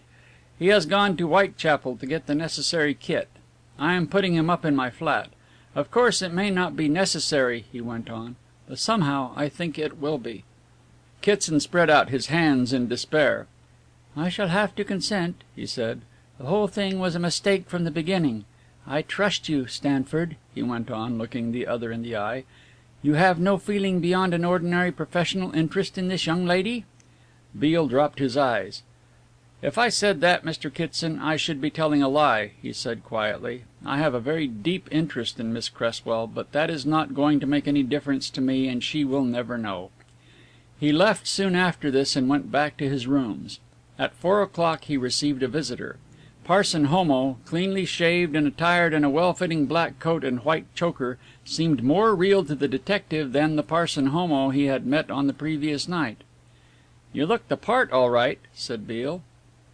"I suppose I do," said the other shortly. "What am I to do next?" "You stay here. I have made up a bed for you in my study," said Beale. "I would like to know a little more of this before I go any further," Homo said. "There are many reasons why I want information." "I have told you the story," said Beale patiently, "and I am going to say right here that I do not intend telling you any more. You carry this thing through and I'll pay you what I agreed. Nobody will be injured by your deception, that I promise you." "That doesn't worry me so much," said the other coolly, "as..." There came a knock at the door, an agitated, hurried knock, and Beale immediately answered it. It was McNorton, and from force of habit Parson Homo drew back into the shadows. "All right, Parson," said McNorton. "I knew you were here. What do you make of this?" He turned to Beale and laid on the table a piece of paper which had been badly crumpled and which he now smoothed out. It was the top half of a telegraph form. The lower half had been torn away. "To Belocity, London," Beale read aloud. "That's you," interrupted McNorton, and the other nodded. "To Belocity, London," he read slowly. "Am imprisoned at Dean's." At this point the remainder of the message had been torn off. End of chapter 14. Chapter 15. The Good Herr Stardt. "Where is the rest?" said Beale.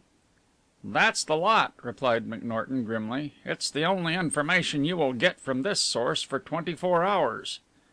"But I don't understand. It is undoubtedly Miss Cresswell's handwriting." "And Belocity is as undoubtedly your telegraphic address. This paper," he went on, "was taken from a drunken tramp. Hobo, you call him, don't you?" "Where?" "At Kingston on Thames," said McNorton. "The man was picked up in the street, fighting drunk, and taken to the police station, where he developed delirium tremens. Apparently he has been on the jag all the week, and to day's booze finished him off. The local inspector, in searching him, found this piece of paper in his pocket and connected it with the disappearance of Miss Cresswell, the matter being fresh in his mind, as only this morning we had circulated a new description throughout the home counties. He got me on the phone and sent a constable up to town with the paper this afternoon." Said Beale, biting his lips thoughtfully.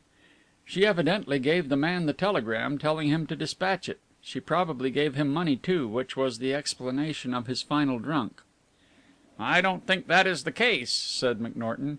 "He had one lucid moment at the station when he was cross-examined as to where he got the money to get drunk, and he affirmed that he found it wrapped up in a piece of paper. That sounds true to me. She either dropped it from a car or threw it from a house." "Is the man very ill?" "Pretty bad," said the other. "You will get nothing out of him before the morning.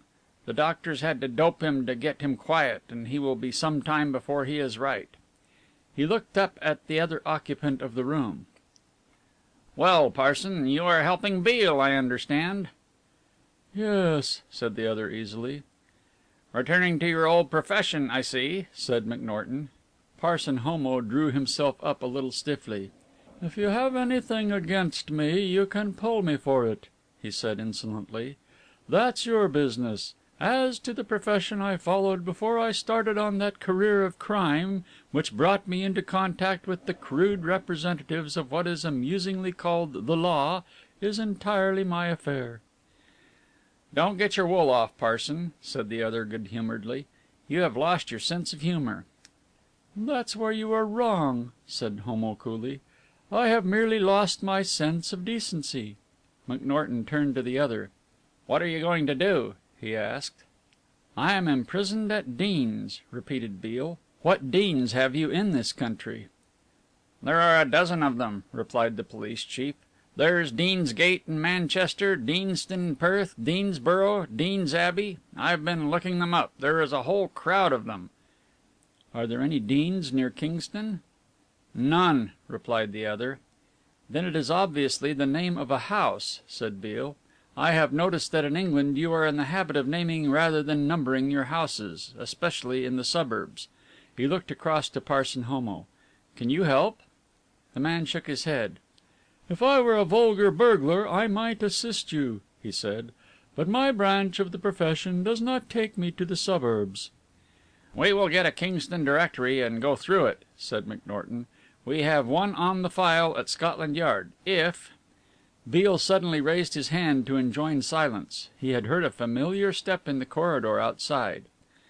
"That's van Heerden," he said in a low voice. "He has been out all the morning." "Has he been shadowed?" asked McNorton in the same tone. "My man lost him," he said. He tiptoed along the passage and stood listening behind the door. Presently he heard the doctor's door close and came back. "I had the best sleuth in America trailing him," he said, "and he has slipped him every time." "Anyway," said McNorton, "this telegram disposes of the idea that she has gone to Liverpool. It also settles the question as to whether she went of her own free will. If his name were on that telegram," he said thoughtfully, "I would take a risk and pull him in." "I will give you something bigger to pull him for," Beale said, "once I have placed Miss Cresswell in safety." "The Green Rust?" smiled the police chief.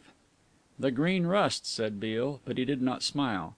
"That's van Heerden's big game. The abduction of Miss Cresswell is merely a means to an end. He wants her money and may want it very badly. The more urgent is his need, the sooner that marriage takes place." "But there is no clergyman in England who would marry them." It was Homo who interrupted. "My dear friend, that sort of thing is not done except in story books. If the woman refuses her consent the marriage cannot possibly occur. As I understand, the lady is not likely to be cowed." "That is what I'm afraid of," said Beale. "She is all pluck." He stopped, for he had heard the doctor's door close. In 3 strides he had crossed the hallway and was in the corridor confronting his suave neighbour. Dr. van Heerden, carefully attired, was pulling on his gloves and smiled into the stern face of his rival. "Well," he asked pleasantly, "any news of Miss Cresswell?" "If I had any news of Miss Cresswell you would not be here," said Beale. "But how interesting," drawled the doctor. "Where should I be?" "You would be under lock and key, my friend," said Beale. The doctor threw back his head and laughed softly. "What a lover!" he said. "And how reluctant to accept his dismissal. It may ease your mind to know that Miss Cresswell, whom I hope very soon to call Mrs. van Heerden, is perfectly happy and is very annoyed at your persistence. I had a telegram from her this morning begging me to come to Liverpool at the earliest opportunity." "That's a lie," said Beale quietly, "but one lie more or less I suppose doesn't count." "A thoroughly immoral view to take," said the doctor with much severity, "but I see there is nothing to be gained by arguing with you, and I can only make one request." Beale said nothing, but stood waiting. "It is this," said the doctor, choosing his words with great care, "that you call off the gentleman that has been dogging my footsteps to day. It was amusing at first, but now it is becoming annoying. Some of my patients have complained of this man watching their houses." "You've not seen a patient to day, van Heerden," said Beale, "and, anyway, I guess you had better get used to being shadowed. It isn't your first experience." The doctor looked at him under lowered lids and smiled again. "I could save your man a great deal of trouble," he said, "and myself considerable exertion by giving him a list of the places where I intend calling." "He will find that out for himself," said Beale. "I wish him greater success than he has had," replied the other, and passed on, descending the stairs slowly. Beale went back to his flat, passed to his bedroom and looked down into the street. He made a signal to a man at the corner and received an almost imperceptible answer. Then he returned to the 2 men. "This fellow is too clever for us, I am afraid, and London with its tubes, its underground stations and taxicabs is a pretty difficult proposition." "I suppose your man lost him in the tube?" said McNorton. "There are 2 ways down, the elevator and the stairs, and it is mighty difficult to follow a man unless you know which way he is going." "But you were interrupted at an interesting moment. What are you going to tell us about the Green Rust?" "I can only tell you this," said Beale, "that the Green Rust is the greatest conspiracy against the civilized world that has ever been hatched." He looked sharply at Homo. "Don't look at me," said the parson. "I know nothing about it, unless " he stopped and frowned. "The Green Rust," he repeated. "Is that old man Heyler's secret?" "He's in it," said Beale shortly. "Is it a swindle of some kind?" asked the parson curiously. "It never struck me that Heyler was that kind of man." "There is no swindle in it so far as Heyler is concerned," said Beale. "It is something bigger than a swindle." A telephone bell rang and he took up the receiver and listened, only interjecting a query or two. Then he hung up the instrument. "It is as I thought," he said. "The doctor's slipped again. Had a car waiting for him in Oxford Street, and when he saw there were no taxicabs about, jumped in and was driven eastward." "Did you get the number of the car?" asked McNorton. Beale smiled. "That's not much use," he said. "He's probably got 2 or 3 number plates." He looked at his watch. "I'll go along to Kingston," he said. "I shan't be able to come with you," said McNorton. "I have a meeting with the commissioner at 5." "Before you go," remarked Beale, "you might put your signature to this declaration of my bona fides." He laid on the table a blue foolscap blank. "What's this?" asked the surprised McNorton. "An application for a special licence? Are you going to be married?" "I hope so," said the other cautiously. "You don't seem very cheerful about it. I presume you want me to testify to the urgency of the case. I am probably perjuring myself." He signed his name with a flourish. "When are you getting the licence, and what's the hurry?" "I'm getting the licence to morrow," said Beale. "And the lady's name is?" "I thought you had noticed it," smiled the other, deftly blotting and folding the form. "Not Miss Cresswell?" demanded the police chief in surprise. "Miss Cresswell it is." "But I thought " "There are circumstances which may be brought to your official notice, McNorton," said the detective. "For the present it is necessary to keep my plan a secret." "Has it anything to do with the Green Rust?" asked the other jokingly. "A great deal to do with the Green Rust." "Well, I'll get along," said McNorton. "I will telephone the Kingston police to give you all the assistance possible, but I am afraid you will learn nothing from the tramp till the morning, and perhaps not then." He took his leave soon after. "Now, Homo, it is up to you and me," said Beale. "You will have to keep close to me after to morrow. Make yourself at home here until I come back." "One moment," said Homo, as Beale rose and gathered up his hat and gloves to depart. "Before you go, I want you to understand clearly that I'm taking on this job because it offers me a chance that I haven't had since I fell from grace, if you will excuse the cliché." "That I understand," said Beale. "I may be doing you a very bad turn." "I'll take that risk," said Beale. "On your own head be it," said Homo, his hard face creased in a fleeting smile. Beale's car was waiting, but his departure was unexpectedly delayed. As he passed down the stairs into the vestibule he saw a stranger standing near the door reading the enamelled name plates affixed to the wall. Something in his appearance arrested Beale. The man was well dressed in the sense that his clothes were new and well cut, but the pattern of the cloth, no less than the startling yellowness of the boots, and that unmistakable sign manual of the foreigner, the shape and colour of the cravat, stamped him as being neither American nor British. "Can I be of any assistance?" asked Beale. "Are you looking for somebody?" The visitor turned a pink face to him. "You are very good," he said with the faint trace of an accent. "I understand that Dr. Van Heerden lives here." "Yes, he lives here," said Beale, "but I am afraid he is not at home." He thought it might be a patient or a summons to a patient. "Not at home?" The man's face fell. "But how unfortunate! Could you tell me where I can find him? My business is immediate, and I have come a long way." "From Germany," guessed Beale. The mail train was due at Charing Cross half an hour before.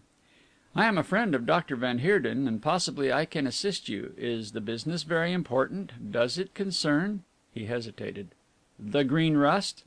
He spoke the last sentence in German, and the man started and looked at him with mingled suspicion and uncertainty. "It is a matter of greatest importance," he repeated. "It is of vital importance." He spoke in German. "About the Green Rust?" asked Beale, in the same language. "I do not know anything of the Green Rust," said the man hurriedly. I am merely the bearer of a communication which is of the greatest importance." He repeated the words.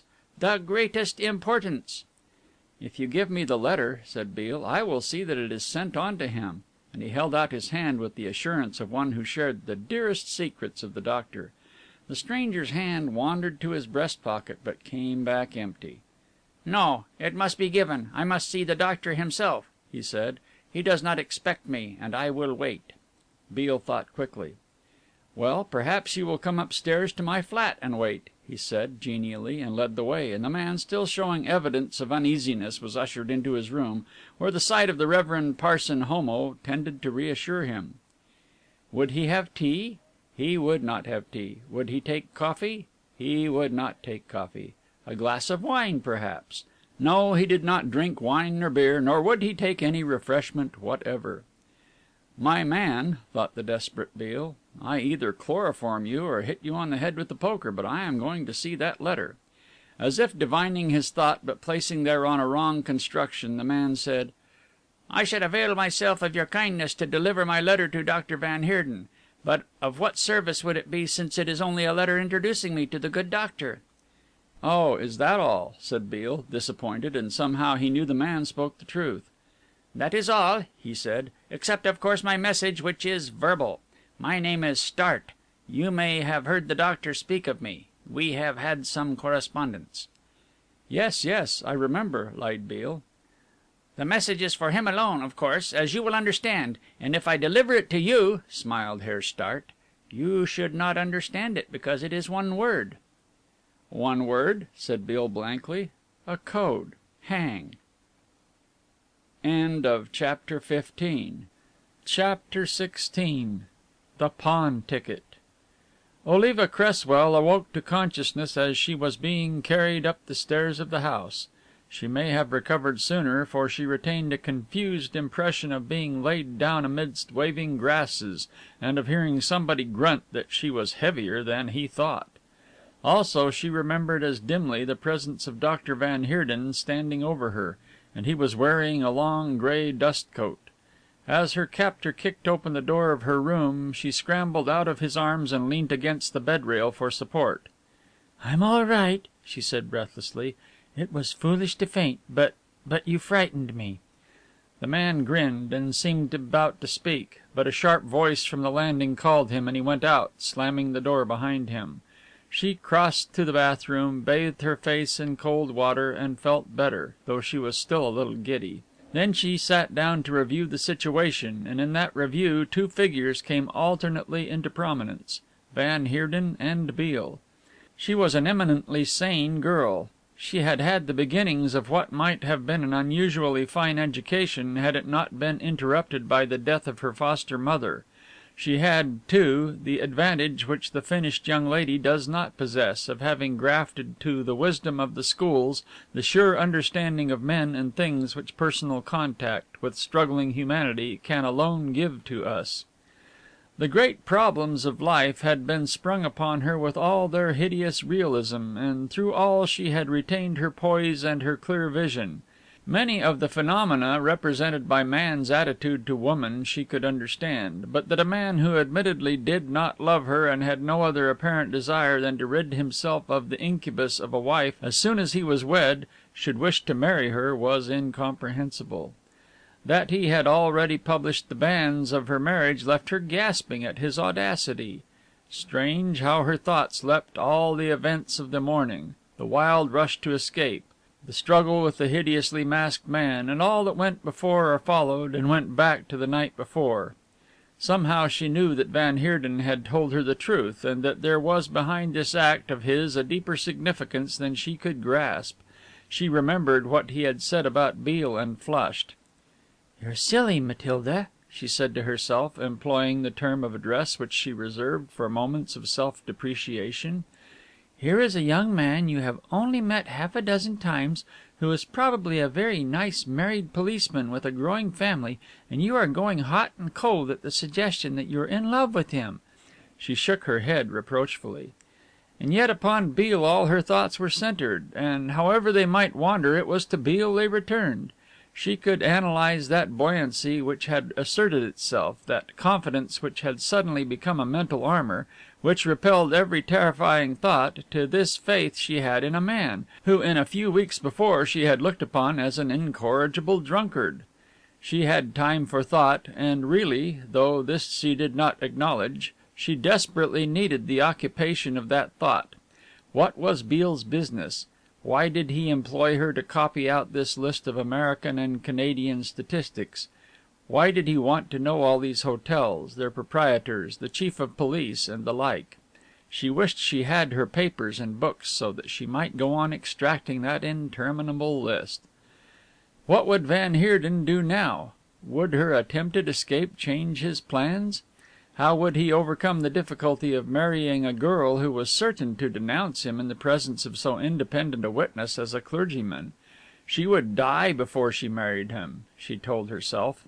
She could not rest, and walked about the room, examining the framed prints and looking at the books, and occasionally walking to the glass above the dressing chest to see if any sign was left of the red mark on her cheek where Van Heerden's hand had fallen. This exercise gave her a curious satisfaction, and when she saw that the mark had subsided and was blending more to the color of her skin, she felt disappointed. Startled, she analyzed this curious mental attitude and again came to Beale. She wanted Beale to see the place. She wanted Beale's sympathy. She wanted Beale's rage. She was sure he would rage. She laughed to herself, and for want of other and better amusement walked to the drawers in the dressing bureau and examined their contents. They were empty and unlocked save one, which refused to respond to her tug. She remembered she had a small bunch of keys in her bag.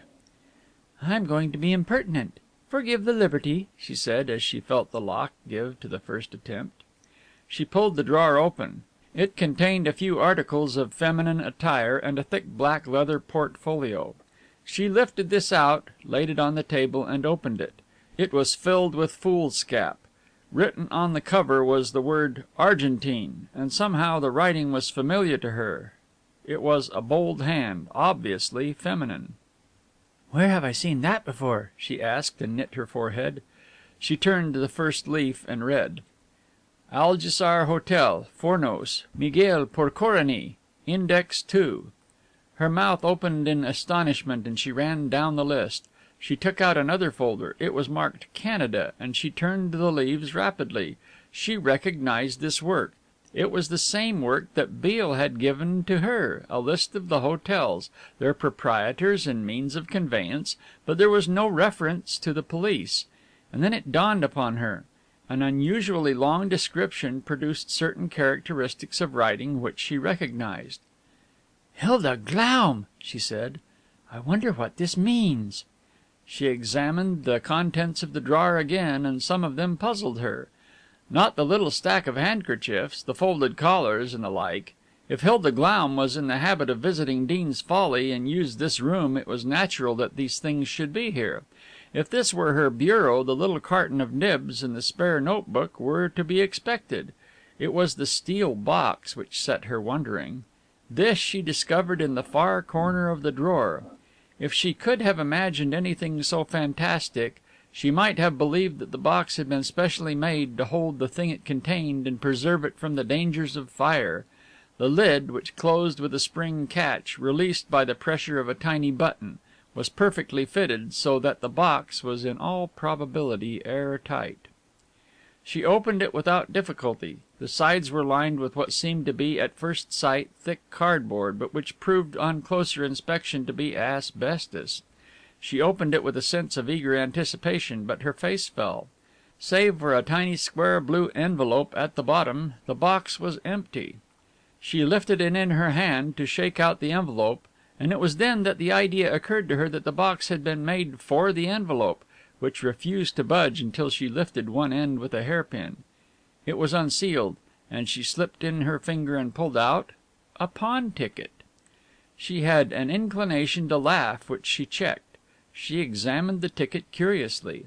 It announced the fact that Messrs. Rosenblaum Brothers, of Commercial Road, London, had advanced 10 shillings on a gent's silver Hunter watch, and the pledge had been made in the name of Van Heerden. She gazed at it, bewildered. He was not a man who needed 10 shillings or $10 or £10. Why should he pledge a watch, and why, having pledged it, should he keep the ticket with such care? Oliva hesitated a moment, then slipped the ticket from its cover, put back the envelope at the bottom of the box, and closed the lid. She found a hiding place for the little square pasteboard before she returned the box and portfolio to the drawer and locked it. There was a tap at the door, and hastily she replaced the key in her bag. "Come in," she said. She recognized the man who stood in the doorway as he who had carried her back to the room. There was a strangeness in his bearing which made her uneasy, a certain subdued hilarity which suggested drunkenness. "Don't make a noise," he whispered with a stifled chuckle. "If Gregory hears, he'll raise fire." She saw that the key was in the lock on the outside of the door, and this she watched. But he made no attempt to withdraw it, and closed the door behind him softly. "My name is Bridgers," he whispered.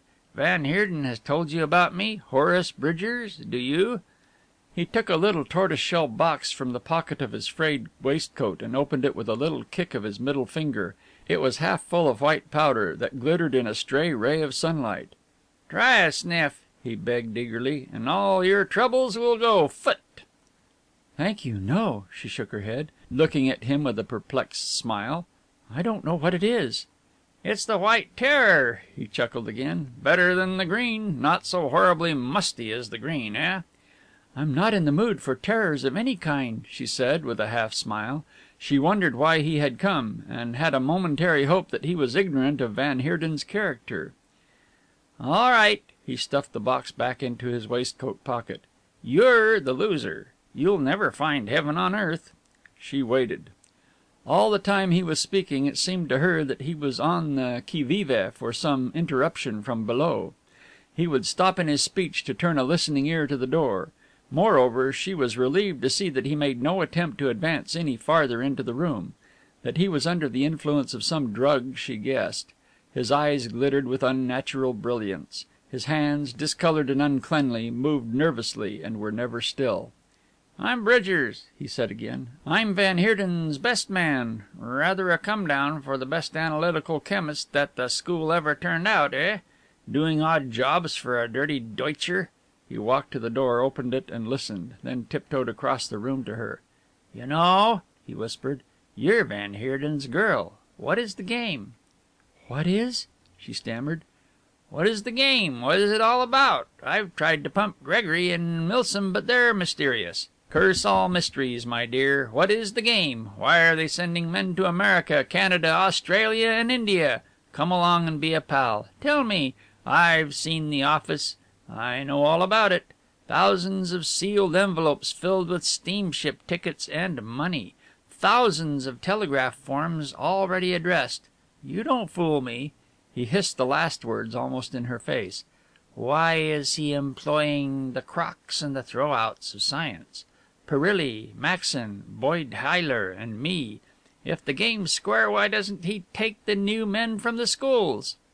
She shook her head, being by now less interested in such revelations as he might make than in her own personal comfort. For his attitude was grown menacing. Then the great idea came to her. Evidently this man knew nothing of the circumstances under which she had come to the house. To him she was a willful but willing assistant of the doctor who, for some reason or other, it had been necessary to place under restraint. "I will tell you everything if you will take me back to my home," she said. "I cannot give you proofs here." She saw suspicion gather in his eyes. Then he laughed. "That won't wash," he sneered. "You know it all. I can't leave here," he said. "Besides, you told me last time that there was nothing. I used to watch you working away at night." He went on to the girl's amazement. "I've sat looking at you for hours, writing and writing and writing." She understood now. She and Hilda Glaum were of about the same build, and she was mistaken for Hilda by this bemused man who had, in all probability, never seen the other girl face to face. "What made you run away?" he asked suddenly, but with a sudden resolve she brought him back to the subject he had started to discuss. "What is the use of my telling you?" she asked. "You know as much as I."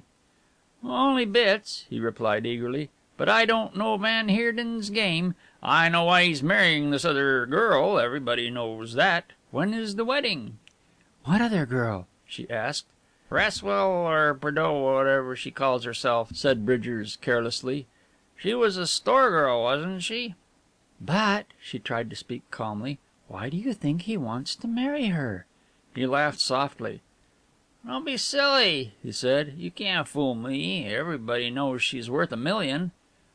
"Worth $1 million?" she gasped. "Worth $1 million." He smacked his lips and fumbled for the little box in his waistcoat pocket. "Try a sniff. You'll know what it feels like to be old man Millinborn's heiress." There was a sound in the hall below and he turned with an exaggerated start. She thought it theatrical, but could not know of the jangled nerves of the drug-sodden man, which magnified all sound to an intensity which was almost painful. He opened the door and slid out, and did not close the door behind him. Swiftly she followed, and as she reached the landing saw his head disappear down the stairs. She was in a blind panic. 1,000 formless terrors gripped her and turned her resolute soul to water. She could have screamed her relief when she saw that the sliding door was half open. The man had not stopped to close it, and she passed through and down the first flight. He had vanished before she reached the halfway landing, and the hall below was empty. It was a wide hall, stone flagged, with a glass door between her and the open portal. She flew down the stairs, pulled open the door, and ran straight into Van Heerden's arms. End of Chapter 16. Chapter 17. The Jew of Cracow. If there were committed in London the crime of the century, a crime so tremendous that the names of the chief actors in this grisly drama were on the lips of every man, woman, and talkative child in Europe, you might walk into a certain department of Scotland Yard with the assurance that you would not meet within the confining walls of that bureau any police officer who was interested in the slightest, or who, indeed, had even heard of the occurrence, save by accident. This department is known as the Parlez-vous or P.V. department, and concerns itself only in suspicious events beyond the territorial waters of Great Britain and Ireland. Its body is on the Thames Embankment, but its soul is at the Central Office, or at the Sûreté, or even at the Yamen of the Police Minister of Pekin. It is sublimely ignorant of the masters of crime who dwell beneath the shadows of the Yard, but it could tell you, without stopping to look up reference, not only the names of the known gunmen of New York, but the composition of almost every secret society in China. A Pole had a quarrel with a Jew in the streets of Cracow, and they quarreled over the only matter which is worthy of quarrel in that part of Poland. The sum in dispute was the comparatively paltry one of 260 kronen. But when the Jew was taken in a dying condition to the hospital, he made a statement which was so curious that the chief of police in Cracow sent it on to Vienna, and Vienna sent it to Berne, and Berne scratched its chin thoughtfully and sent it forward to Paris, where it was distributed to Rio de Janeiro, New York, and London. The assistant chief of the P.V. department came out of his room and drifted aimlessly into the uncomfortable bureau of Mr. McNorton. "There's a curious yarn through from Cracow," he said, "which might interest your friend Beale." "What is it?" asked McNorton, who invariably found the stories of the P.V. department fascinating but profitless. "A man was murdered," said the P.V. man lightly, as though that were the least important feature of the story. "But before he pegged out he made a will or an assignment of his property to his son, in the course of which he said that none of his stocks he was a corn factor were to be sold under 1,000 kronen a bushel. That's about £30. "Corn at £30 a bushel?" said McNorton. "Was he delirious?" "Not at all," said the other. "He was a very well known man in Cracow, one Zibowski, who during the late war was principal buying agent for the German government. The chief of the police at Cracow apparently asked him if he wasn't suffering from illusions, and the man then made a statement that the German government had an option on all the grain in Galicia, Hungary, and the Ukraine at a lower price. Zibowski held out for better terms. It is believed that he was working with a member of the German government who made a fortune in the war out of army contracts. In fact, he as good as let this out just before he died, when he spoke in his delirium of a wonderful invention which was being worked on behalf of the German government, an invention called the Green Rust." McNorton whistled. "Is that all?" he said. "That's all," said the P.V. man. "I seem to remember that Beale had made one or two mysterious references to the Rust. Where is he now?" "He left town last night," replied McNorton. "Can you get in touch with him?" The other shook his head. "I suppose you are sending on a copy of this communication to the Cabinet," he said. "It may be rather serious. Whatever the scheme is, it is being worked in London, and van Heerden is the chief operator." He took down his hat and went out in search of Kitson, whom he found in the lobby of the hotel. James Kitson came toward him eagerly. "Have you news of Beale?" "He was at Kingston this morning," said McNorton, "with Parson Homo, but he had left. I was on the 'phone to the inspector at Kingston, who did not know very much and could give me no very definite news as to whether Beale had made his discovery. He interviewed the tramp early this morning, but apparently extracted very little that was helpful. As a matter of fact, I came to you to ask if he had got in touch with you." Kitson shook his head. "I want to see him about his Green Rust scare. Beale has gone single handed into this matter," said the superintendent, shaking his head, "and he has played the lone game a little too long." "Is it very serious?" "It may be an international matter," replied Norton gravely.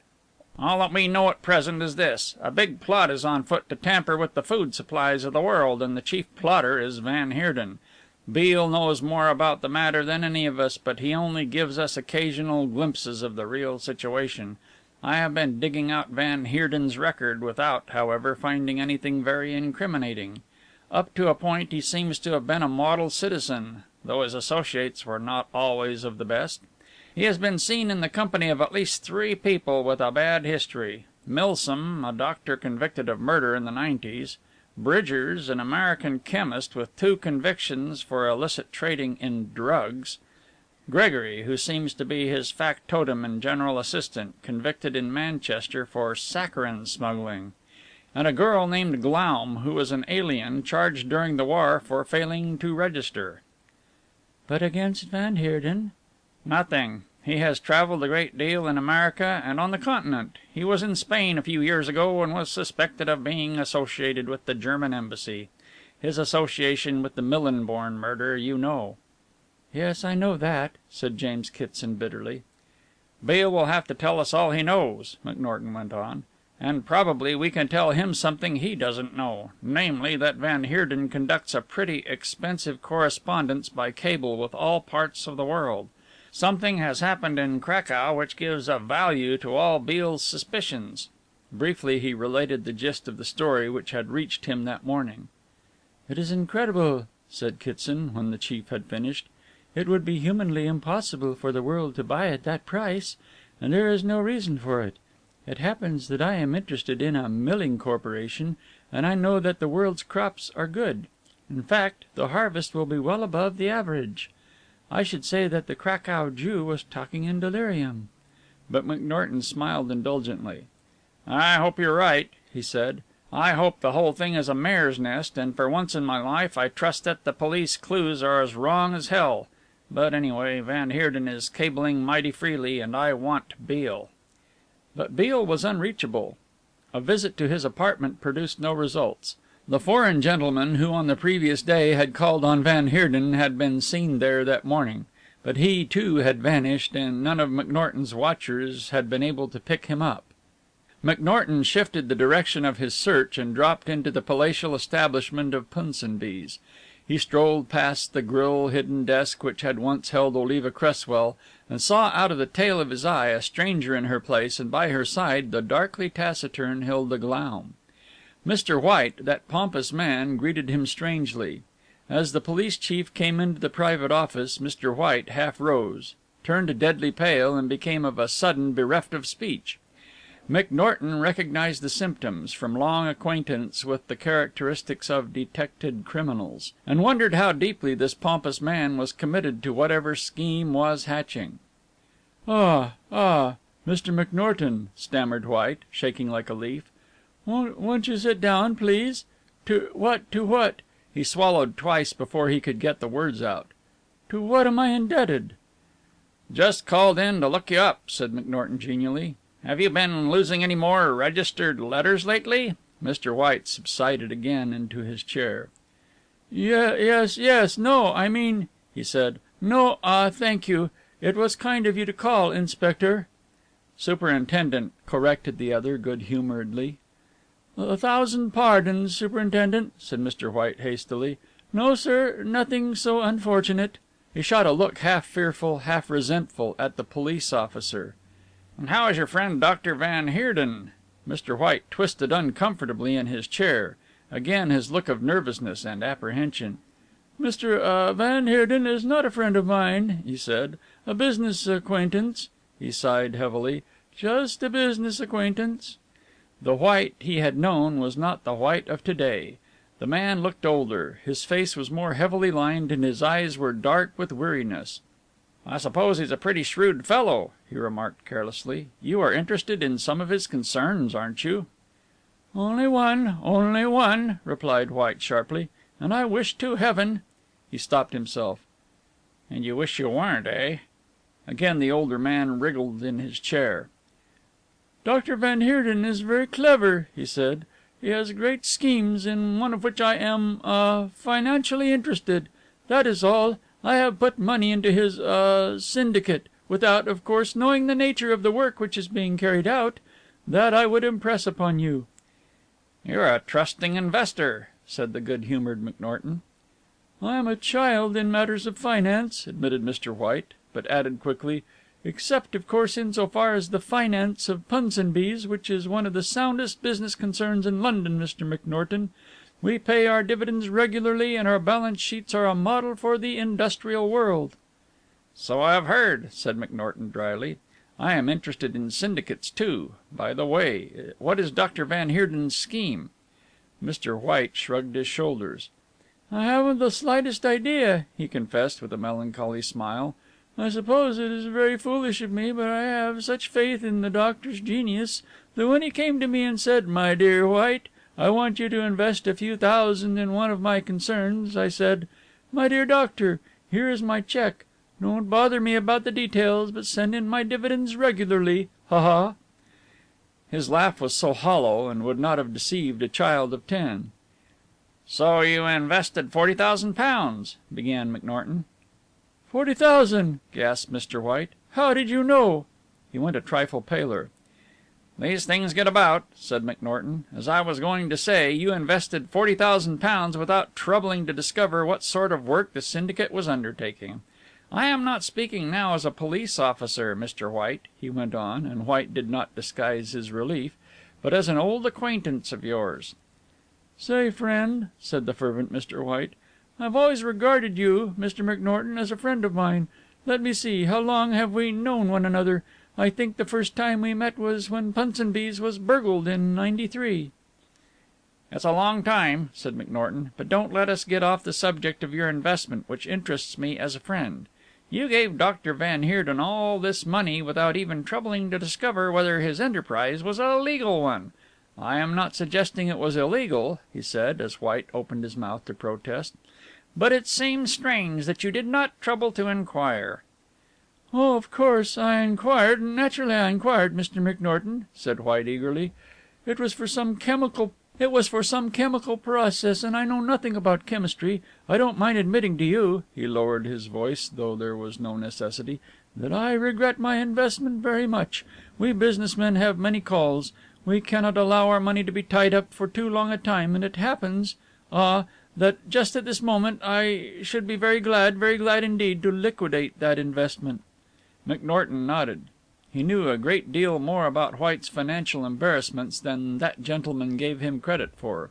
He knew, for example, that the immaculate managing editor of Punsonby's was in the hands of moneylenders, and that those moneylenders were squeezing him. He suspected that all was not well with Punsonby's. There had been curious rumours in the city amongst the bill discounters that Punsonby's paper left much to be desired. "Do you know the nationality of Van Heerden?" he asked. "Dutch," replied Mr. White promptly. "Are you sure of this?" "I would stake my life on it," answered the heroic Mr. White. "As I came through to your office I saw a young lady at the cashier's desk. Miss Glaum, I think her name is. Is she Dutch too?" "Miss Glaum, well, Miss Glaum," White hesitated. A very nice, industrious girl, and a friend of Dr. Van Heerden's. As a matter of fact, I engaged her at his recommendation. You see, I was under an obligation to the doctor. He had attended me in my illness." That this was untrue McNorton knew. White was one of those financial shuttlecocks which shrewd moneylenders toss from one to the other. White had been introduced by Van Heerden to capital in a moment of hectic despair, and had responded when his financial horizon was clearer by pledging his credit for the furtherance of Van Heerden's scheme. "Of course you know that as a shareholder in Van Heerden's syndicate you cannot escape responsibility for the purposes to which your money is put," he said, as he rose to go. "I hope you get your money back." "Do you think there is any doubt?" demanded White in consternation. "There's always a doubt about getting money back from syndicates," said McNorton cryptically. "Please don't go yet." Mr. White passed round the end of his desk and intercepted the detective with unexpected agility, taking, so to speak, the door out of his hands and closing it. "I am alarmed, Mr. McNorton," he said, as he led the other back to his chair. "I won't disguise it. I am seriously alarmed by what you have said. It is not the thought of losing the money. Oh dear, no. Punsonby's would not be ruined by a paltry £40,000. It is, if I may be allowed to say so, the sinister suggestion in your speech, Inspector, Superintendent, I mean. Isn't it possible?" He stood squarely in front of McNorton, his hands on his hips, his eyeglass dangling from his fastidious fingers, and his head pulled back as though he wished to avoid contact with the possibility. "Is it possible that in my ignorance I have been assisting to finance a scheme which is illegal, immoral, improper, and contrary to the best interests of the commonweal?" He shook his head as though he were unable to believe his own words. "Everything is possible in finance," said McNorton with a smile. "I am not saying that Dr. Van Heerden's syndicate is an iniquitous one. I have not even seen a copy of his articles of association. Doubtless you could oblige me in that respect." "I haven't got such a thing," denied Mr. White vigorously. "The syndicate was not registered. It was, so to speak, a private concern." "But the exploitation of the Green Rust," suggested the superintendent, and the man's face lost the last vestige of colour it possessed. "The Green Rust?" he faltered. "I have heard the phrase. I know nothing." "You know nothing, but suspect the worst," said McNorton. "Now I am going to speak plainly to you. The reason you know nothing about this syndicate of Van Heerden's is because you had a suspicion that it was being formed for an illegal purpose. Please don't interrupt me. You know nothing because you did not want to know. I doubt even whether you deceived yourself. You saw a chance of making big money, Mr. White, and big money has always had an attraction for you. There isn't a fool's scheme that was ever hatched in a back alley bar that you haven't dropped money over. And you saw a chance here, more tangible than any that had been presented to you." "I swear to you," began White. "The time has not come for you to swear anything," said McNorton sternly. "There is only one place where a man need take his oath, and that is on the witness stand. I will tell you this frankly, that we are as much in the dark as you pretend to be. There is only one man who knows or guesses the secret of the Green Rust, and that man is Beale." "Beale!" "You have met the gentleman, I believe. I hope you don't have to meet him again. The Green Rust may mean little. It may mean no more than that you will lose your money, and I should imagine that is the least which will happen to you.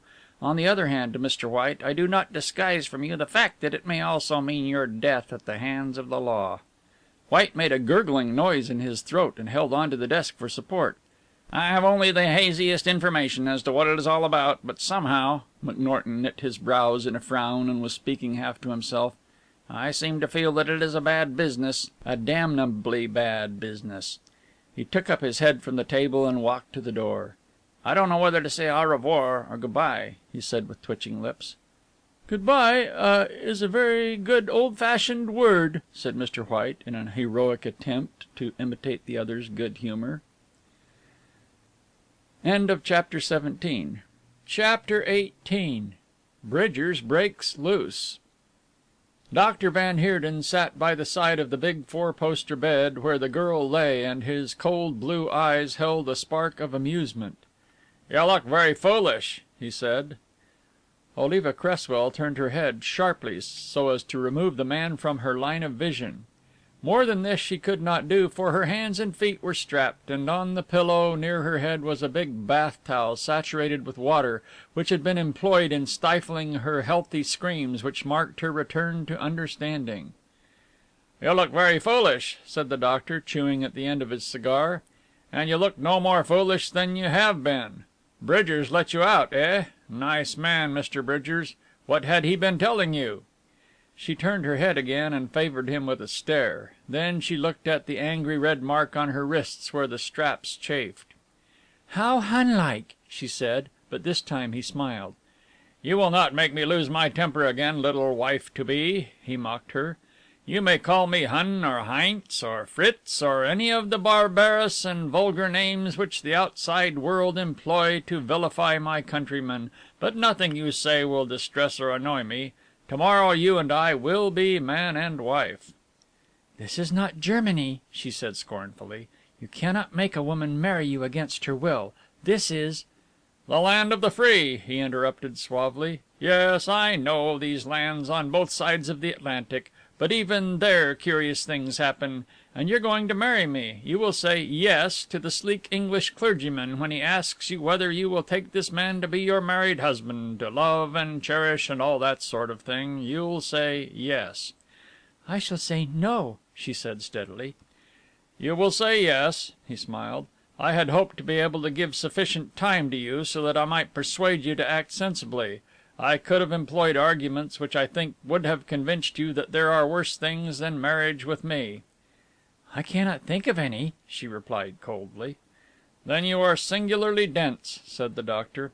"I have already told you the conditions under which that marriage will take place.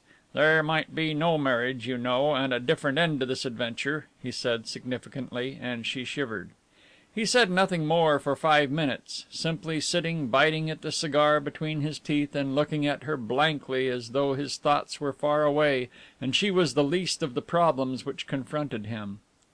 "I know it is absurd to ask you," he said suddenly, "but I presume you have not devoted any of your studies to the question of capital punishment. I see you haven't.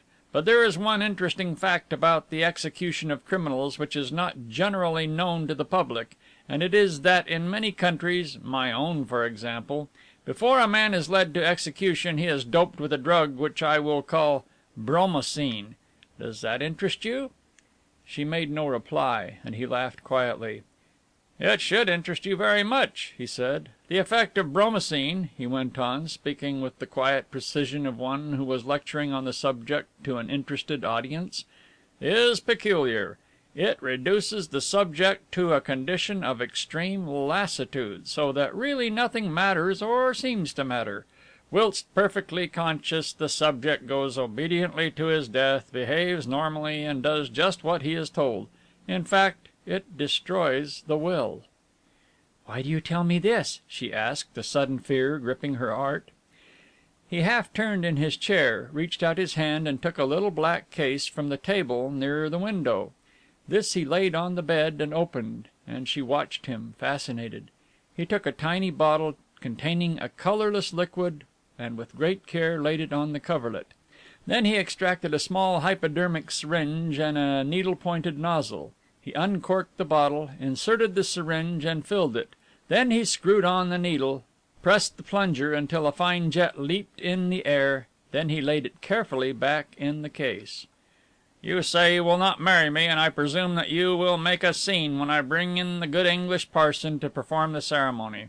I had hoped," he said apologetically, "to have given you a wedding with all the pomp and circumstance which women, as I understand, love. Failing that, I hoped for a quiet wedding in the little church out yonder." He jerked his head toward the window. "But now I am afraid I must ask his reverence to carry out the ceremony in this house." He rose, leaned over her, and deftly pulled back her sleeve. "If you scream, I shall smother you with the towel," he said. "This won't hurt you very much. As I was going to say, you will be married here because you are in a delicate state of health, and you will say yes." She winced as the needle punctured the skin. "It won't hurt you for very long," he said calmly. "You will say yes, I repeat, because I shall tell you to say yes." Suddenly the sharp pricking pain in her arm ceased. She was conscious of a sensation as though her arm was being blown up like a bicycle tire, but it was not unpleasant. He withdrew the needle and kept his finger pressed upon the little red wound where it had gone in.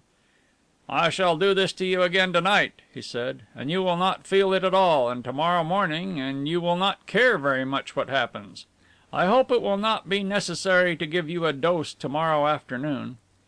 "I shall not always be under the influence of this drug," she said between her teeth, "and there will be a time of reckoning for you, Dr. van Heerden." "By which time," he said calmly, "I shall have committed a crime so wonderful and so enormous that the mere offence of administering a noxious drug, that is the terminology which describes the offence, will be of no importance and hardly worth the consideration of the Crown officers. Now I think I can unfasten you." He loosened and removed the straps at her wrists and about her feet and put them in his pocket. "You had better get up and walk about," he said, "or you will be stiff. I am really being very kind to you if you only knew it. I am too big to be vindictive. And, by the way, I had an interesting talk with your friend Mr. Beale this afternoon, a persistent young man who has been having me shadowed all day." He laughed quietly. "If I hadn't to go back to the surgery for the bromocine, I should have missed our very interesting conversation. That young man is very much in love with you." He looked amusedly at the growing red in her face. "He is very much in love with you," he repeated. "What a pity! What a thousand pities!" "How soon will this drug begin to act?" she asked. "Are you frightened?"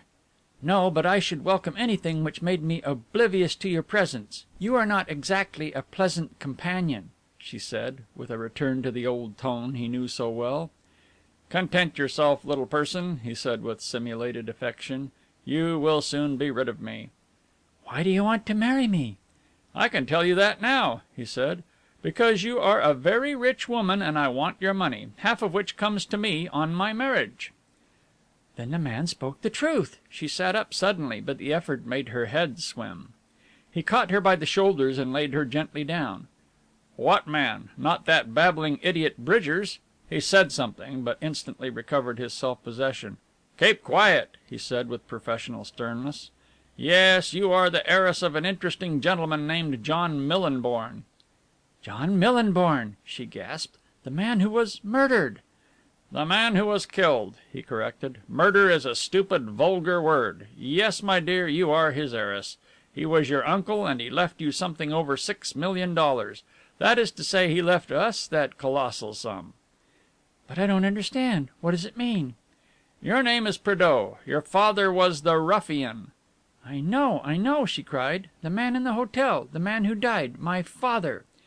"Interesting, isn't it?" he said calmly. "Like something out of a book.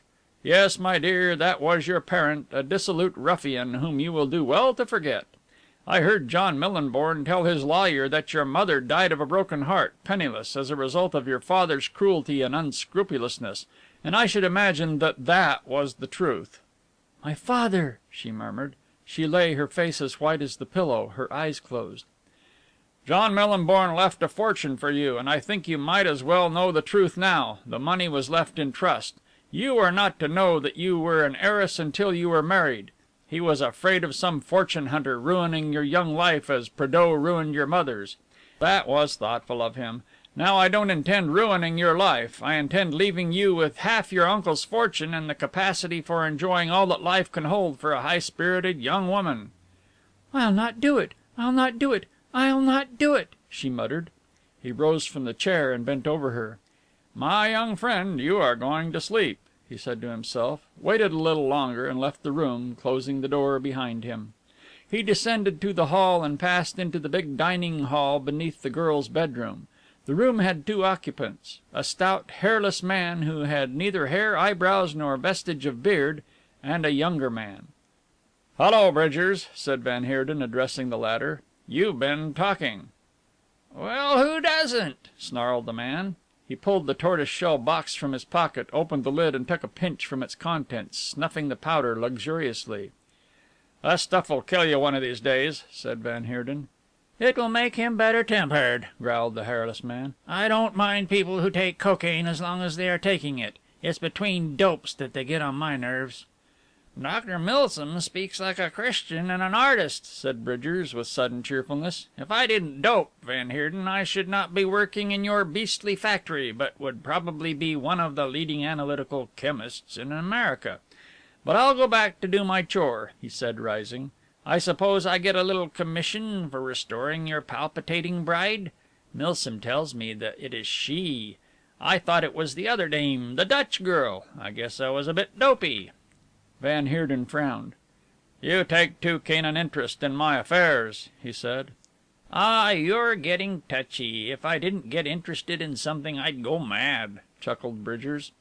He had reached the stage of cocaine intoxication when the world was a very pleasant place indeed, and full of subject for jocularity. "This place is getting right on my nerves," he went on. "Couldn't I go to London? I'm stagnating here.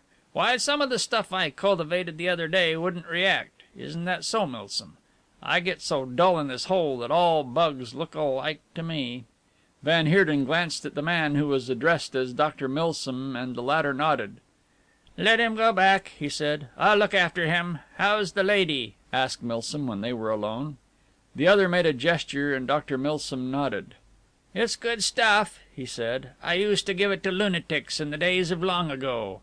Van Heerden did not ask him what those days were. He never pried too closely into the early lives of his associates, but Milsom's history was public property. 4 years before he had completed a life sentence of 15 years for a crime which startled the world in '99. "How are things generally?" he asked. Van Heerden shrugged his shoulders. "For the first time I am getting nervous," he said. "It isn't so much the fear of Beale that rattles me, but the sordid question of money. The expenses are colossal and continuous." "Hasn't your government," Milsom balked at the word, "haven't your friends abroad moved in the matter yet?" Van Heerden shook his head. "I am very hopeful there," he said. "I have been watching the papers very closely, especially the agrarian papers, and unless I am mistaken there is a decided movement in the direction of support. But I can't depend on that. The marriage must go through to morrow.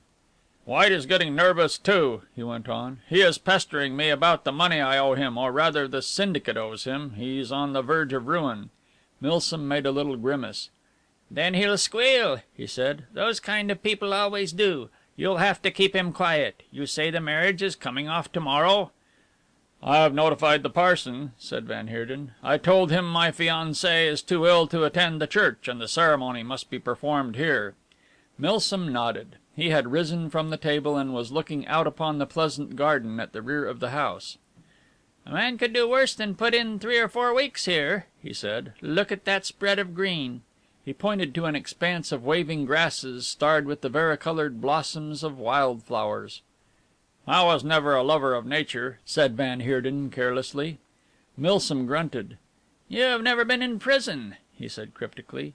"Is it time to give your lady another dose?" "Not for 2 hours," said Van Heerden. "I will play you at piquet." The cards were shuffled and the hands dealt when there was a scamper of feet in the hall. The door burst open and a man ran in. He was wearing a soiled white smock and his face was distorted with terror.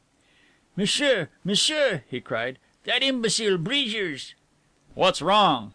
Van Heerden sprang to his feet. "I think he is mad. He is dancing about the ground singing, and he has with him the preparation." Van Heerden rapped out an oath and leaped through the door, the doctor at his heels. They took the short cut and ran up the steps leading from the well courtyard, and bursting through the bushes came within sight of the offender. But he was not dancing now. He was standing with open mouth, staring stupidly about him. I dropped it, he stammered. There was no need for Van Heerden to ask what he had dropped, for the green lawn which had excited Milsom's admiration was no longer to be seen. In its place was a black, irregular patch of earth which looked as though it had been blasted in the furnaces of hell, and the air was filled with the pungent mustiness of decay. End of chapter 18. Chapter 19. Oliva is willing. It seemed that a grey curtain of mist hung before Oliva's eyes. It was a curtain spangled with tiny globes of dazzling light which grew from nothing and faded to nothing. Whenever she fixed her eyes upon one of these it straightway became two and three and then an unaccountable quantity. She felt that she ought to see faces of people she knew, for one half of her brain had cleared and was calmly diagnosing her condition, but doing so as though she were somebody else. She was emerging from a drugged sleep. She could regard herself in a curious, impersonal fashion which was most interesting. And people who are drugged see things and people. Strange mirages of the mind arise and stranger illusions are suffered. Yet she saw nothing save this silvery gray curtain with its drifting spots of light, and heard nothing except a voice saying, come along, wake up." 100, 1,000 times this monotonous order was repeated, and then the gray curtain faded and she was lying on the bed, her head throbbing, her eyes hot and prickly, and two men were looking down at her, one of them a big bare-faced man with a coarse mouth and sunken eyes. "Was it my father, really?" she asked drowsily. "I was afraid of that the second dose you gave her last night," said Milsom. "You are getting a condition of coma, and that's the last thing you want." "She'll be all right now," replied Van Heerden, but his face was troubled. "The dose was severe, yet she seemed healthy enough to stand a 3 minim injection." Milsom shook his head. "She'll be all right now, but she might as easily have died," he said. "I shouldn't repeat the dose." "There's no need," said Van Heerden. "What time is it?" asked the girl, and sat up. She felt very weak and weary, but she experienced no giddiness. "It is 12 o'clock. You have been sleeping since 7 last night. Let me see if you can stand. Get up." She obeyed meekly. She had no desire to do anything but what she was told. Her mental condition was one of complete dependence, and had she been left to herself she would have been content to lie down again. Yet she felt for a moment a most intense desire to propound some sort of plan which would give this man the money without going through a marriage ceremony. That desire lasted a minute and was succeeded by an added weariness, as though this effort at independent thought had added a new burden to her strength. She knew and was mildly amazed at the knowledge that she was under the influence of a drug which was destroying her will, yet she felt no particular urge to make a fight for freedom of determination. "Freedom of determination!" She repeated the words, having framed her thoughts with punctilious exactness, and remembered that that was a great war phrase which one was constantly discovering in the newspapers. All her thoughts were like this. They had the form of marshalled language, so that even her speculations were punctuated. "Walk over to the window," said the doctor, and she obeyed, though her knees gave way with every step she took. "Now come back. Good. You're all right." She looked at him and did not flinch when he laid his two hands on her shoulders. "You are going to be married this afternoon. That's all right, isn't it?" "Yes," she said. "That is all right." "And you'll say yes when I tell you to say yes, won't you?" "Yes, I'll say that," she said. All the time she knew that this was monstrously absurd. All the time she knew that she did not wish to marry this man. Fine sentences, pompously framed, slowly formed in her mind, such as, "This outrage will not go unpunished, comma, and you will suffer for this, comma, Dr. Van Heerden, full stop." But the effort of creating the protest exhausted her so that she could not utter it. And she knew that the words were stilted and artificial, and the working cells of her brain whispered that she was recalling and adapting something she had heard at the theatre. She wanted to do the easiest thing, and it seemed absurdly easy to say yes. "You will stay here until the parson comes," said Van Heerden, "and you will not attempt to escape, will you?" "No, I won't attempt to escape," she said. "Lie down." She sat on the bed and swung her feet clear of the ground, settling herself comfortably. "She'll do," said Van Heerden, satisfied. "Come downstairs, Milsom. I have something to say to you." So they left her, lying with her cheek on her hand, more absorbed in the pattern on the wallpaper than in the tremendous events which threatened. "Well, what's the trouble?" asked Milsom, seating himself in his accustomed place by the table. "This," said Van Heerden, and threw a letter across to him. "It came by one of my scouts this morning. I didn't go home last night. I cannot risk being shadowed there." Milsom opened the letter slowly and read. "A man called upon you yesterday afternoon, and has made several calls since. He was seen by Beale, who cross-examined him. Man calls himself Stardt, but is apparently not British. He is staying at Saraband Hotel, Berners Street." "Who is this?" asked Milsom. "I dare not hope," replied the doctor, pacing the room nervously. "Suppose you dared, what form would your hope take?" "I told you the other day," said Van Heerden, stopping before his companion, "that I had asked my government to assist me. Hitherto they have refused. That is why I am so desperately anxious to get this marriage through. I must have money. The Paddington place costs a small fortune. You go back there to night, by the way." Milsom nodded. "Has the government relented?" he asked. "I don't know. I told you that certain significant items in the East Prussian newspapers seemed to hint that they were coming to my assistance. They have sent no word to me, but if they should agree they would send their agreement by messenger." "And you think this may be the man?" "It is likely." "What have you done?" "I have sent Gregory up to see the man. If he is what I hope he may be, Gregory will bring him here. I have given him the password." "What difference will it make?" asked Milsom. "You are on to a big fortune anyway." "Fortune?" The eyes of Dr. Van Heerden sparkled and he seemed to expand at the splendor of the vision which was conjured to his eyes. "No fortune which mortal man has ever possessed will be comparable. All the riches of the world will lie at my feet. Milliards upon milliards." "In fact, a lot of money," said the practical Milsom. I don't quite see how you are going to do it. You haven't taken me very much into your confidence, Van Heerden." "You know everything." Milsom chuckled. "I know that in the safe of my office you have 1,000 sealed envelopes addressed, as I gather, to all the scallywags of the world, and I know pretty well what you intend doing. But how do you benefit? And how do I benefit?" Van Heerden had recovered his self-possession. "You have already benefited," he said shortly. "More than you could have hoped." There was an awkward pause. Then Milsom asked: "What effect is it going to have upon this country?" "It will ruin England," said Van Heerden fervently, and the old criminal's eyes narrowed. He said again, and there was a note in his voice which made Van Heerden look at him quickly. "This country hasn't done very much for you," he sneered. "And I haven't done much for this country yet," countered the other. The doctor laughed. "You're turning into a patriot in your old age," he said. "Something like that," said Milsom easily. "There used to be a fellow at Portland, you have probably run across him, a clever crook named Homo, who used to be a parson before he got into trouble." "I never met the gentleman, and talking of parsons," he said, looking at his watch, "our own padre is late. But I interrupted you." "He was a man whose tongue I loathed, and he hated me poisonously," said Milsom, with a little grimace. "But he used to say that patriotism was the only form of religion which survived penal servitude. And I suppose that's the case. I hate the thought of putting this country in wrong." "You'll get over your scruples," said the other easily. "You are putting yourself in right, anyway. Think of the beautiful time you're going to have, my friend."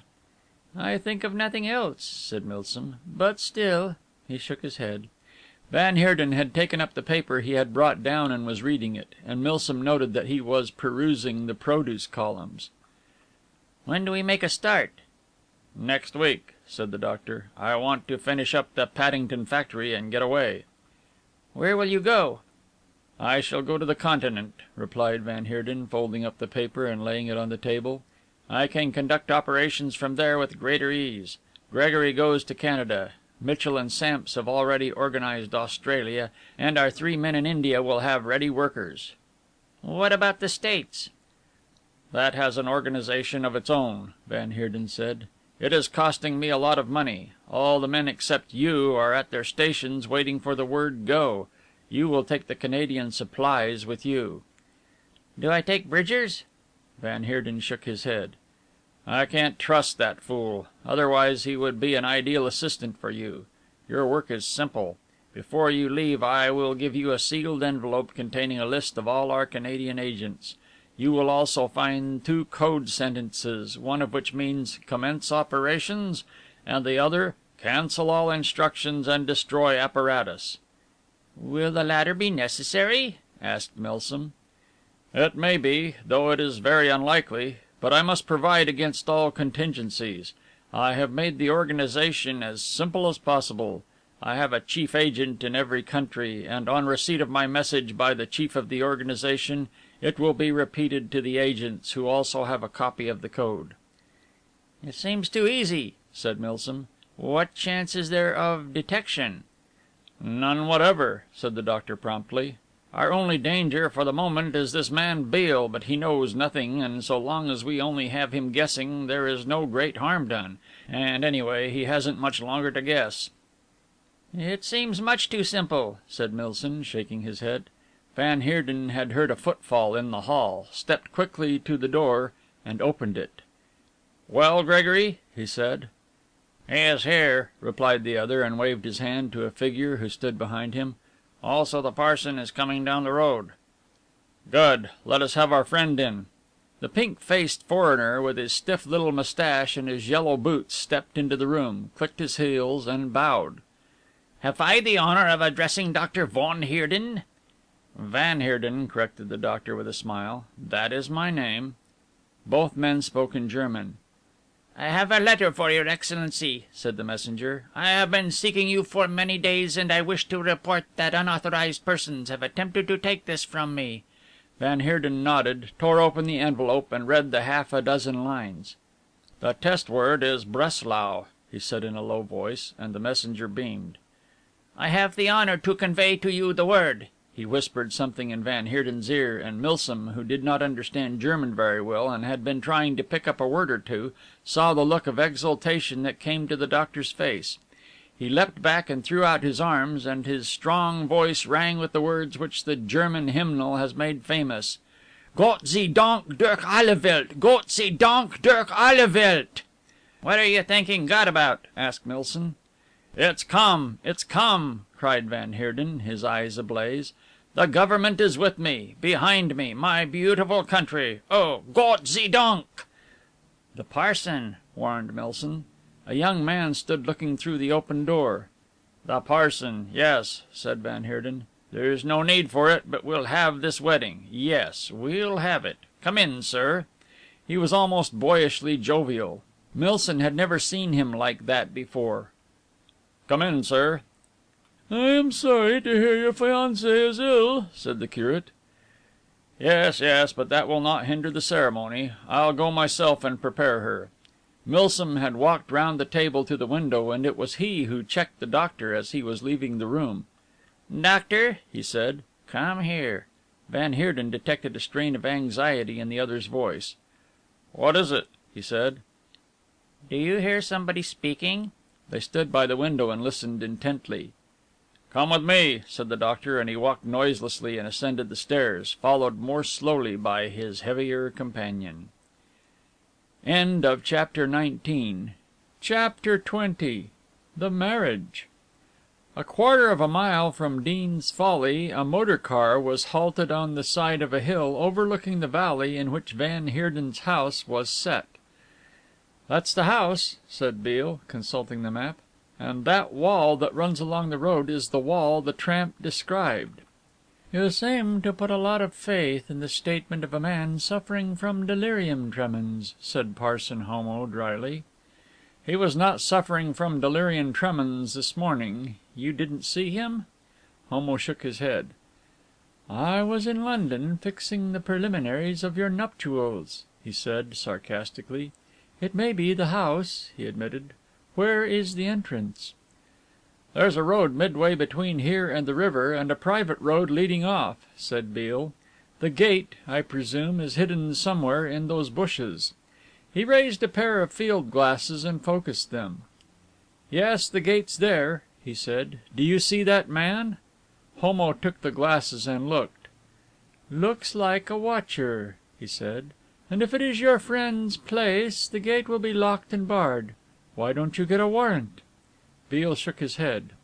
"He'd get wind of it and be gone. No, our way in is over the wall. The hobo said there's a garden door somewhere." They left the car and walked down the hill, and presently came to a corner of the high wall which surrounded Dean's Folly. Beale passed on ahead. "Here's the door," he said. He tried it gingerly, and it gave a little.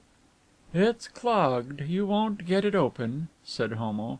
"It's the wall or nothing." Beale looked up and down the road. There was nobody in sight, and he made a leap, caught the top of the wall, and drew himself up. Luckily the usual chevaux de frise was absent. Beneath him and a little to the right was a shed built against the wall, the door of which was closed. He signalled Homo to follow and dropped to the ground. In a minute both men were sheltering in the clump of bushes where the previous day Oliva had waited before making a dart for the garden door. "There's been a fire here," said Homo in a low voice, and pointed to a big ugly patch of black amidst the green. Beale surveyed it carefully, then wormed his way through the bushes until he was within reach of the ruined plot. He reached out his hand and pulled in a handful of the debris, examined it carefully, and stuffed it into his pocket. "You are greatly interested in a grass fire," said Homo curiously. "Yes, aren't I?" replied Beale. They spent the next hour reconnoitering the ground. Once the door of the wall shed opened, two men came out and walked to the house, and they had to lie motionless until after a seemingly interminable interval they returned again, stopping in the middle of the black patch to talk. Beale saw one pointing to the ruin, and the other shook his head, and they both returned to the shed, and the door closed behind them. "There's somebody coming down the main drive," whispered Homo. They were now near the house, and from where they lay had a clear view of 50 yards of the drive. "It's a brother Brush," said Homo in a chuckling whisper. "A what?" asked Beale. "A parson." "A parson?" He focused his glasses. Someone in clerical attire, accompanied by the man whom Beale recognized as the guard of the gate, was walking quickly down the drive. There was no time to be lost. But now for the first time doubts assailed him. His great scheme seemed more fantastic and its difficulties more real. What could be easier than to spring out and intercept the clergyman? But would that save the girl? What force did the house have? He had to deal with men who would stop short at nothing to achieve their purpose, and in particular one man who had not hesitated at murder. He felt his heart thumping, not at the thought of danger, though danger he knew was all around, but from sheer panic that he himself was about to play an unworthy part. Whatever fears or doubts he may have had suddenly fell away from him, and he rose to his knees, for not 20 yards away at a window, her hands grasping the bars, her apathetic eyes looking listlessly toward where he crouched, was Oliva Cresswell. Regardless of danger, he broke cover and ran toward her. "Miss Cresswell!" he called. She looked at him across the concrete well without astonishment and without interest. "It is you," she said, with an extraordinary calm. He stood on the brink of the well, hesitating. It was too far to leap, and he remembered that behind the lilac bush he had seen a builder's plank. This he dragged out and passed it across the chasm, leaning the other end upon a ledge of brickwork which butted from the house. He stepped quickly across, gripped the bars, and found a foothold on the ledge, the girl standing watching him without any sign of interest. He knew something was wrong. He could not even guess what that something was. This was not the girl he knew, but an Oliva Cresswell from whom all vitality and life had been sapped. "You know me?" he said. "I am Mr. Beale." "I know you are Mr. Beale," she replied evenly. "I've come to save you," he said rapidly. "Will you trust me? I want you to trust me," he said earnestly. "I want you to summon every atom of faith you have in human nature and invest it in me. Will you do this for me?" "I will do this for you," she said, like a child repeating a lesson. I want you to marry me." He realized, as he said these words, in what his fear was founded. He knew now that it was her refusal even to go through the form of marriage which he dared not face. The truth leapt up to him and sent the blood pulsing through his head, that behind and beyond his professional care for her, he loved her. He waited with bated breath, expecting her amazement, her indignation, her distress. But she was serene and untroubled, did not so much as raise her eyelids by the fraction of an inch as she answered, "I will marry you." He tried to speak, but could only mutter a hoarse "Thank you." He turned his head. Homo stood at the end of the plank, and he beckoned him. Parson Homo came to the center of the frail bridge, slipped a prayer book from his tail pocket, and opened it. "Dearly beloved, we are come together here in the sight of God to join together this man and this woman in holy matrimony. I require and charge you both, as you will answer at the dreadful day of judgment when the secret of all hearts shall be disclosed, that if either of you know any impediment why ye may not be joined together in matrimony, ye do now confess it." Beale's lips were tight pressed. The girl was looking serenely upward to a white cloud that sailed across the western skies. Homo read quickly, his enunciation beautifully clear, and Beale found himself wondering when last this man had performed so sacred an office. He asked the inevitable question, and Beale answered. Homo hesitated, then turned to the girl. "Wilt thou have this man to be thy wedded husband, to live together after God's ordinance in the holy estate of matrimony? Wilt thou obey him and serve him, love, honor, and keep him in sickness and in health, and forsaking all others, keep thee only unto him, so long as ye both shall live?" The girl did not immediately answer, and the pause was painful to the two men, but for different reasons. Then she suddenly withdrew her gaze from the sky and looked Homo straight in the face. "I will," she said. The next question in the service he dispensed with. He placed their hands together, and together repeating his words, they plighted their troth. Homo leant forward and again joined their hands, and a note of unexpected solemnity vibrated in his voice when he spoke. "Those whom God hath joined together let no man put asunder." Beale drew a deep breath then. "Very pretty indeed," said a voice. The detective swung across the window to bring the speaker into a line of fire. "Put down your gun, admirable Mr. Beale." Van Heerden stood in the center of the room, and the bulky figure of Milsom filled the doorway. "Very pretty indeed, and most picturesque," said Van Heerden. "I didn't like to interrupt the ceremony. Perhaps you will now come into the house, Mr. Beale, and I will explain a few things to you. You need not trouble about your wife. She will not be harmed." Beale, revolver still in hand, made his way to the door and was admitted. "You had better come along, Homo," he said. "We may have to bluff this out." Van Heerden was waiting for him in the hall and invited him no farther. "You are perfectly at liberty to take away your wife," said Van Heerden. "She will probably explain to you that I have treated her with every consideration. Here she is." Oliva was descending the stairs with slow, deliberate steps.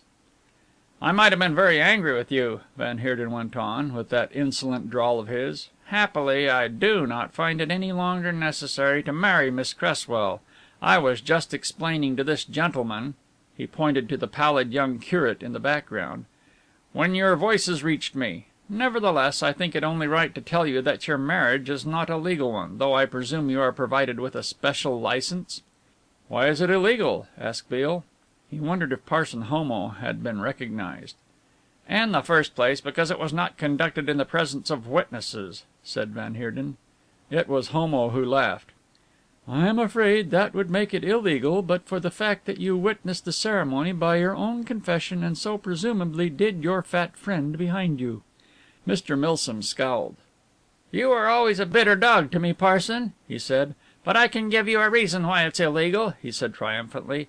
"That man is Parson Homo, a well-known crook who was kicked out of the church 15 years ago. I worked alongside him in Portland." Homo smiled crookedly. "You are right up to a certain point, Milsom," he said, "but you are wrong in one essential. By a curious oversight, I was never unfrocked, and I am still legally a priest of the Church of England." "Heavens!" gasped Beale. "Then this marriage is legal." "It's as legal as it can possibly be," said Parson Homo complacently. End of Chapter 20. Chapter 21. Beale sees white. "In a sense," said Lawyer Kitson, "it is a tragedy. In a sense it is a comedy. The most fateful comedy of errors that could be imagined." Stanford Beale sat on a low chair, his head in his hands, the picture of dejection. "I don't mind your kicks," he said, without looking up. "You can't say anything worse about me than I am saying about myself. Oh, I've been a fool, an arrogant, mad fool." Kitson, his hands clasped behind his back under his coat tail, his gold-rimmed pince-nez perched on his nose, looked down at the young man. I am not going to tell you that I was against the idea from the beginning, because that is unnecessary. I ought to have put my foot down and stopped it. I heard you were pretty clever with a gun, Stanford. Why didn't you sail in and rescue the girl as soon as you found where she was?" "I don't think there would have been a ghost of a chance," said the other, looking up. "I am not finding excuses, but I am telling you what I know. There were 4 or 5 men in the house, and they were all pretty tough citizens. I doubt if I would have made it that way." "You think he would have married her?" "He admitted as much," said Stanford Beale. "The parson was already there when I butted in." "What steps are you taking to deal with this man Van Heerden?" Beale laughed helplessly. "I cannot take any until Miss Cresswell recovers." "Mrs. Beale," murmured Kitson, and the other went red. "I guess we'll call her Miss Cresswell, if you don't mind," he said sharply. "See here, Mr. Kitson, you needn't make things worse than they are. I can do nothing until she recovers and can give us a statement as to what happened. McNorton will execute the warrant just as soon as we can formulate a charge. In fact, he is waiting downstairs in the hope of seeing," he paused, "Miss Cresswell. What does the doctor say?" "She's sleeping now." "It's maddening, maddening," groaned Beale. "And yet, if it weren't so horrible, I could laugh. Yesterday I was waiting for a hobo to come out of delirium tremens.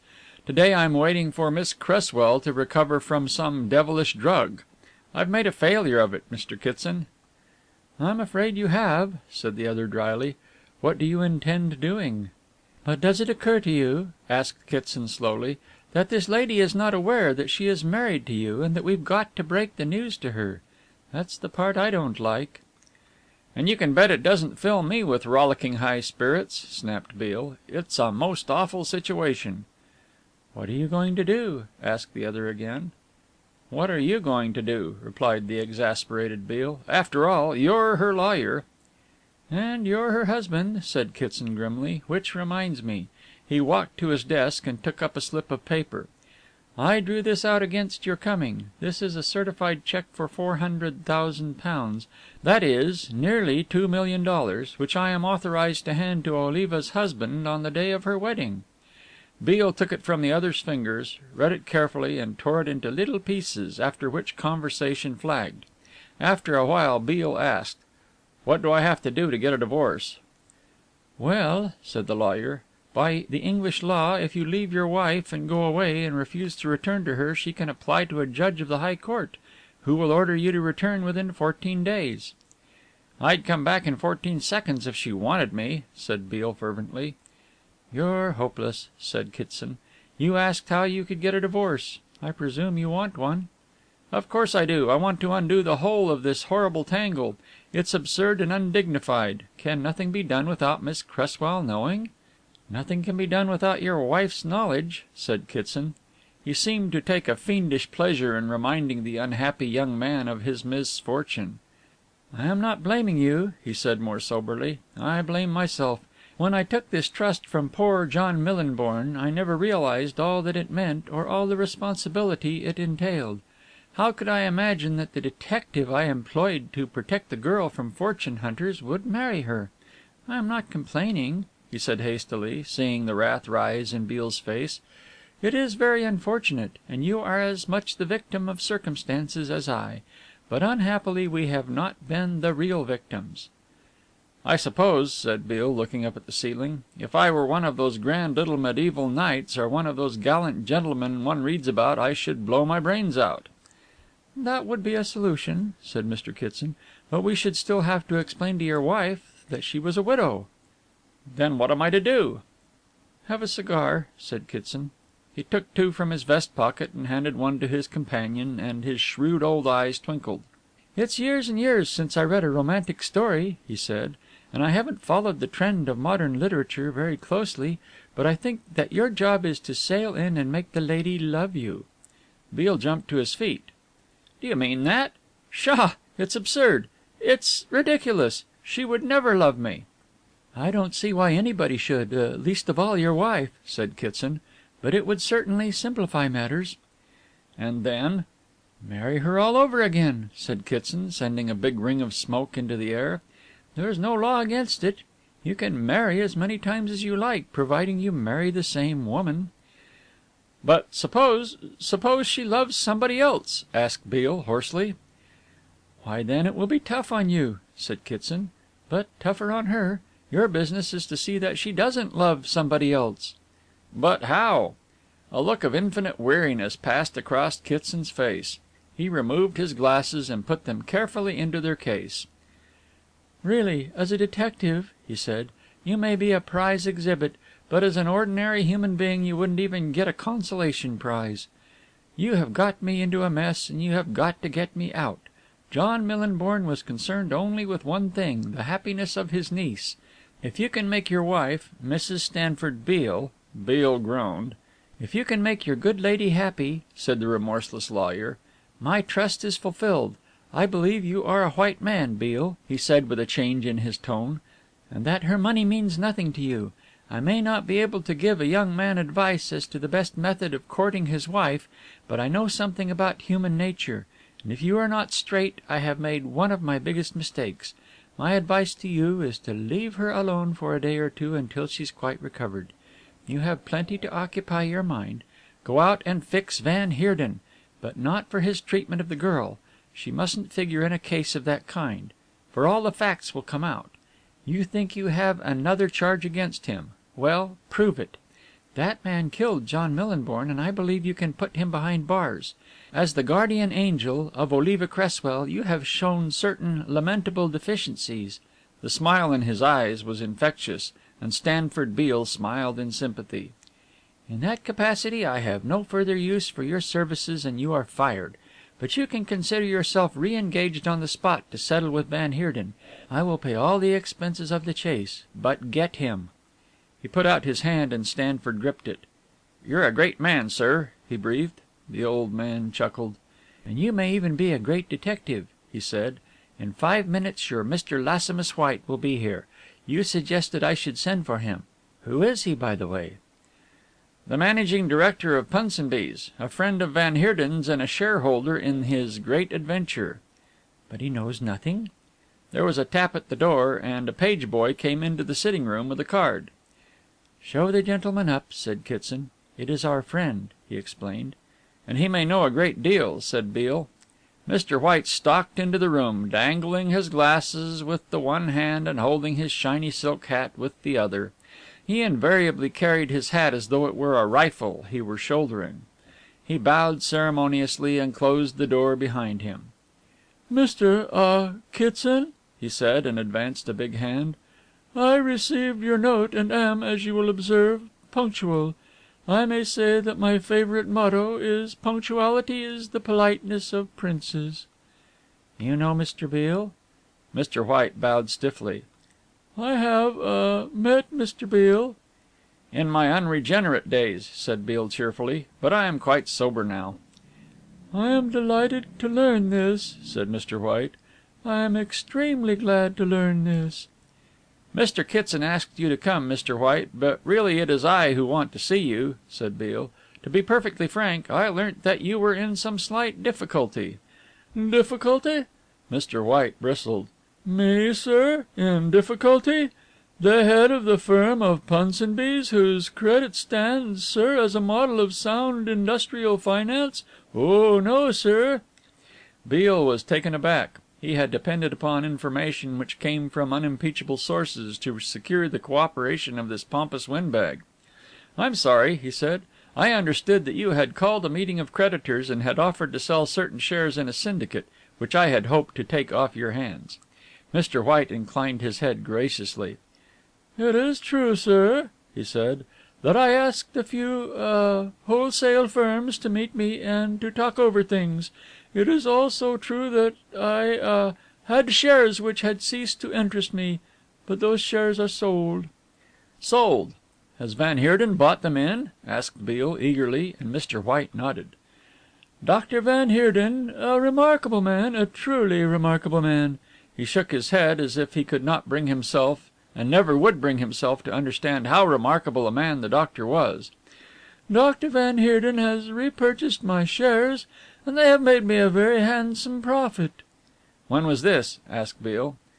"I really cannot allow myself to be cross examined, young man," he said severely, By your accent I perceive you are of transatlantic origin, but I cannot allow you to hustle me. Hustle, I believe, is the word.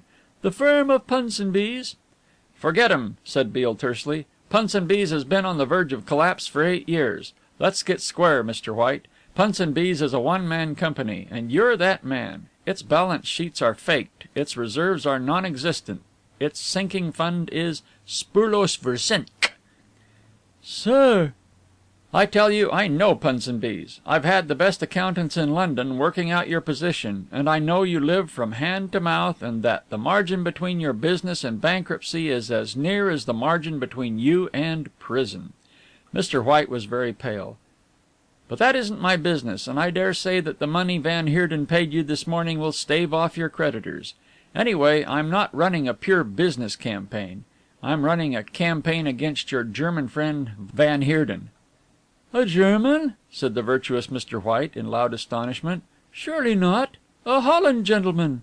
"He's a German and you know it. You've been financing him in a scheme to ruin the greater part of Europe and the United States, to say nothing of Canada, South America, India and Australia." "I protest against such an inhuman charge," said Mr. White solemnly, and he rose. "I cannot stay here any longer." "If you go I'll lay information against you," said Beale. "I'm in dead earnest, so you can go or stay. First of all, I want to know in what form you received the money." "By cheque," replied White in a flurry. "On what bank?" "The London branch of the XVIII National Bank." "A secret branch of the Dresdner Bank," said Beale. "That's promising. Has Dr. Van Heerden ever paid you money before?" By now Mr. White was the most tractable of witnesses. All his old assurance had vanished, and his answers were almost apologetic in tone. "Yes, Mr. Beale. Small sums." "On what bank?" "On my own bank." "Good again. Have you ever known that he had an account elsewhere? For example, you advanced him a very considerable sum of money. Was your cheque cleared through the Swedland National Bank?" "No, sir. Through my own bank." Beale fingered his chin. "Money this morning, and he took his loss in good part. That can only mean one thing." He nodded. "Mr. White, you have supplied me with valuable information." "I trust I have said nothing which may incriminate one who has invariably treated me with the highest respect," Mr. White hastened to say. "Not more than he is incriminated," smiled Stanford. "One more question. You know that Van Heerden is engaged in some sort of business, the business in which you invested your money. Where are his factories?" But here Mr. White protested he could offer no information. He recalled, not without a sinking heart, a similar cross-examination on the previous day at the hands of McNorton. There were factories. Van Heerden had hinted as much. But as to where they were located, well, confessed Mr. White, he hadn't the slightest idea. "That's rubbish," said Beale roughly. "You know. Where did you communicate with Van Heerden? He wasn't always at his flat, and you only came there twice." "I assure you," began Mr. White, alarmed by the other's vehemence. "Assure nothing," thundered Beale. "Your policies won't sell. Where did you see him?" "On my honour." "Let's keep jokes outside of the argument," said Beale truculently. "Where did you see him?" "Believe me, I never saw him. If I had a message to send, my cashier, Miss Glaum, an admirable young lady, carried it for me." "Hilda Glaum!" Beale struck his palm. Why had he not thought of Hilda Glaum before? "That's about all I want to ask you, Mr. White," he said mildly. "You're a lucky man." "Lucky, sir!" Mr. White recovered his hauteur as quickly as Beale's aggressiveness passed. "I fail to perceive my fortune. I fail to see, sir, where luck comes in." "You have your money back," said Beale significantly. "If you hadn't been pressed for money and had not pressed Van Heerden, you would have whistled for it." "Do you suggest," demanded White in his best judicial manner, "do you suggest, in the presence of a witness with a due appreciation of the actionable character of your words, that Dr. Van Heerden is a common swindler?" "Not common," replied Beale. "Thank goodness." Chapter 22. Hilda Glaum leads the way. Beale had a long consultation with McNorton at Scotland Yard, and on his return to the hotel had his dinner sent up to Kitson's private room, and dined amidst a litter of open newspapers. They were representative journals of the past week, and he scanned their columns carefully. Now and again he would cut out a paragraph, and in one case half a column. Kitson, who was dining with a friend in the restaurant of the hotel, came up toward 9 o'clock, and stood looking with amusement at the detective's silent labours. "You're making a deplorable litter in my room," he said, "but I suppose there is something very mysterious and terrible behind it all. Do you mind my reading your cuttings?" "Go ahead," said Beale, without raising his eyes from his newspaper. Kitson took up a slip and read aloud. "The reserves of the Land Bank of the Ukraine have been increased by 10 million roubles. This increase has very considerably eased the situation in southern Ukraine and in Galicia, where there has been considerable unrest amongst the peasants due to the high cost of textiles." "That is fascinating news," said Kitson sardonically. "Are you running a scrapbook on high finance?" "No," said the other shortly. "The Land Bank is a loan bank. It finances peasant proprietors." "You are a shareholder?" asked Mr. Kitson wonderingly. "No." Kitson picked up another cutting. It was a telegraphic dispatch dated from Berlin. "As evidence of the healthy industrial tone which prevails in Germany and the rapidity with which the government is recovering from the effects of the war, I may instance the fact that an order has been placed with the Leipziger Spoorwagen Gesellschaft for 60,000 box cars. The order has been placed by the LSG with 30 firms, and the first delivery is due in 6 weeks." "That's exciting," said Kitson, "but why cut it out?"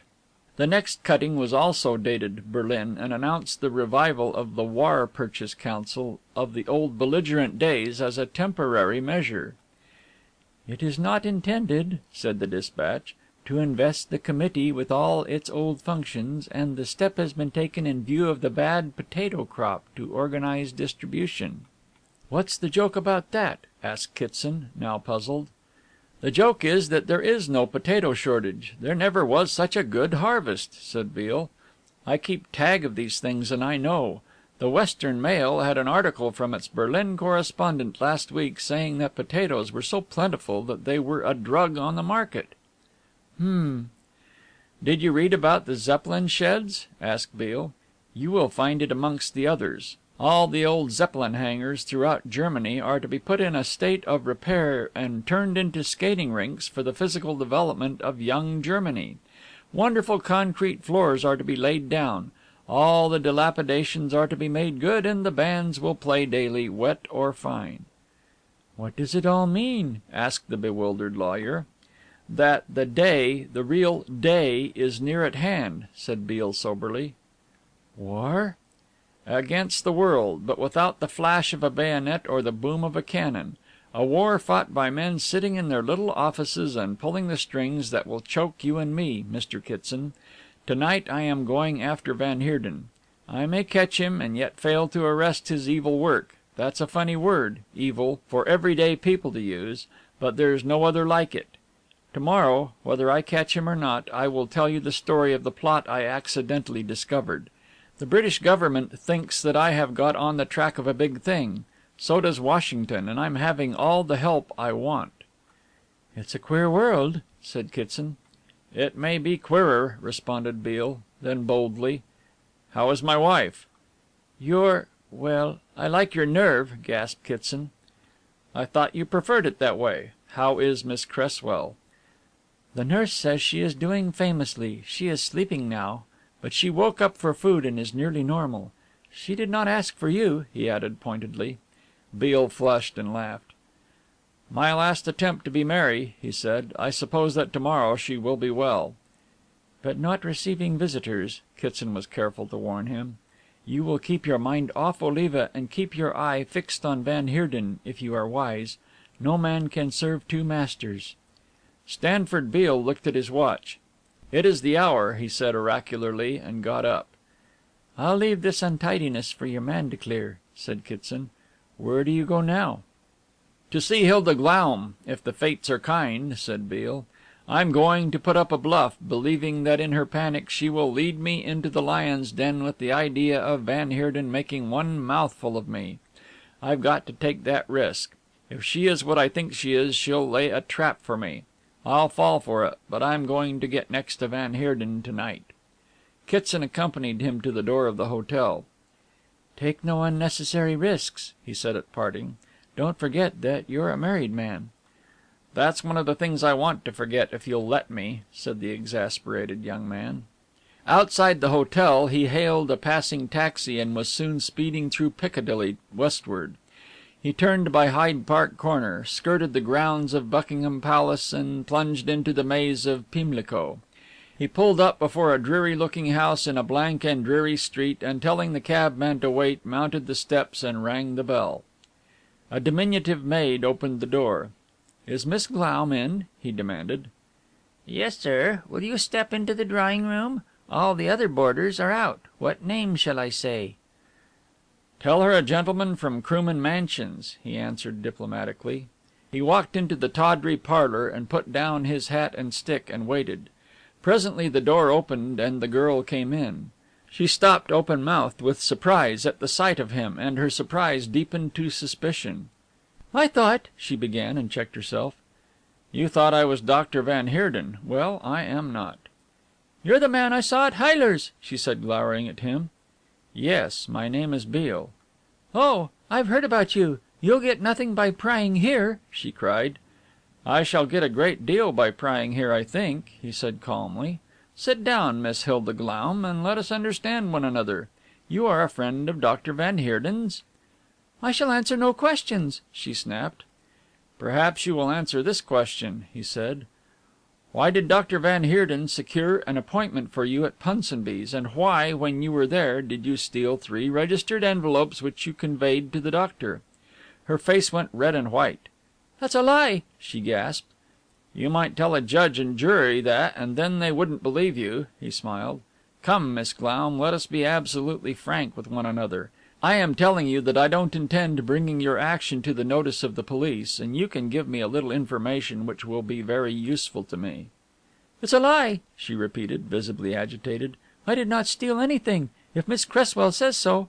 "Miss Cresswell is quite ignorant of your treachery," said the other quietly. "But as you are determined to deny that much, perhaps you will tell me this. What business brings you to Dr. Van Heerden's flat in the small hours of the morning?" "Do you insinuate?" "I insinuate nothing. And least of all do I insinuate that you have any love affair with the doctor, who does not strike me as that kind of person." Her eyes narrowed, and for a moment it seemed that her natural vanity would overcome her discretion. "Who says I go to Dr. Van Heerden's?" "I say so because I have seen you. Surely you don't forget that I live opposite the amiable doctor." "I am not going to discuss my business or his," she said, "and I don't care what you threaten me with or what you do." "I will do something more than threaten you," he said ominously. "You will not fool me, Miss Glaum, and the sooner you realize the fact the better. I am going all the way with you if you give me any trouble, and if you don't answer my questions. I might tell you that unless this interview is a very satisfactory one to me, I shall not only arrest Dr. Van Heerden to night, but I shall take you as an accomplice." "You can't! You can't!" She almost screamed the words. All the sullen restraint fell away from her, and she was electric in the violence of her protest. "Arrest him! That wonderful man! Arrest me! You dare not! You dare not!" "I shall do lots of things unless you tell me what I want to know." "What do you want to know?" she demanded defiantly. "I want to know the most likely address at which your friend the doctor can be found. The fact is, Miss Glaum, the game is up. We know all about the Green Rust." She stepped back, her hand raised to her mouth. The Green Rust!" she gasped. "What do you mean?" "I mean that I have every reason to believe that Dr. Van Heerden is engaged in a conspiracy against this State. He has disappeared, but is still in London. I want to take him quietly, without fuss." Her eyes were fixed on his. He saw doubt, rage, a hint of fear, and finally a steady light of resolution shining. When she spoke her voice was calm. "Very good. I will take you to the place," she said. She went out of the room and came back 5 minutes later with her hat and coat on. "It's a long way," she began. "I have a taxi at the door." "We cannot go all the way by taxi. Tell the man to drive to Baker Street," she said. She spoke no word during the journey, nor was Beale inclined for conversation. At Baker Street station they stopped and the cab was dismissed. Together they walked in silence, turning from the main road, passing the central station, and plunging into a labyrinth of streets which was foreign territory to the American. It seemed that he had passed in one step from one of the best class quarters of the town to one of the worst.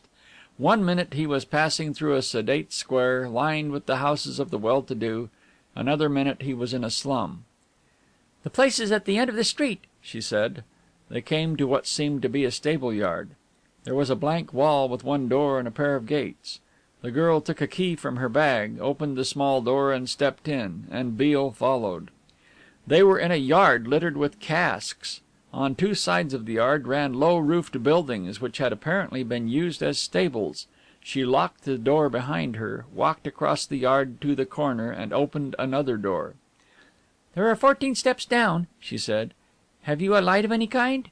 He took his electric torch from his pocket. "Give it to me," she said. "I will lead the way." "What is this place?" he asked, after she had locked the door. "It used to be a wine merchant's," she said shortly. "We have the cellars." "We?" he repeated. She made no reply.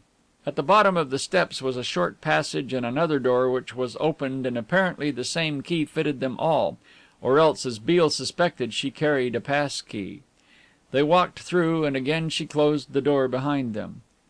"Another?" he said, as her light flashed upon a steel door a dozen paces ahead.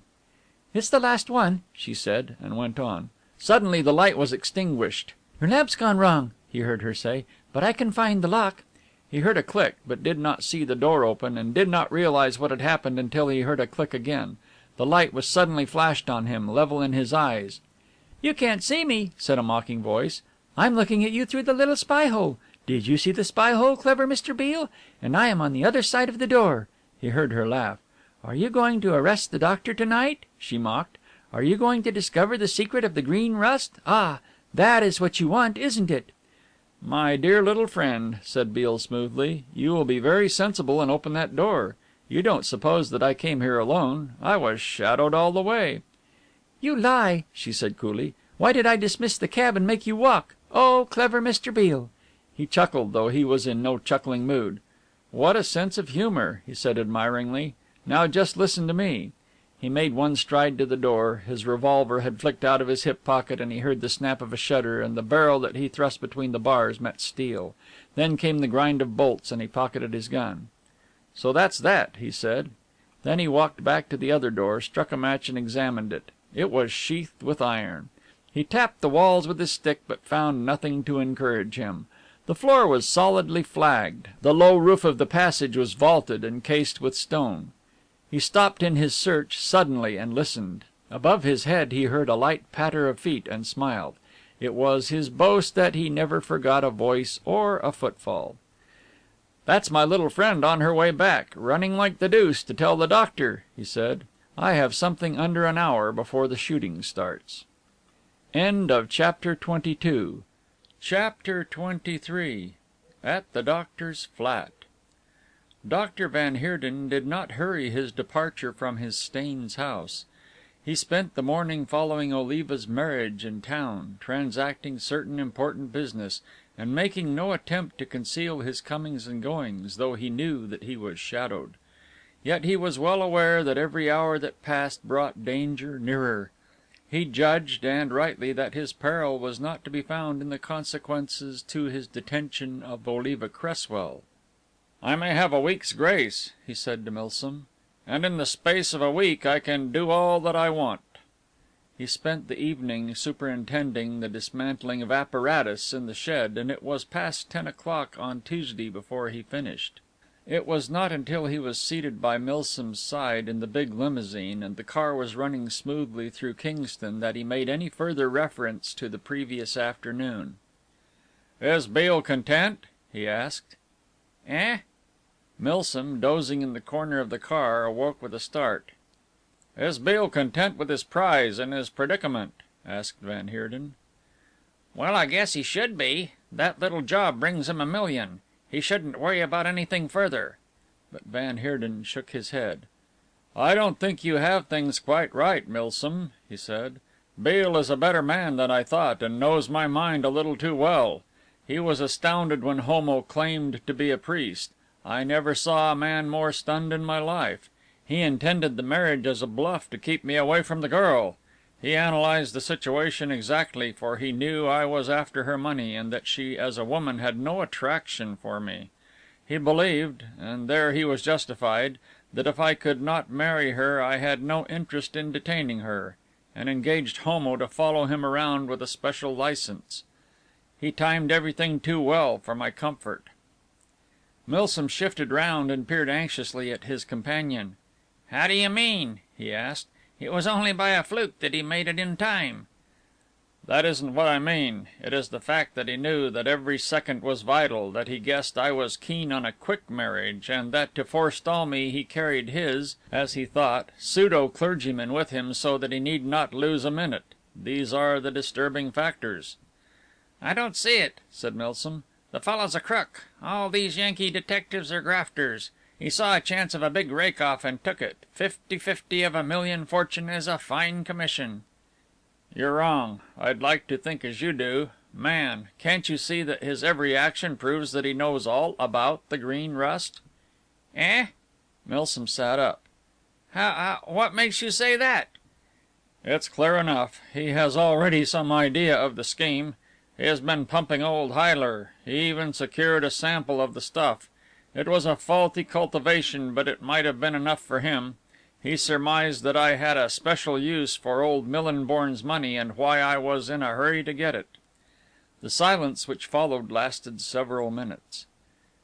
"Does anybody except Beale know? If you settled him..." "We should have to finish him tonight," said Van Heerden. "That is what I have been thinking about all day." Another silence. "Well, why not?" asked Milsom. "It's all one to me. The stake is worth a little extra risk." "It must be done before he finds the Paddington place, and that is the danger which haunts me." Van Heerden was uneasy, and he had lost the note of calm assurance which ordinarily characterized his speech. "There is sufficient evidence there to spoil everything." "There is that," breathed Milsom. "It was madness to go on. You have all the stuff you want. You could have closed down the factory a week ago." "I must have a margin of safety. Besides, how could I do anything else? I was nearly broke, and any sign of closing down would have brought my hungry workers to Krooman Mansions." "That's true," agreed the other. "I've had to stall 'em off, but I don't know that it was because you were broke. It seemed to me just a natural reluctance to part with good money." Further conversation was arrested by the sudden stoppage of the car. Van Heerden peered through the window ahead and caught a glimpse of a red lamp. "It is all right," he said. "This must be Putney Common, and I told Gregory to meet me with any news." A man came into the rays of the headlamp and passed to the door. "Well?" asked the doctor. "Is there any trouble?" "I saw the green lamp on the bonnet," said Gregory. Milsom no longer wondered how the man had recognized the car from the score of others which pass over the common. "There is no news of importance." "Where is Beale?" "At the old man's hotel. He has been there all day." "Has he made any further visits to the police?" "He was at Scotland Yard this afternoon." "And the young lady?" "One of the waiters at the hotel. A friend of mine told me that she is much better. She has had 2 doctors." "And still lives?" said the cynical Milsom. "That makes 4 doctors she has seen in 2 days." Van Heerden leant out of the car window and lowered his voice. "The Fräulein Glaum. You saw her?" "Yes, I told her that she must not come to your laboratory again until you sent for her. She asked when you leave." "That she must not know, Gregory. Please remember." He withdrew his head, tapped at the window, and the car moved on. "There's another problem for you, Van Heerden," said Milsom with a chuckle. "What?" demanded the other sharply. "Hilda Glaum. I've only seen the girl twice or so, but she adores you. What are you going to do with her?" Van Heerden lit a cigarette, and in the play of the flame Milsom saw him smiling. "She comes on after me," he said, "by which I mean that I have a place for her in my country, but not..." "Not the sort of place she expects," finished Milsom bluntly. "You may have trouble there." "Bah!" "That's foolish," said Milsom. The convict establishments of England are filled with men who say 'Bah!' when they were warned against jealous women. If," he went on, "if you could eliminate jealousy from the human outfit, you'd have half the prison warders of England unemployed."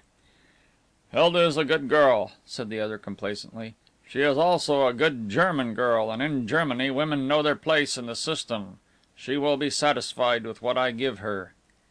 "There aren't any women like that," said Milsom with decision, and the subject dropped. The car stopped near the Marble Arch to put down Milsom, and van Heerden continued his journey alone, reaching his apartments a little before midnight. As he stepped out of the car, a man strolled across the street. It was Beale's watcher. Van Heerden looked round with a smile, realizing the significance of this nonchalant figure, and passed through the lobby and up the stairs. He had left his lights full on for the benefit of watchers, and the hall lamp glowed convincingly through the fanlight. Beale's flat was in darkness, and a slip of paper fastened to the door gave his address. The doctor let himself into his own rooms, closed the door, switched out the light, and stepped into his bureau. "Hullo," he said angrily. "What are you doing here? I told you not to come." The girl who was sitting at the table and who now rose to meet him was breathless, and he read trouble in her face. He could have read pride there too, that she had so well served the man whom she idolized as a god. I've got him, Julius."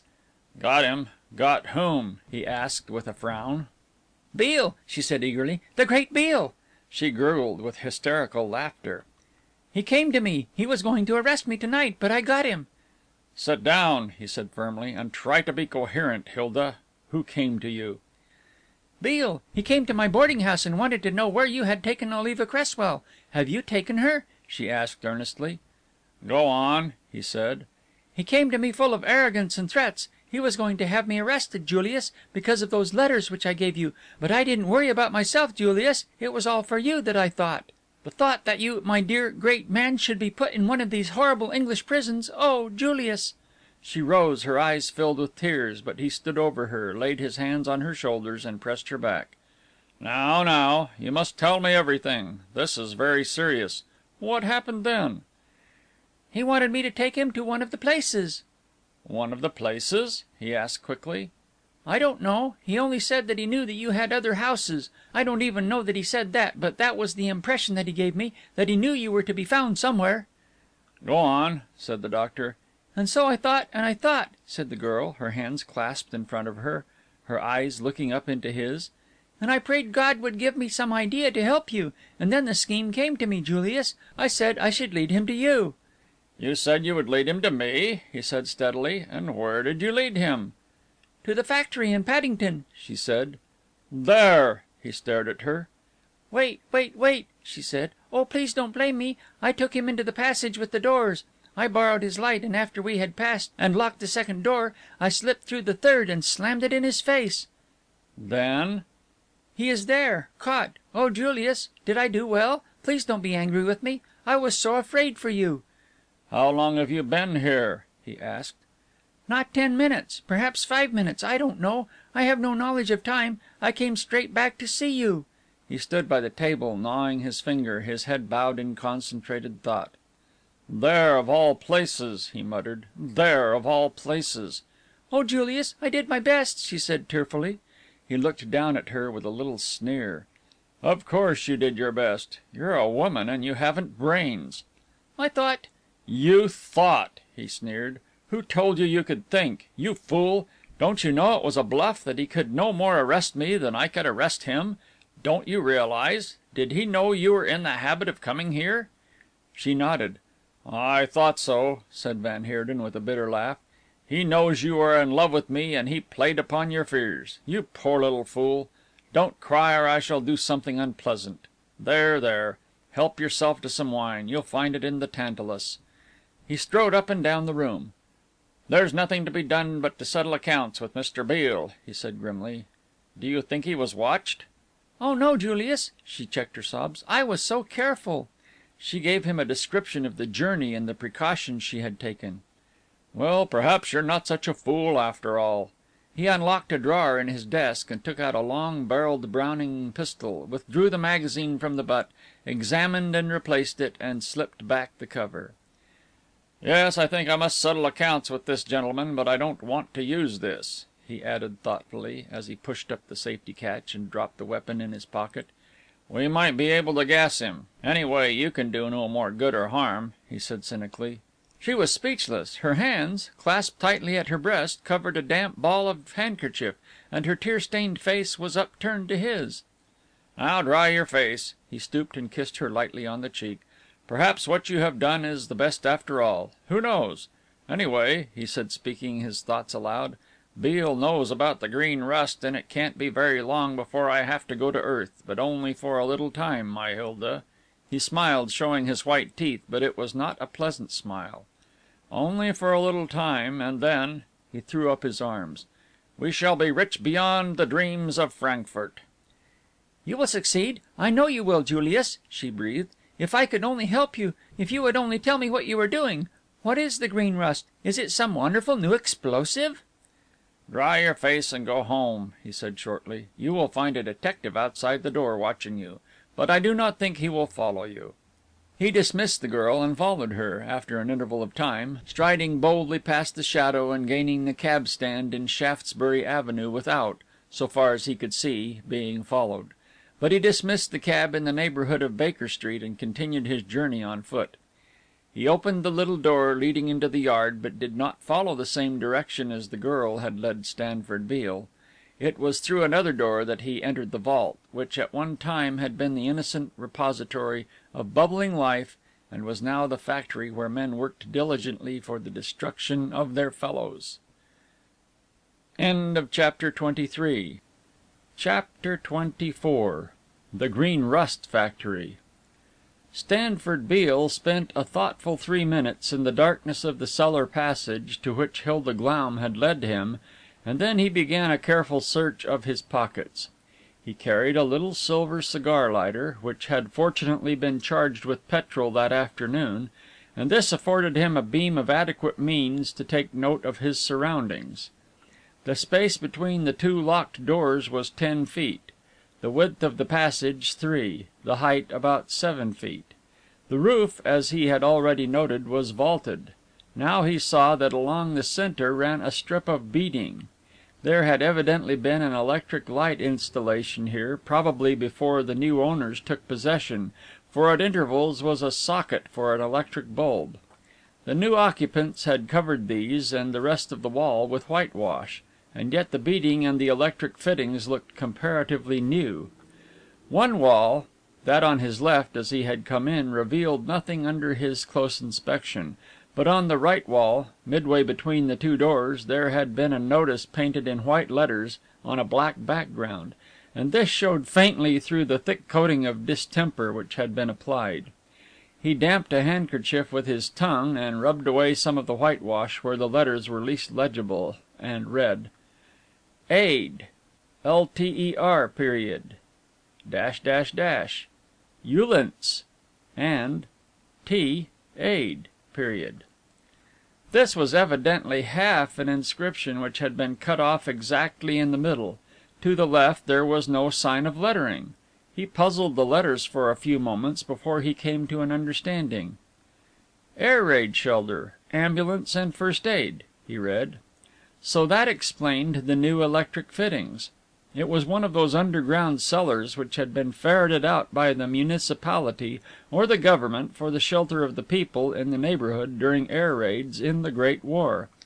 Evidently there was extensive accommodation here, since this was also an ambulance post.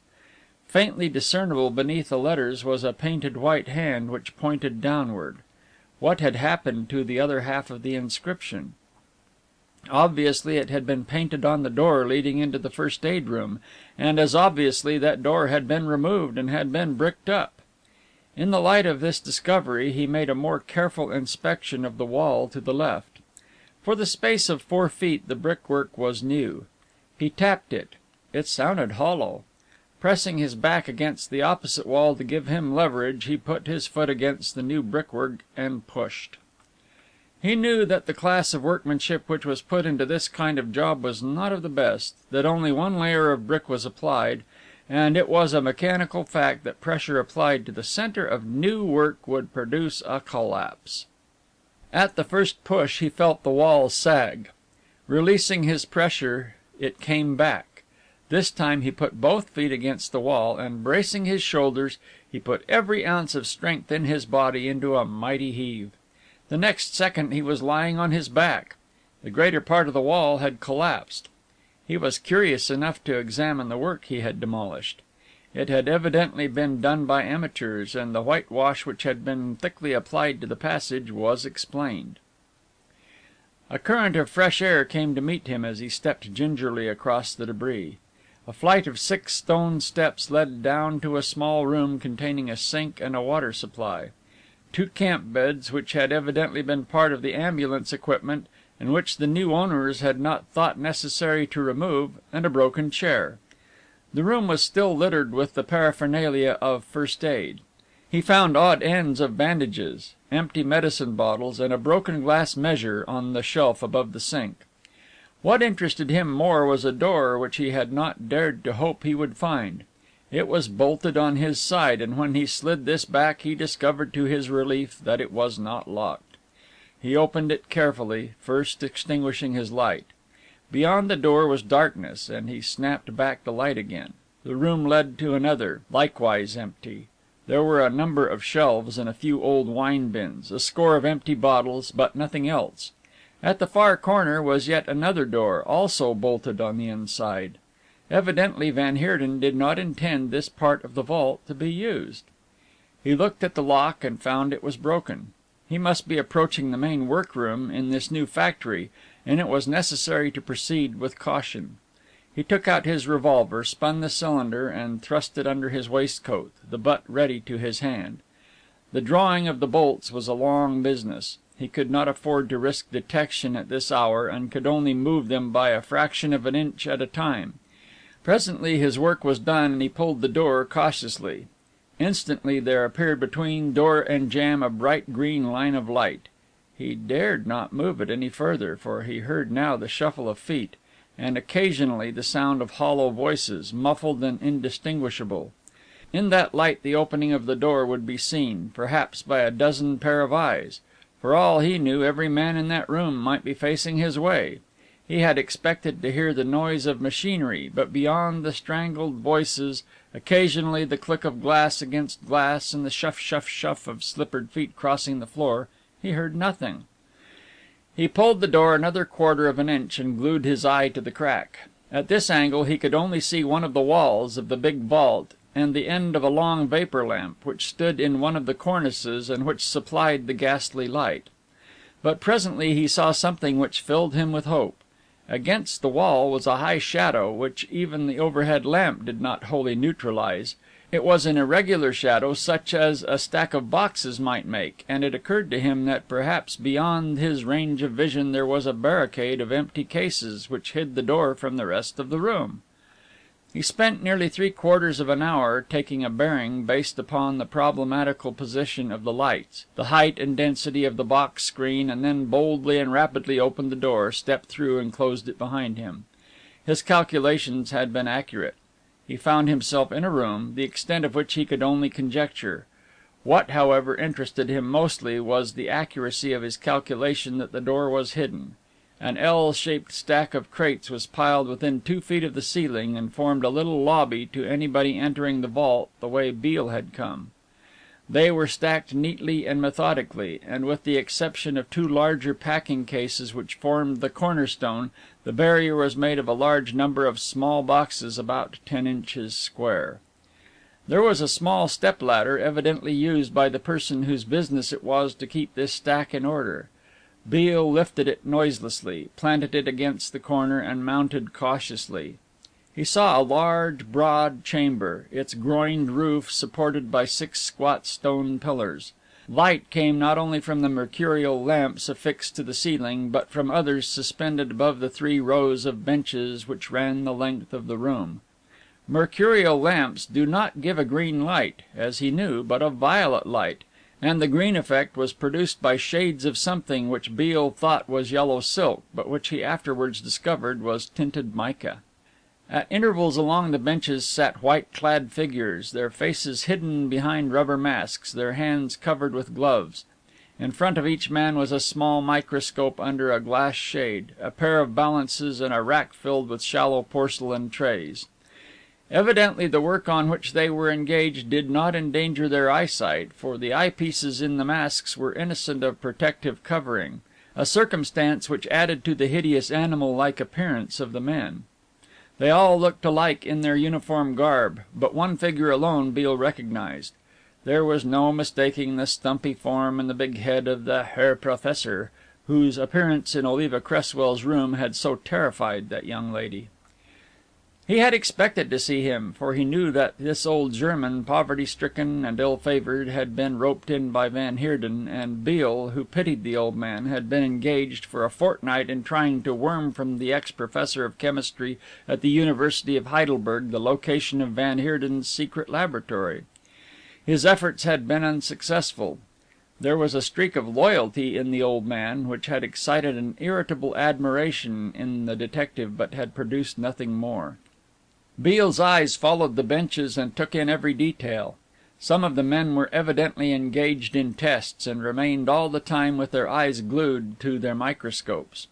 Others were looking into their porcelain trays and stirring the contents with glass rods, now and again transferring something to a glass slide which was placed on the microscope and earnestly examined. Beale was conscious of a faint musty odor permeating the air, an indescribable earthy smell with a tang to it which made the delicate membrane of the nostrils smart and ache. He tied his handkerchief over his nose and mouth before he took another peep. Only part of the room was visible from his post of observation. What was going on immediately beneath the far side of the screen he could only conjecture, but he saw enough to convince him that this was the principal factory from whence Van Heerden was distilling the poison with which he planned humanity's death. Some of the workers were filling and sealing small test tubes with the contents of dishes. These tubes were extraordinarily delicate of structure, and Beale saw at least 3 crumble and shiver in the hands of the fillers. Every bench held 100 or so of these tubes and a covered gas jet for heating the wax. The work went on methodically, with very little conversation between the masked figures. He saw that the masks covered the heads of the chemists so that not a vestige of hair showed. And only occasionally did one of them leave his seat and disappear through a door at the far end of the room, which apparently led to a canteen. Evidently the fumes against which they were protected were not virulent, for some of the men stripped their masks as soon as they left their benches. For half an hour he watched, and in the course of that time saw the process of filling the small boxes which formed his barrier and hiding place with the sealed tubes. He observed the care with which the fragile tubes were placed in their beds of cotton wool, and had a glimpse of the lined interior of one of the boxes. He was on the point of lifting down a box to make a more thorough examination when he heard a quavering voice beneath him. "What do you hear, eh?" Under the stepladder was one of the workers, who had slipped noiselessly round the corner of the pile and now stood grotesque and menacing, his uncovered eyes glowering at the intruder, the black barrel of his Browning pistol covering the detective's heart. "Don't shoot, Colonel," said Beale softly. "I'll come down." End of chapter 24. Chapter 25. The Last Man at the Bench. After all, it was for the best. Van Heerden could almost see the hand of Providence in this deliverance of his enemy into his power. There must be a settlement with Beale, that play-acting drunkard who had so deceived him at first. Dr. Van Heerden could admire the ingenuity of his enemy and could kill him. He was a man whose mental poise permitted the paradox of detached attachments. At first he had regarded Stanford Beale as a smart police officer, the sort of man whom Pinkerton and Burns turn out by the score. Shrewd, assertive, indefatigable, such men piece together the scattered mosaics of humdrum crimes, and by their mechanical patience produce for the satisfaction of courts sufficient of the piece to reveal the design. They figure in divorce suits, in financial swindles, and occasionally in more serious cases. Van Heerden knew instinctively their limitations and had too hastily placed Beale in a lower category than he deserved. Van Heerden came to his workroom by way of the buffet which he had established for the use of his employees. As he shut the steel door behind him he saw Milsom standing at the rough wooden sideboard which served as bar and table for the workers. "This is an unexpected pleasure," said Milsom, and then quickly, as he read the other's face, "Anything wrong?" "If the fact that the cleverest policeman in America or England is at present on the premises can be so described, then everything is wrong," said Van Heerden, and he helped himself to a drink. "Here in the laboratory?" demanded Milsom, fear in his eyes. "What do you mean?" "I'll tell you," said the other, and gave the story as he had heard it from Hilda Glaum. "He's in the old passage, eh?" said Milsom thoughtfully. "Well, there's no reason why he should get out alive." "He won't," said the other. "Was he followed? You saw nobody outside?" "We have nothing to fear on that score. He's working on his own." Milsom grunted. "What are we going to do with him?" "Gas him," said Van Heerden. "He is certain to have a gun." Milsom nodded. "Wait until the men have gone. I let them go at 3, a few at a time, and it wants half an hour to do that. He can wait. He's safe where he is. Why didn't Hilda tell me? I never even saw her." "She went straight up from the old passage, through the men's door. She didn't trust you, probably." Milsom smiled wryly. Though he controlled these works and knew half the doctor's secrets, he suspected that the quantity of Van Heerden's trust was not greatly in excess of his girl's. "We'll wait," he said again. "There's no hurry, and anyway, I want to see you about old man Heyler." "Von Heyler? I thought you were rid of him," said Van Heerden in surprise. "That is the old fool that Beale has been after. He has been trying to suck him dry, and has had 2 interviews with him. I told you to send him to Dean's Folly. Bridgers would have taken care of him." "Bridgers can look after nothing," said Milsom. His eyes roved along the benches and stopped at a worker at the farther end of the room. "He's quiet to night," he said. "That fellow was too full of himself for my liking. Early in the evening, before I arrived, he pulled a gun on Schultz. He's too full of gunplay, that fellow. Excuse the idiom, but I was in the same tailor's shop at Portland Jail as Ned Garand, the Yankee bank smasher." Van Heerden made a gesture of impatience. "About old Heyler," Milsom went on. "I know you think he's dangerous, so I've kept him here. There's a room where he can sleep, and he can take all the exercise he wants at night. But the old fool is restless. He's been asking me what is the object of his work." "He's difficult. Twice he has nearly betrayed me. As I told you in the car, I gave him some experimental work to do, and he brought the result to me. That was the sample which fell into Beale's hands." "Mr. Beale is certainly a danger," said Milsom thoughtfully.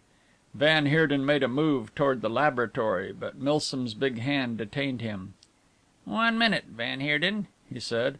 "Whilst you're here, you'd better decide. When do we start dismantling? I've got to find some excuse to send these fellows away." Van Heerden thought. "In 2 days," he said. "That will give you time to clear. You can send the men well, send them to Scotland, some out-of-the-way place where news doesn't travel. Tell them we're opening a new factory, and put them up at the local hotel." Milsom inclined his head. "That sounds easy," he said. "I could take charge of them until the time came to skip. One can get a boat at Greenock." "I shall miss you," said Van Heerden frankly. "You were necessary to me, Milsom. You're the driving force I wanted, and the only man of my class and caliber I can ever expect to meet, one who would go into this business with me." They had reached the big vault, and Van Heerden stood regarding the scene of mental activity with something approaching complacency. "There's $1 billion in process of creation," he said. "I could never think in more than 6 figures," said Milsom, "and it is only under your cheering influence that I can stretch to 7. I am going to live in the Argentine, Van Heerden, a house on a hill." The other shivered, but Milsom went on. "A gorgeous palace of a house, alive with servants, a string band, a perfectly equipped laboratory where I can indulge my passion for research, A high-powered auto, wine of the rarest. Ah." Van Heerden looked at his companion curiously. "That appeals to you, does it? For me, the control of finance. Endless schemes of fortune, endless smashings of rivals, railways, ships, great industries juggled and shuffled. That is the life I plan." "Fine," said the other laconically. They walked to a bench, and the worker looked up and took off his mask. He was an old man and grinned toothlessly at van Heerden. "Good evening, Signor Doctor," he said in Italian. "Science is long and life is short, Signor." He chuckled and resumed his mask, returned to his work, ignoring the two men as though they had no existence. "A little mad, old Castelli," said Milsom. "That's his one little piece. What crooked thing has he done?" "None that I know," said the other carelessly. "He lost his wife and 2 daughters in the Messina earthquake. I picked him up cheap. He's a useful chemist." They walked from bench to bench, but van Heerden's eyes continuously strayed to the door, behind which he pictured a caged Stanford Beale, awaiting his doom.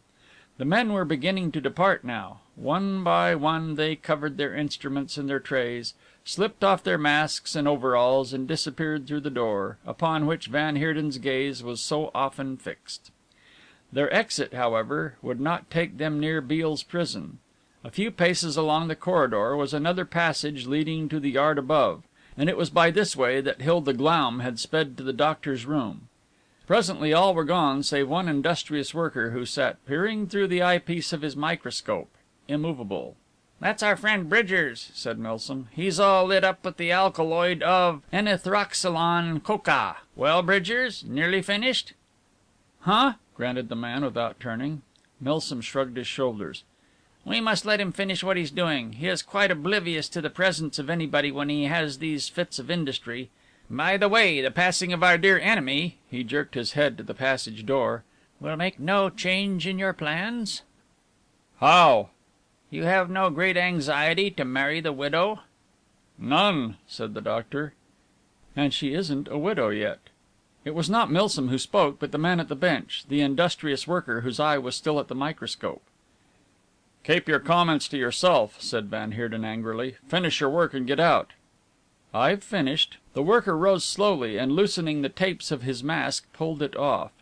"My name is Beale," he said calmly. "I think we've met before. Don't move, Milsom, unless you want to save living expenses. I'm a fairly quick shot when I'm annoyed." Stanford Beale pushed back the microscope and seated himself on the edge of the bench.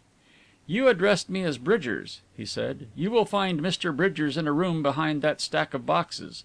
The fact is, he surprised me spying and was all for shooting me up, but I induced him to come into my private office, so to speak, and the rest was easy. He dopes, doesn't he? He hadn't the strength of a rat. However, that is all beside the point. Dr. van Heerden, what have you to say against my arresting you out of hand on a conspiracy charge?" Van Heerden smiled contemptuously. "There are many things I can say," he said. "In the first place, you have no authority to arrest anybody. You're not a police officer, but only an American amateur." "American, yes, but amateur, no," said Beale gently. "As to the authority, why, I guess I can arrest you first and get the authority after." "On what charge?" demanded Milsom. "There is nothing secret about this place, except Dr. van Heerden's association with it. A professional man is debarred from mixing in commercial affairs. Is it a crime to run a—" He looked to van Heerden. "A germicide factory," said van Heerden promptly. "Suppose I know the character of this laboratory?" asked Beale quietly. "Carry that kind of story to the police and see what steps they will take," said van Heerden scornfully. "My dear Beale, as I have told you once before, you have been reading too much exciting detective fiction." "Very likely," he said. "But anyhow, the little story that enthralls me just now is called The Green Terror, and I'm looking to you to supply a few of the missing pages. And I think you'll do it." The doctor was lighting a cigarette, and he looked at the other over the flaring match with a gleam of malicious amusement in his eyes. "Your romantic fancies would exasperate me but for your evident sincerity. Having stolen my bride, you seem anxious to steal my reputation," he said mockingly. "That," said Beale, slipping off the bench and standing, hands on hips, before the doctor, "would take a bit of finding. I tell you, Van Heerden, that I am going to call your bluff. I shall place this factory at the hands of the police, and I am going to call in the greatest scientists in England, France and America to prove the charge I shall make against you on the strength of this." He held up between his forefinger and thumb a crystal tube filled to its seal with something that looked like green sawdust. "The world, the sceptical world, shall know the hell you are preparing for them." Stanford Beale's voice trembled with passion, and his face was dark with the thought of a crime so monstrous that even the outrageous treatment of a woman who was more to him than all the world was for the moment obliterated from his mind in the contemplation of the danger which threatened humanity. "You say that the police and even the government of this country will dismiss my charge as being too fantastic for belief. You shall have the satisfaction of knowing that you are right. They think I am mad, but I will convince them. In this tube lies the destruction of all your fondest dreams, Van Heerden. To realize those dreams you have murdered 2 men. For these you killed John Millinborn and the man Prideaux. But you shall not " Bang! The explosion roared thunderously in the confined space of the vault. Beale felt the wind of the bullet and turned, pistol upraised. Chapter 26. The Secret of the Green Rust. A dishevelled figure stood by the boxes, revolver in hand. It was Bridgers, the man he had left strapped and bound in the ambulance room, and Beale cursed the folly which had induced him to leave the revolver behind.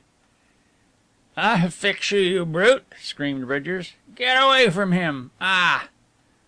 Beale's hand flew up, a pencil of flame quivered, and again the vault trembled to the deafening report. But Bridgers had dropped to cover. Again he shot, this time with unexpected effect. The bullet struck the fuse box on the opposite wall, and all the lights went out. Beale was still holding the glass tube, and this Milsom had seen. Quick as thought he hurled himself upon the detective. His big, powerful hands gripped the other's wrist and wrenched it round. Beale set his teeth and maneuvered for a lock grip, but he was badly placed, pressed as he was against the edge of the bench. He felt Van Heerden's fingers clawing at his hand, and the tube was torn away. Then somebody pulled the revolver from the other hand, and there was a scamper of feet. He groped his way through the blackness and ran into the pile of boxes. A bullet whizzed past him from the half-crazy Bridgers, but that was a risk he had to take. He heard the squeak of an opening door and stumbled blindly in its direction. Presently he found it. He had watched the other men go out, and discovered the steps. 2 minutes later he was in the street. There was no sign of either of the 2 men. He found a policeman after he had walked half a mile, but that intelligent officer could not leave his beat and advised him to go to the police station. It was an excellent suggestion, for although the sergeant on duty was wholly unresponsive, there was a telephone, and at the end of the telephone in his little Haymarket flat a Superintendent McNorton, the mention of whose very name galvanized the police office to activity. "I have found the factory I've been looking for, McNorton," said Beale. "I'll explain the whole thing to you in the morning. What I want now is a search made of the premises." "We can't do that without a magistrate's warrant," said McNorton's voice. "But what we can do is to guard the premises until the warrant is obtained. Ask the station sergeant to speak on the phone. By the way, how is Miss Cresswell? Better, I hope?" "Much better," said the young man shortly. It was unbelievable that she could ever fill his heart with the ache which came at the mention of her name. He made way for the station sergeant and later accompanied 4 men back to the laboratory. They found all the doors closed. Beale scaled the wall, but failed to find a way in. He rejoined the sergeant on the other side of the wall. "What is the name of this street?" he asked. "Playbury Street, sir. This used to be Henderson's wine vaults in my younger days." Beale jotted down the address, and finding a taxi drove back to the police station, wearied and sick at heart. He arrived in time to be a witness to a curious scene. In the center of the charge room and facing the sergeant's desk was a man of middle age, shabbily dressed, but bearing the indefinable air of one who had seen better days. The gray hair was carefully brushed from the familiar face and gave him that venerable appearance which pale eyes and a pair of thin straight lips, curled now in an amused smile, did their best to discount. By his side stood his captor, a station detective, a bored and apathetic man. "It seems," the prisoner was saying, as Stanford Beale came noiselessly into the room, It seems that under this detestable system of police espionage a fellow may not even take a walk in the cool of the morning." His voice was that of an educated man. His drawling address spoke of his confidence.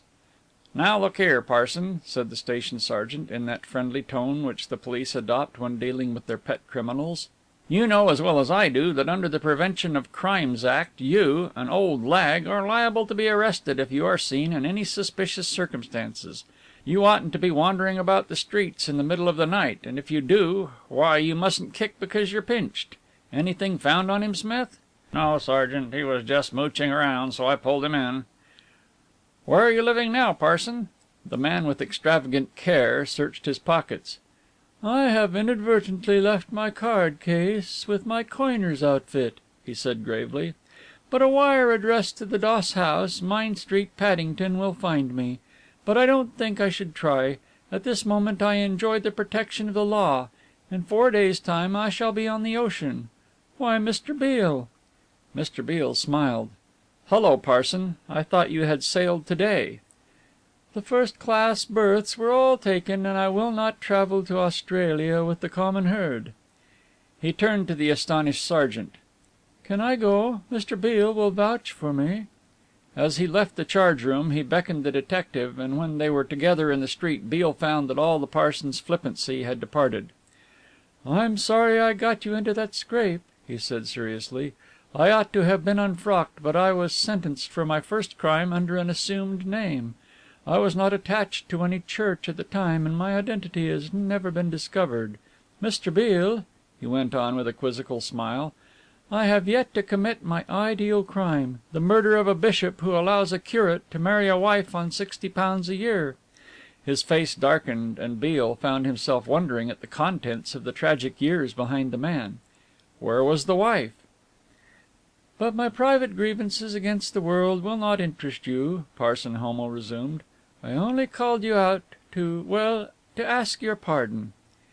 "It was my own fault, Homo," said Beale quietly, and he held out his hand. "Good luck. There may be a life for you in the new land." He stood till the figure passed out of sight, then turned wearily toward his own rooms. He went to his room and lay down on his bed fully dressed. He was aroused from a troubled sleep by the jangle of the phone. It was McNorton. "Come down to Scotland House and see the Assistant Commissioner," he said. "He is very anxious to hear more about this factory. He tells me that you have already given him an outline of the plot."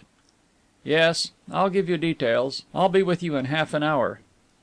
He had a bath and changed his clothes, and breakfastless, for the woman who waited on him and kept his flat, and who evidently thought his absence was likely to be a long one, had not arrived. He drove to the grim grey building on the Thames Embankment. Assistant Commissioner O'Donnell, a white-haired police veteran, was waiting for him, and McNorton was in the office. "You look fagged," said the Commissioner. "Take that chair, and you look hungry, too. Have you breakfasted?" Beale shook his head with a smile. "Get him something, McNorton. Ring that bell. Don't protest, my good fellow. I've had exactly the same kind of nights as you've had, and I know that it is grub that counts more than sleep." He gave an order to an attendant, and not until 20 minutes later, when Beale had finished a surprisingly good meal in the superintendent's room, did the Commissioner allow the story to be told. "Now I'm ready," he said. "I'll begin at the beginning," said Stanford Beale. "I was a member of the United States Secret Service until after the war, when, at the request of Mr. Kitson, who is known to you, I came to Europe to devote all my time to watching Miss Cresswell and Dr. Van Heerden. All that you know. One day, when searching the doctor's rooms in his absence, my object being to discover some evidence in relation to the Millinborn murder, I found this." He took a newspaper cutting from his pocketbook and laid it on the table. "It is from El Imparcial, a Spanish newspaper, and I will translate it for you. Thanks to the discretion and eminent genius of Dr. Alfonso Romanos, the chief medical officer of Vigo, the farmers of the district have been spared a catastrophe much lamentable." I am translating literally.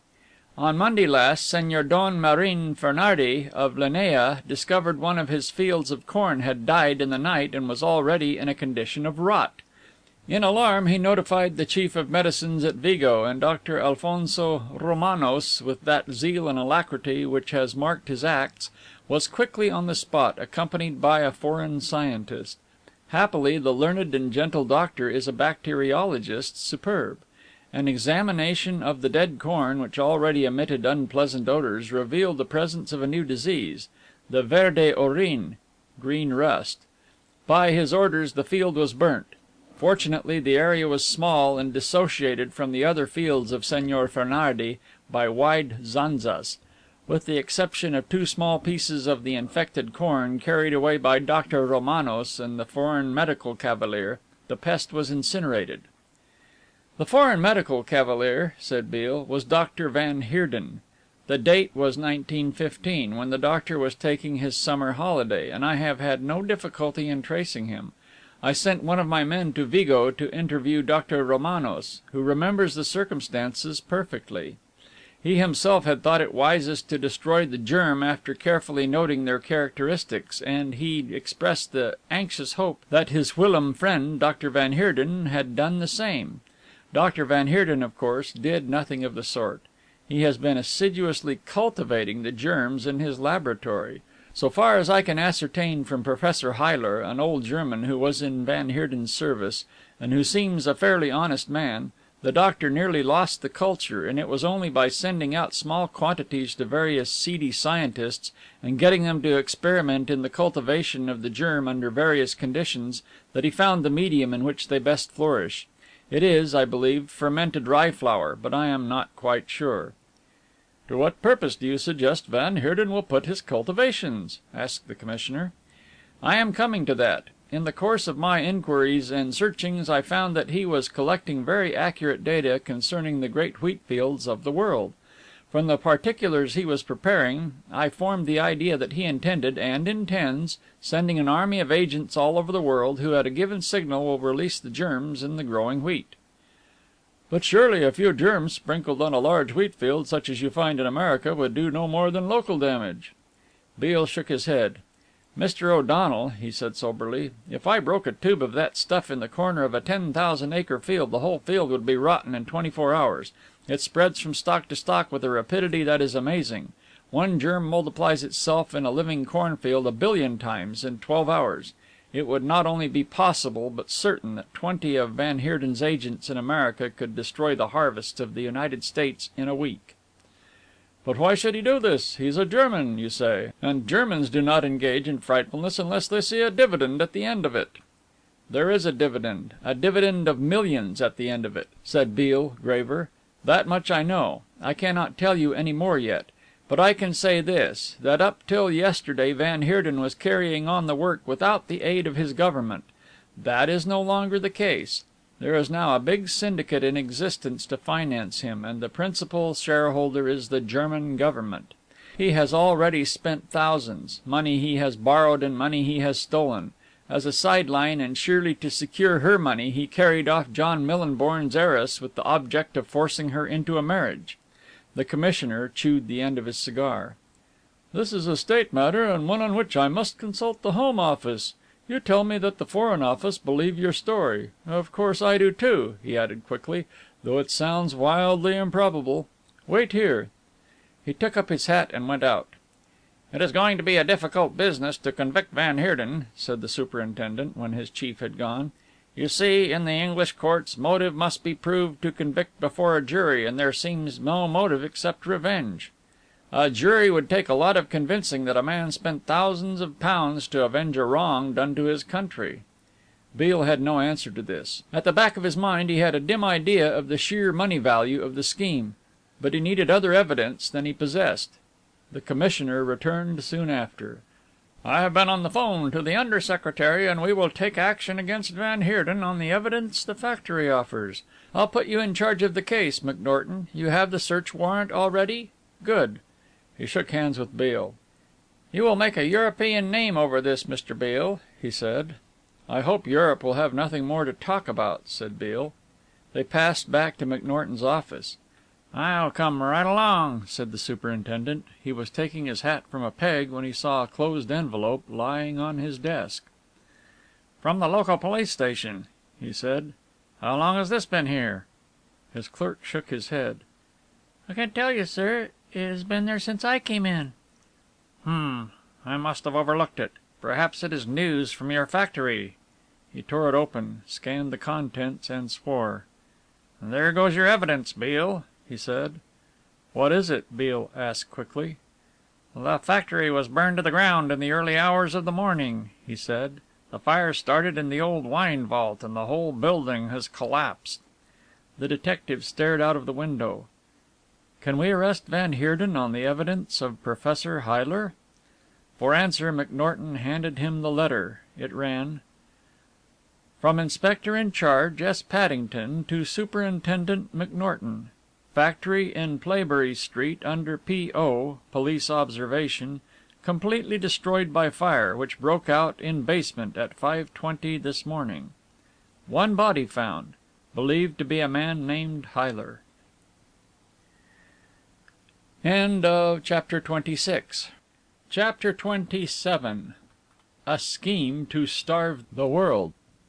There is a menace about Monday morning which few have escaped. It is a menace which in one guise or another clouds hundreds of millions of pillows, gives to the golden sunlight which filters through a billion panes the very hues and character of jaundice. It is the menace of factory and workshop, harsh prisons which shut men and women from the green fields and the pleasant byways. The menace of new responsibilities to be faced and new difficulties to be overcome. Into the space of Monday morning drain the dregs of last week's commitments, to gather into stagnant pools upon the desks and benches of toiling and scheming humanity. It is the end of the holiday, the foot of the new hill whose crest is Saturday night and whose most pleasant outlook is the Sunday to come. Men go to their work reluctant and resentful and reach out for the support which the lunch hour brings. 1 o'clock in London is about 6 o'clock in Chicago. Therefore the significance of shoals of cablegrams which lay on the desks of certain brokers was not wholly apparent until late in the evening, and was not thoroughly understood until late on Tuesday morning, when to other and greater shoals of cables came the terse price lists from the Board of Trade in Chicago, and on top of all, the wireless press accounts for the sensational jump in wheat. "Wheat soaring," said one headline. "Frantic scenes in the pit," said another. "Wheat reaches famine price," blared a third. Beale, passing through to Whitehall, heard the shrill call of the newsboys and caught the word wheat. He snatched a paper from the hands of a boy and read. Every corn market in the northern hemisphere was in a condition of chaos. Prices were jumping to a figure beyond any which the most stringent days of the war had produced. He slipped into a telephone booth, gave a Treasury number, and McNorton answered. "Have you seen the papers?" he asked. "No, but I've heard. You mean about the wheat boom?" "Yes, the game has started." "Where are you? Wait for me. I'll join you." 3 minutes later McNorton appeared from the Whitehall end of Scotland Yard. Beale hailed the cab and they drove to the hotel together. "Warrants have been issued for van Heerden and Milsom and the girl Glaum," he said. "I expect we shall find the nest empty, but I have sent men to all the railway stations. Do you think we've moved too late?" "Everything depends on the system that van Heerden has adopted," replied Beale. "He is the sort of man who would keep everything in his own hands. If he has done that, and we catch him, we may prevent a world catastrophe." At the hotel they found Kitson waiting in the vestibule. "Well?" he asked. "I gather that you've lost van Heerden. But if the newspapers mean anything, his hand is down on the table. Everybody is crazy here," he said as he led the way to the elevator. "I've just been speaking to the Under Minister for Agriculture. All Europe is scared. Now, what is the story?" he asked, when they were in his room. He listened attentively and did not interrupt until Stanford Beale had finished. "That's big enough," he said. "I owe you an apology. Much as I was interested in Miss Cresswell, I realize that her fate was as nothing beside the greater issue." "What does it mean?" asked McNorton. "The wheat panic? God knows. It may mean bread at a guinea a pound. It is too early to judge." The door was opened unceremoniously and a man strode in. McNorton was the first to recognize the intruder and rose to his feet. "I'm sorry to interrupt you," said Lord Sevington. It was the Foreign Secretary of Great Britain himself. "Well, Beale, the fantastic story you told me seems in a fair way to being realized." "This is Mr. Kitson," introduced Stanford, and the gray haired statesman bowed. "I sent for you, but decided I couldn't wait. So I came myself. Ah, McNorton, what are the chances of catching Van Heerden?" "No man has ever escaped from this country once his identity was established," said the police chief hopefully. "If we had taken Beale's advice, we should have the gentleman under lock and key," from the Foreign Minister, shaking his head. "You probably know that Mr. Beale has been in communication with the Foreign Office for some time?" he said, addressing Kitson. "I did not know," admitted the lawyer. "We thought it was one of those brilliant stories which the American newspaper reporter loves," smiled the minister. "I don't quite get the commercial end of it," said Kitson. "How does van Heerden benefit by destroying the crops of the world?" "He doesn't benefit, because the crops won't be destroyed," said the minister. "The South Russian crops are all right, the German crops are intact, but are practically all mortgaged to the German government." "The government?" "This morning the German government have made two announcements. The first is the commandeering of all the standing crops and at the same time the taking over of all options on the sale of wheat. Great granaries are being established all over Germany. The old Zeppelin sheds—" "Great heavens!" cried Kitson, and stared at Stanford Beale. "That was the reason they took over the sheds?" "A pretty good reason, too," said Beale. "Storage is everything in a crisis like this. What is the second announcement, sir?" "They prohibit the export of grain," said Lord Sevington. "The whole of Germany is to be rationed for a year. Bread is to be supplied by the government free of all cost to the people. In this way Germany handles the surpluses for us to buy." "What will she charge?" "What she wishes. If van Heerden's scheme goes through, if throughout the world the crops are destroyed and only that which lies under Germany's hand is spared, what must we pay? Every penny we have taken from Germany, every cent of her war costs must be returned to her in exchange for wheat." "Impossible." "Why impossible? There is no limit to the price of rarities. What is rarer than gold is more costly than gold. You who are in the room are the only people in the world who know the secret of the green rust, and I can speak frankly to you. I tell you that we must either buy from Germany or make war on Germany, and the latter course is impossible, and if it were possible would give us no certainty of relief. We shall have to pay, Britain, France, America, Italy, we shall have to pay. We shall pay in gold, we may have to pay in battleships and material. Our stocks of corn have been allowed to fall, and today we have less than a month's supply in England. Every producing country in the world will stop exporting instantly, and they, too, with the harvest nearly due, will be near the end of their stocks. Now tell me, Mr. Beale, in your judgment, is it possible to save the crops by local action?" Beale shook his head. "I doubt it," he said. "It would mean the mobilization of millions of men, the surrounding of all corn tracts, and even then I doubt if your protection would be efficacious. You could send the stuff into the fields by 100 methods. The only thing to do is to catch van Heerden and stifle the scheme at its fountainhead." The chief of the Foreign Ministry strode up and down the room, his hands thrust into his pockets, his head upon his breast. "It means our holding out for 12 months," he said. "Can we do it?" "It means more than that, sir," said Beale quietly. Lord Sevington stopped and faced him. "More than that? What do you mean?" "It may mean a cornless world for a generation," said Beale. "I have consulted the best authorities and they agree that the soil will be infected for 10 years." The four men looked at one another helplessly. "Why," said Sevington in awe, "the whole social and industrial fabric of the world would crumble into dust. America would be ruined for 100 years. There would be deaths by the million. It means the very end of civilization." Beale glanced from one to the other of the little group. Sevington, with his hard old face set in harsh lines, a stony sphinx of a man showing no other sign of his emotions than a mop of ruffled hair. Kitson, an old man and almost as hard of texture, yet of the two more human, stood with pursed lip, his eyes fixed on the floor, as if he were studying the geometrical pattern of the parquet for future reference. McNorton, big, red-faced and expressionless, save that his mouth dropped and that his arms were tightly folded as if he were hugging himself in a sheer ecstasy of pain. From the street outside came the roar and rumble of London's traffic, the dull murmur of countless voices and the shrill, high-pitched whine of a newsboy. Men and women were buying newspapers and seeing no more in the scare headlines than a newspaper sensation. Tomorrow they might read further and grow a little uncomfortable, but for the moment they were only mildly interested, and the majority would turn to the back page for the list of "arrivals" at Lingfield. "It is unbelievable," said Kitson. "I have exactly the same feeling I had on August 1st, 1914. That sensation of unreality." His voice seemed to arouse the Foreign Minister from the meditation into which he had fallen, and he started.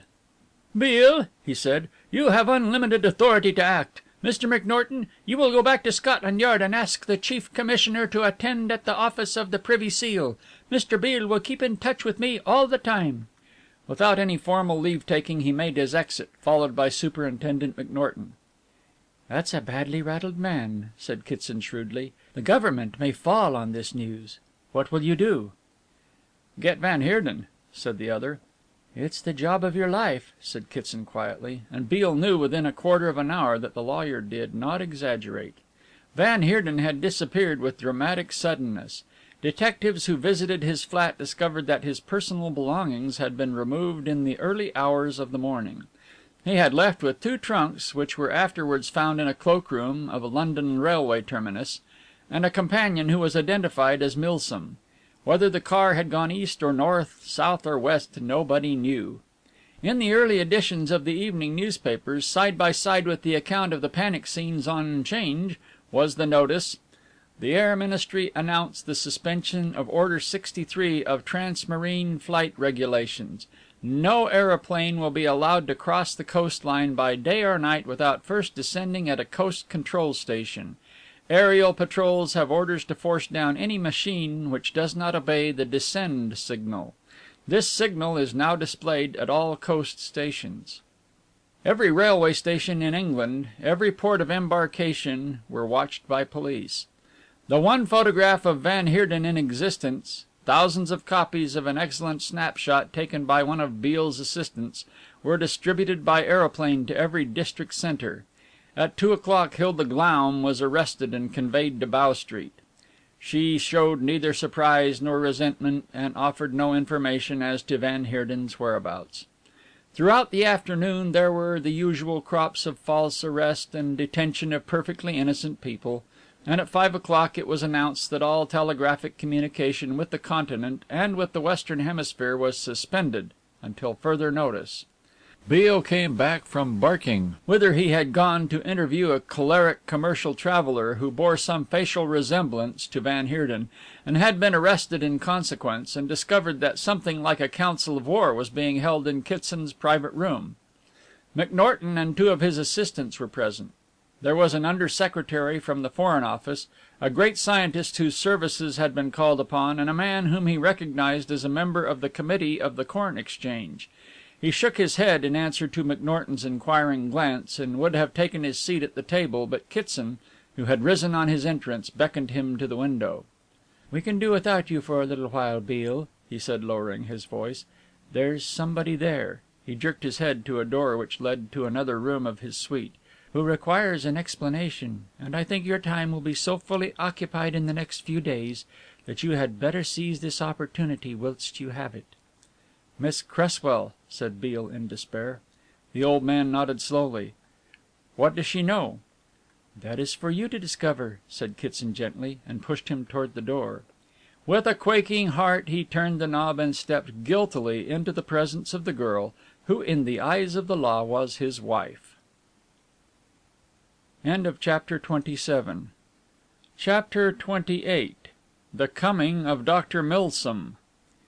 She rose to meet him, and he stood spellbound, still holding the handle of the door. It seemed that she had taken on new qualities, a new and an ethereal grace. At the very thought even of his technical possession of this smiling girl who came forward to greet him, his heart thumped so loudly that he felt she must hear it. She was pale, and there were dark shadows under her eyes, but the hand that gripped his was firm and warm and living. "I have to thank you for much, Mr. Beale," she said. "Mr. Kitson has told me that I owe my rescue to you." Did he? He asked awkwardly, and wondered what else Kitson had told her. I am trying to be very sensible, and I want you to help me because you are the most sensible man I know." She went back to the lounge chair where she had been sitting and pointed to another. "It was horribly melodramatic, wasn't it? But I suppose the life of a detective is full of melodrama." "Oh, brimming over," he said. "If you keep very quiet I will give you a résumé of my most interesting cases," he said, making a pathetic attempt to be flippant, and the girl detected something of his insincerity. "You have had a trying day," she said, with quick sympathy. "Have you arrested Dr. van Heerden?" He shook his head. "I am glad," she said. "Glad?" She nodded. "Before he is arrested," she spoke with some hesitation, "I want one little matter cleared up. I asked Mr. XXIII, but he put me off and said you would tell me everything." "What is it?" he asked steadily. She got up and went to her bag, which stood upon a side table, opened it and took out something which she laid on the palm of her hand. She came back with one hand extended, and Beale looked at the glittering object on her palm and was speechless. "Do you see that?" she asked.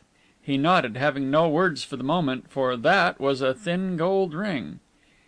"It is a wedding ring," she said, "and I found it on my finger when I recovered."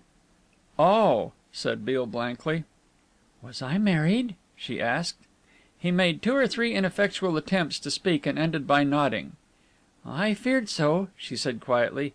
"You see, I recollect nothing of what happened. The last thing I remembered was Dr. van Heerden sitting beside me and putting something into my arm. It hurt a little, but not very much, and I remember I spoke to him. I think it was about you." A little colour came to her face. "Or perhaps he was speaking about you. I am not sure," she said hurriedly. "I know that you came into it somehow, and that is all I can recall." "Nothing else?" he asked dismally. "Nothing," she said. Try to remember," he urged her. He realized he was being a pitiable coward and that he wanted to shift the responsibility for the revelation upon her. She smiled and shook her head.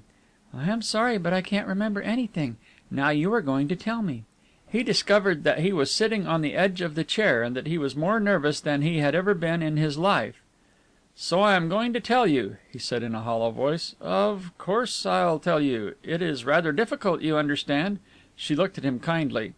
"I know it must be difficult for a man like you to speak of your own achievements, but for once you are going to be immodest," she laughed.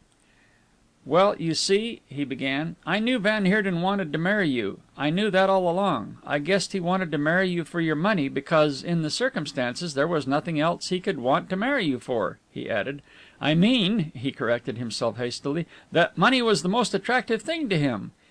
"That doesn't sound very flattering," she smiled. "I know I am being crude, but you will forgive me when you learn what I have to say," he said huskily. "Van Heerden wanted to marry you." "And he married me," she said, "and I am going to break that marriage as soon as I possibly can." "I know, I hope so," said Stanford Beale. "I believe it is difficult, but I will do all I possibly can. Believe me, Miss Cresswell." "I am not Miss Cresswell any longer," she said with a wry little face, "but please don't call me by my real name." "I won't," he said fervently. "You knew he wanted to marry me for my money and not for my beauty or my accomplishments," she said, "and so you followed me down to Dean's Folly." Yes, but I must explain. I know it will sound horrible to you, and you may have the lowest opinion of me, but I have got to tell you." He saw the look of alarm gather in her eyes and plunged into his story. "I thought that if you were already married, van Heerden would be satisfied and take no further steps against you." "But I wasn't already married," she said, puzzled. Wait, please," he begged. "Keep that in your mind, that I was satisfied van Heerden wanted you for your money, and that if you were already married, or even if you weren't and he thought you were, I could save you from dangers, the extent of which even I do not know. And there was a man named Homo, a crook. He had been a parson and had all the manner and style of his profession. So I got a special license in my own name." "You?" she said breathlessly. "A marriage license? To marry me?" He nodded. "And I took Homo with me in search for you. I knew that I should have a very small margin of time, and I thought if Homo performed the ceremony, and I could confront van Heerden with the accomplished deed." She sprang to her feet with a laugh. "Oh, I see," she said. "Oh, how splendid! And you went through this mock ceremony. Where was I?" "You were at the window," he said miserably.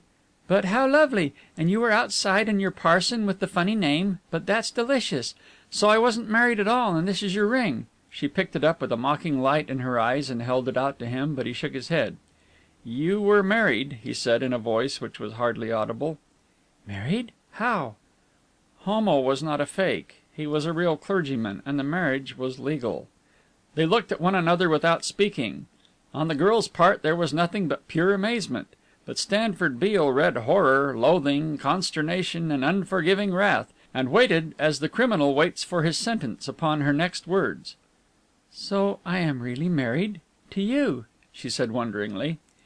"You will never forgive me, I know." He did not look at her now. "My own excuse is that I did what I did because I wanted to save you. I might have sailed in with a gun and shot them up. I might have waited my chance and broken into the house. I might have taken a risk and surrounded the place with police, but that would have meant delay. I didn't do the normal things or take the normal view. I couldn't, with you." He did not see the momentary tenderness in her eyes because he was not looking at her, and went on. "That's the whole of the grisly story. Mr. Kitson will advise you as to what steps you may take to free yourself.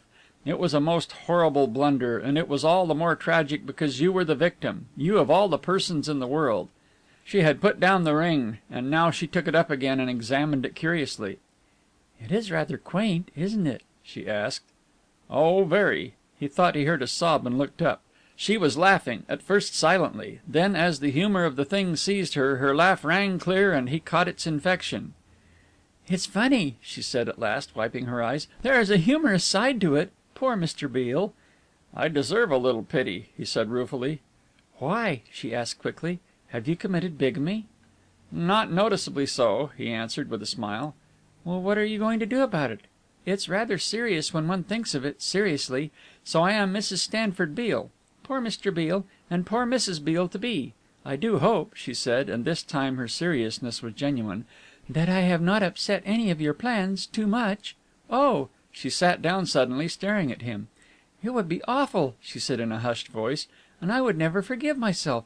Is there, forgive my asking the question, but I suppose," with a flashing smile, "as your wife I am entitled to your confidence, is there someone you are going to marry?" "I have never committed bigamy, nor do I contemplate it," said Beale, who was gradually recovering his grip of the situation. "If you mean am I engaged to somebody, in fact, to a girl," he said recklessly, "the answer is in the negative. There will be no broken hearts on my side of the family. I have no desire to probe your wounded heart." "Don't be flippant," she stopped him sternly. "It is a very terrible situation, Mr. Beale, and I hardly dare to think of it." "I realize how terrible it is," he said, suddenly bold, "and as I tell you, I will do anything I can to correct my blunder." "Does Mr. Kitson know?" she asked. He nodded. "What did Mr. Kitson say? Surely he gave you some advice." "He said," began Stanford, and went red. The girl did not pursue the subject. "Come, let us talk about the matter like rational beings," she said cheerfully. "I have got over my first inclination to swoon. You must curb your very natural desire to be haughty." "I cannot tell you what we can do yet. I don't want to discuss the unpleasant details of a divorce," he said, "and perhaps you will let me have a few days before we decide on any line of action. Van Heerden is still at large, and until he is under lock and key and this immense danger which threatens the world is removed, I can hardly think straight." "Mr. Kitson has told me about van Heerden," she said quietly. "Isn't it rather a matter for the English police to deal with? As I have reason to know," she shivered slightly, "Dr. van Heerden is a man without any fear or scruple." "My scruples hardly keep me awake at night," he said, "and I guess I'm not going to let up on van Heerden. I look upon it as my particular job." "Isn't it?" she hesitated. "Isn't it rather dangerous?" "For me?" he laughed. "No, I don't think so. And even if it were in the most tragic sense of the word dangerous, why, that would save you a great deal of unpleasantness." "I think you are being horrid," she said. "I am sorry," he responded quickly. "I was fishing for a little pity, and it was rather cheap and theatrical. No, I do not think there is very much danger. Van Heerden is going to keep under cover, and he is after something bigger than my young life." "Is Milsom with him?" "He is the weak link in van Heerden's scheme," Beale said. "Somehow van Heerden doesn't strike me as a good team leader, and what little I have seen of Milsom leads me to the belief that he is hardly the man to follow the doctor's lead blindly. Besides, it is always easier to catch two men than one." He laughed. That is an old detective's axiom, and it works out." She put out her hand. "It's a tangled business, isn't it?" she said. "I mean us. Don't let it add to your other worries. Forget our unfortunate relationship until we can smooth things out." He shook her hand in silence. "And now I am coming out to hear all that you clever people suggest," she said. "Please don't look alarmed. I have been talking all the afternoon, and have been narrating my sad experience, such as I remember, to the most important people, cabinet ministers and police commissioners and doctors and things." "One moment," he said. He took from his pocket a stout book. "I was wondering what that was," she laughed. "You haven't been buying me reading matter?" He nodded and held the volume so that she could read the title. "A Friend in Need, by S. Beale. I didn't know you wrote," she said in surprise. "I am literary and even worse," he said flippantly. "I see you have a shelf of books there. If you will allow me, I will put it with the others." "But mayn't I see it?" He shook his head. "I just want to tell you all you have said about van Heerden is true. He is a most dangerous man. He may yet be dangerous to you. I don't want you to touch that little book unless you are in really serious trouble. Will you promise me?" She opened her eyes wide. "But Mr. Beale..." "Will you promise me?" he said again. "Of course I'll promise you, but I don't quite understand." "You will understand," he said. He opened the door for her and she passed out ahead of him. Kitson came to meet them. "I suppose there is no news?" asked Stanford. "None," said the other, "except high political news. There has been an exchange of notes between the Triple Alliance and the German Government. All communication with the Ukraine is cut off, and 3 ships have been sunk in the Bosphorus so cleverly that our grain ships in the Black Sea are isolated." "That's bad," said Beale. He walked to the table. It was littered with maps and charts and printed tabulations. McNorton got up and joined them. "I've just had a phone message through from the Yard," he said. "Carter, my assistant, says he's certain that van Heerden has not left London." "Has the girl spoken?" "Glaum? No, she's as dumb as an oyster. I doubt if you would get her to speak even if you put her through the 3rd degree, and we don't allow that." "So I am told," said Beale dryly. There was a knock at the door. "Unlock it, somebody," said Kitson. "I turned the key." The nearest person was the member of the Corn Exchange Committee, and he clicked back the lock and the door opened to admit a waiter. "There's a man here," he said, but before he could say more he was pushed aside and a dusty, dishevelled figure stepped into the room and glanced around. "My name is Milsom," he said. "I have come to give King's evidence." Chapter 28. Chapter 29. The Lost Code. "I'm Milsom," said the man in the doorway again. His clothes were grimed and dusty, his collar limp and soiled. There were 2 days' growth of red gray stubble on his big jaw, and he bore himself like a man who was faint from lack of sleep. He walked unsteadily to the table and fell into a chair. "Where is van Heerden?" asked Beale, but Milsom shook his head. "I left him 2 hours ago, after a long and unprofitable talk on patriotism," he said, and laughed shortly. "At that time he was making his way back to his house in Southwark." "Then he is in London, here in London." Milsom nodded.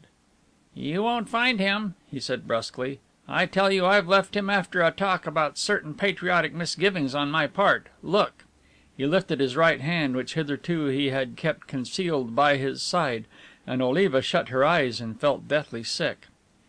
"Right index digit and part of the phalanges shot away," said Milsom philosophically. "That was my trigger finger, but he shot first. Give me a drink." They brought him a bottle of wine, and he drank it from a long tumbler in 2 great breathless gulps. "You've closed the coast to him," he said. "You shut down your wires and cables. You're watching the roads, but he'll get his message through if..."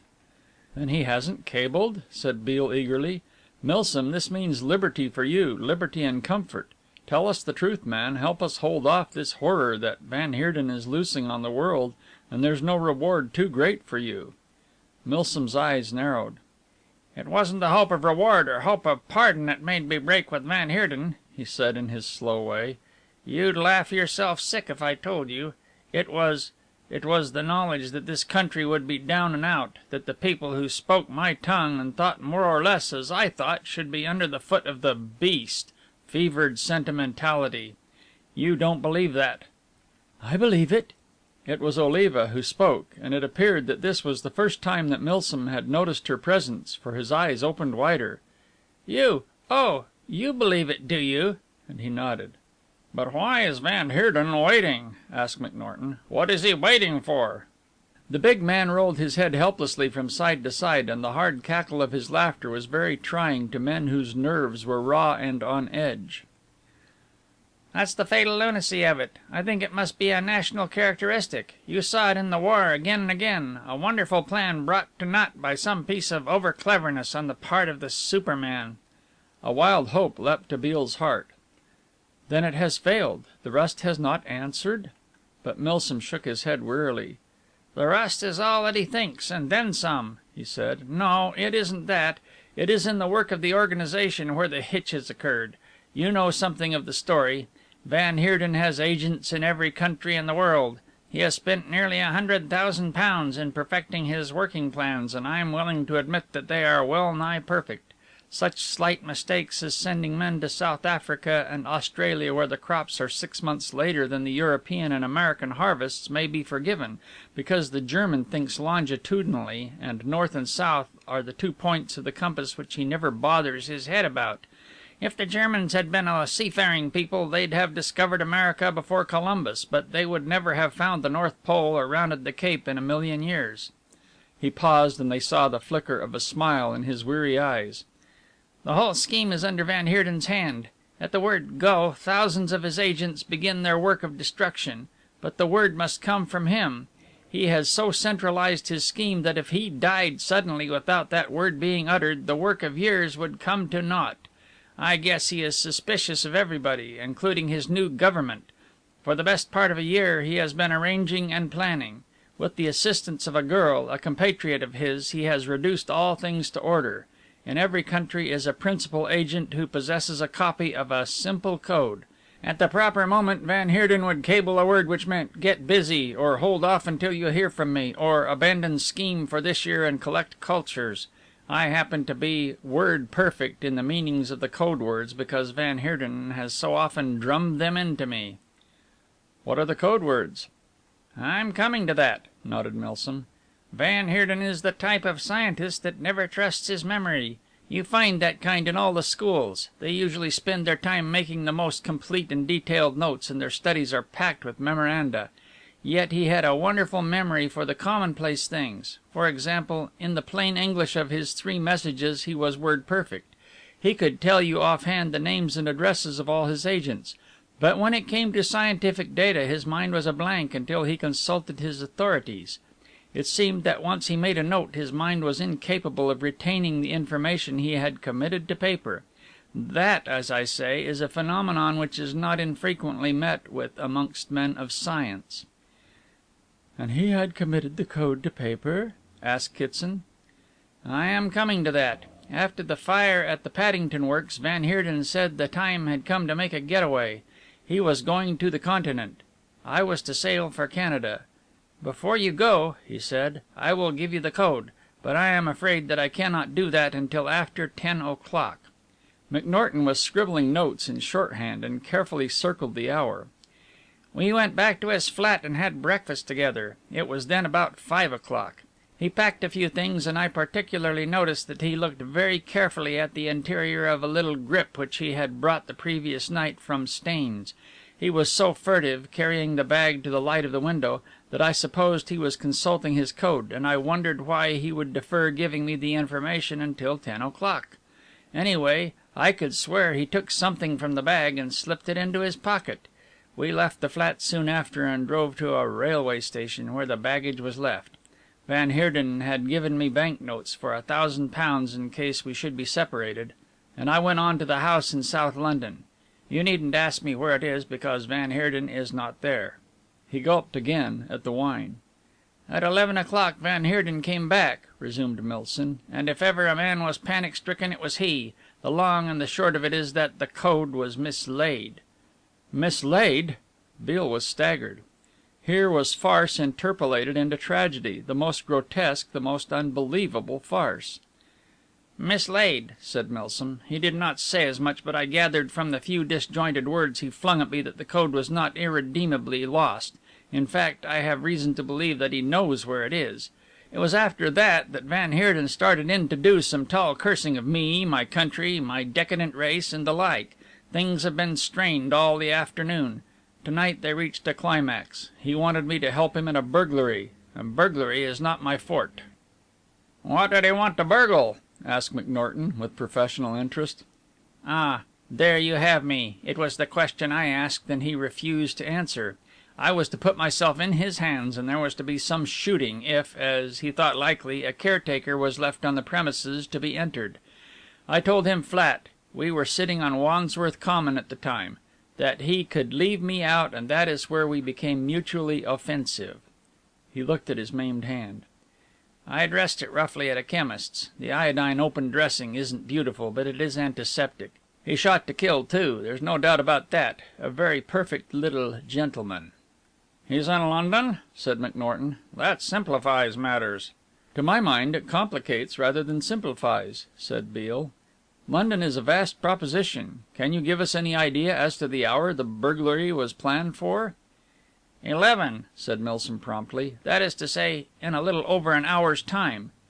"And you have no idea of the locality?"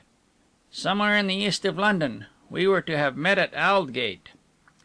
"I don't understand it," said McNorton. "Do you suggest that the code is in the hands of somebody who is not willing to part with it? And now that he no longer needs it for you, is there any reason why he should wait?" "Every reason," replied Milsom, and Stanford Beale nodded in agreement. "It was not only for me he wanted it. He as good as told me that unless he recovered it he would be unable to communicate with his men." "What do you think he'll do?" "He'll get Bridgers to assist him. Bridgers is a pretty sore man, and the doctor knows just where he can find him." As Oliva listened, an idea slowly dawned in her mind that she might supply a solution to the mystery of the missing code. It was a wildly improbable theory, she held, but even so slender a possibility was not to be discarded. She slipped from the group and went back to her room. For the accommodation of his ward, James Kitson had taken the adjoining suite to his own, and had secured a lady's maid from an agency for the girl's service. She passed through the sitting room to her own bedroom, and found the maid putting the room ready for the night. "Minnie," she said, throwing a quick glance about the apartment, "where did you put the clothes I took off when I came?" "Here, miss." The girl opened the wardrobe, and Oliva made a hurried search. "Did you find anything? A little ticket?" The girl smiled. "Oh, yes, miss. It was in your stocking." Oliva laughed. "I suppose you thought it was rather queer, finding that sort of thing in a girl's stocking?" she asked, but the maid was busily opening the drawers of the dressing table in search of something. "Here it is, miss." She held a small square ticket in her hand, and held it with such disapproving primness that Oliva nearly laughed. "I found it in your stocking, miss," she said again. "Quite right," said Oliva coolly. "That's where I put it. I always carry my pawn tickets in my stocking." The admirable Minnie sniffed. "I suppose you have never seen such a thing?" smiled Oliva. "And you hardly knew what it was." The lady's maid turned very red. She had unfortunately seen many such certificates of penury, but all that was part of her private life, and she had been shocked beyond measure to be confronted with this too familiar evidence of impecuniosity in the home of a lady who represented to her an assured income and comfortable pickings. Oliva went back to her sitting room and debated the matter. It was a sense of diffidence, the fear of making herself ridiculous, which arrested her. Otherwise she might have flown into the room, declaimed her preposterous theories, and leave these clever men to work out the details. She opened the door, and with the ticket clenched in her hand, stepped into the room. If they had missed her after she had left, nobody saw her return.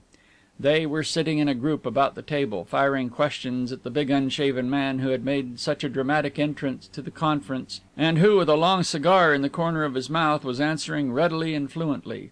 But faced with the tangible workings of criminal investigation, her resolution and her theories shrank to vanishing point.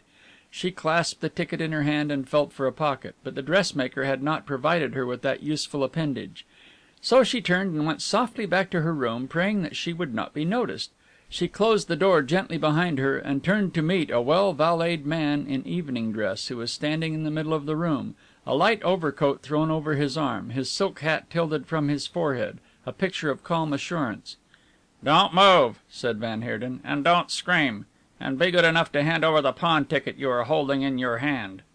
Silently she obeyed, and as she handed the little pasteboard across the table which separated them, she looked past him to the bookshelf behind his head, and particularly to a new volume which bore the name of Stanford Beale. Chapter 30. The Watch. "Thanks," said Van Heerden, pocketing the ticket. "It is of no use to me now, for I cannot wait. I gather that you have not disclosed the fact that this ticket is in your possession?" "I don't know how you gathered that," she said. "Lower your voice," he hissed menacingly. "I gather as much because Beale knew the ticket would not be in my possession now. If he only knew, if he only had a hint of its existence, I fear my scheme would fail. As it is, it will succeed. And now," he said with a smile, "time is short and your preparations must be of the briefest. I will save you the trouble of asking questions by telling you that I am going to take you along with me. I certainly cannot afford to leave you. Get your coat." With a shrug she walked past him to the bedroom, and he followed. "Are we going far?" she asked. There was no tremor in her voice, and she felt remarkably self-possessed. "That you will discover," said he. "I am not asking out of idle curiosity, but I want to know whether I ought to take a bag." "Perhaps it would be better," he said. She carried the little attaché case back to the sitting room. "You have no objection to my taking a little light reading matter?" she said contemptuously. "I am afraid you are not a very entertaining companion, Dr. van Heerden." "Excellent girl," said Van Heerden cheerfully. "Take anything you like." She slipped a book from the shelf and nearly betrayed herself by an involuntary exclamation as she felt its weight. "You are not very original in your methods," she said. "This is the second time you have spirited me off." "The jails of England, as your new found friend Milsom will tell you, are filled with criminals who departed from the beaten tracks," said Van Heerden. "Walk out into the corridor and turn to the right. I will be close behind you. A little way along you will discover a narrow passage which leads to the service staircase. Go down that. I am sure you believe me when I say that I will kill you if you attempt to make any signal or scream or appeal for help." She did not answer. It was because of this knowledge and this fear, which was part of her youthful equipment, for violent death is a very terrible prospect to the young and the healthy, that she obeyed him at all.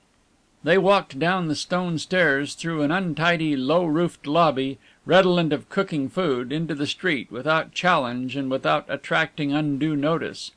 Van Heerden's car was waiting at the end of the street, and she thought she recognized the chauffeur as Bridger's. "Once more we ride together," said Van Heerden gaily, "and what will be the end of this adventure for you depends entirely upon your loyalty. What are you opening your bag for?" he asked, peering in the dark. "I am looking for a handkerchief," said Oliva. "I am afraid I am going to cry."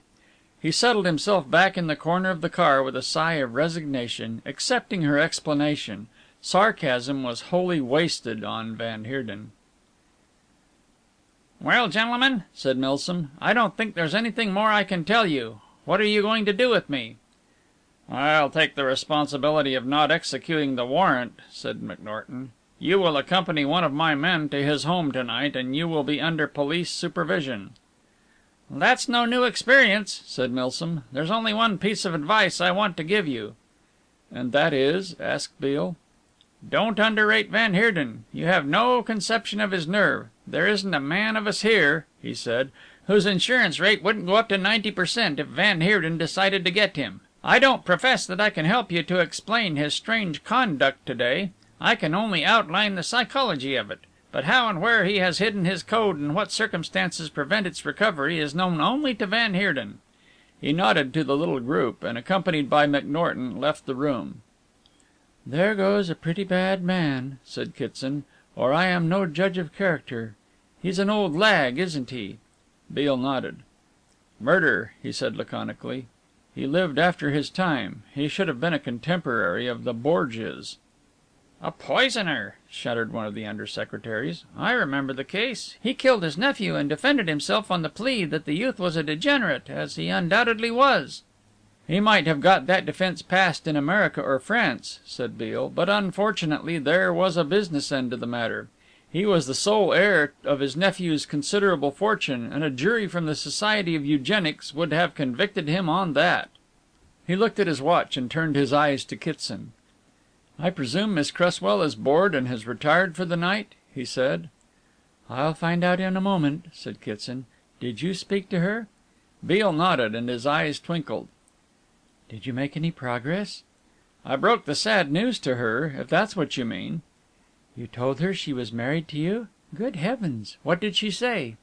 "Well, she didn't faint. I don't think she's the fainting kind. She is cursed with a sense of humour and refused even to take a tragic view." "That's bad," said Kitson, shaking his head.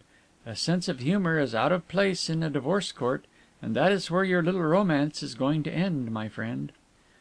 "I'm not so sure," said Beale calmly, and the other stared at him. "You have promised me," he began, with a note of acerbity in his voice. "And you have advised me," said Beale. Kitson choked down something which he was going to say, but which he evidently thought was better left unsaid. "Wait," he commanded.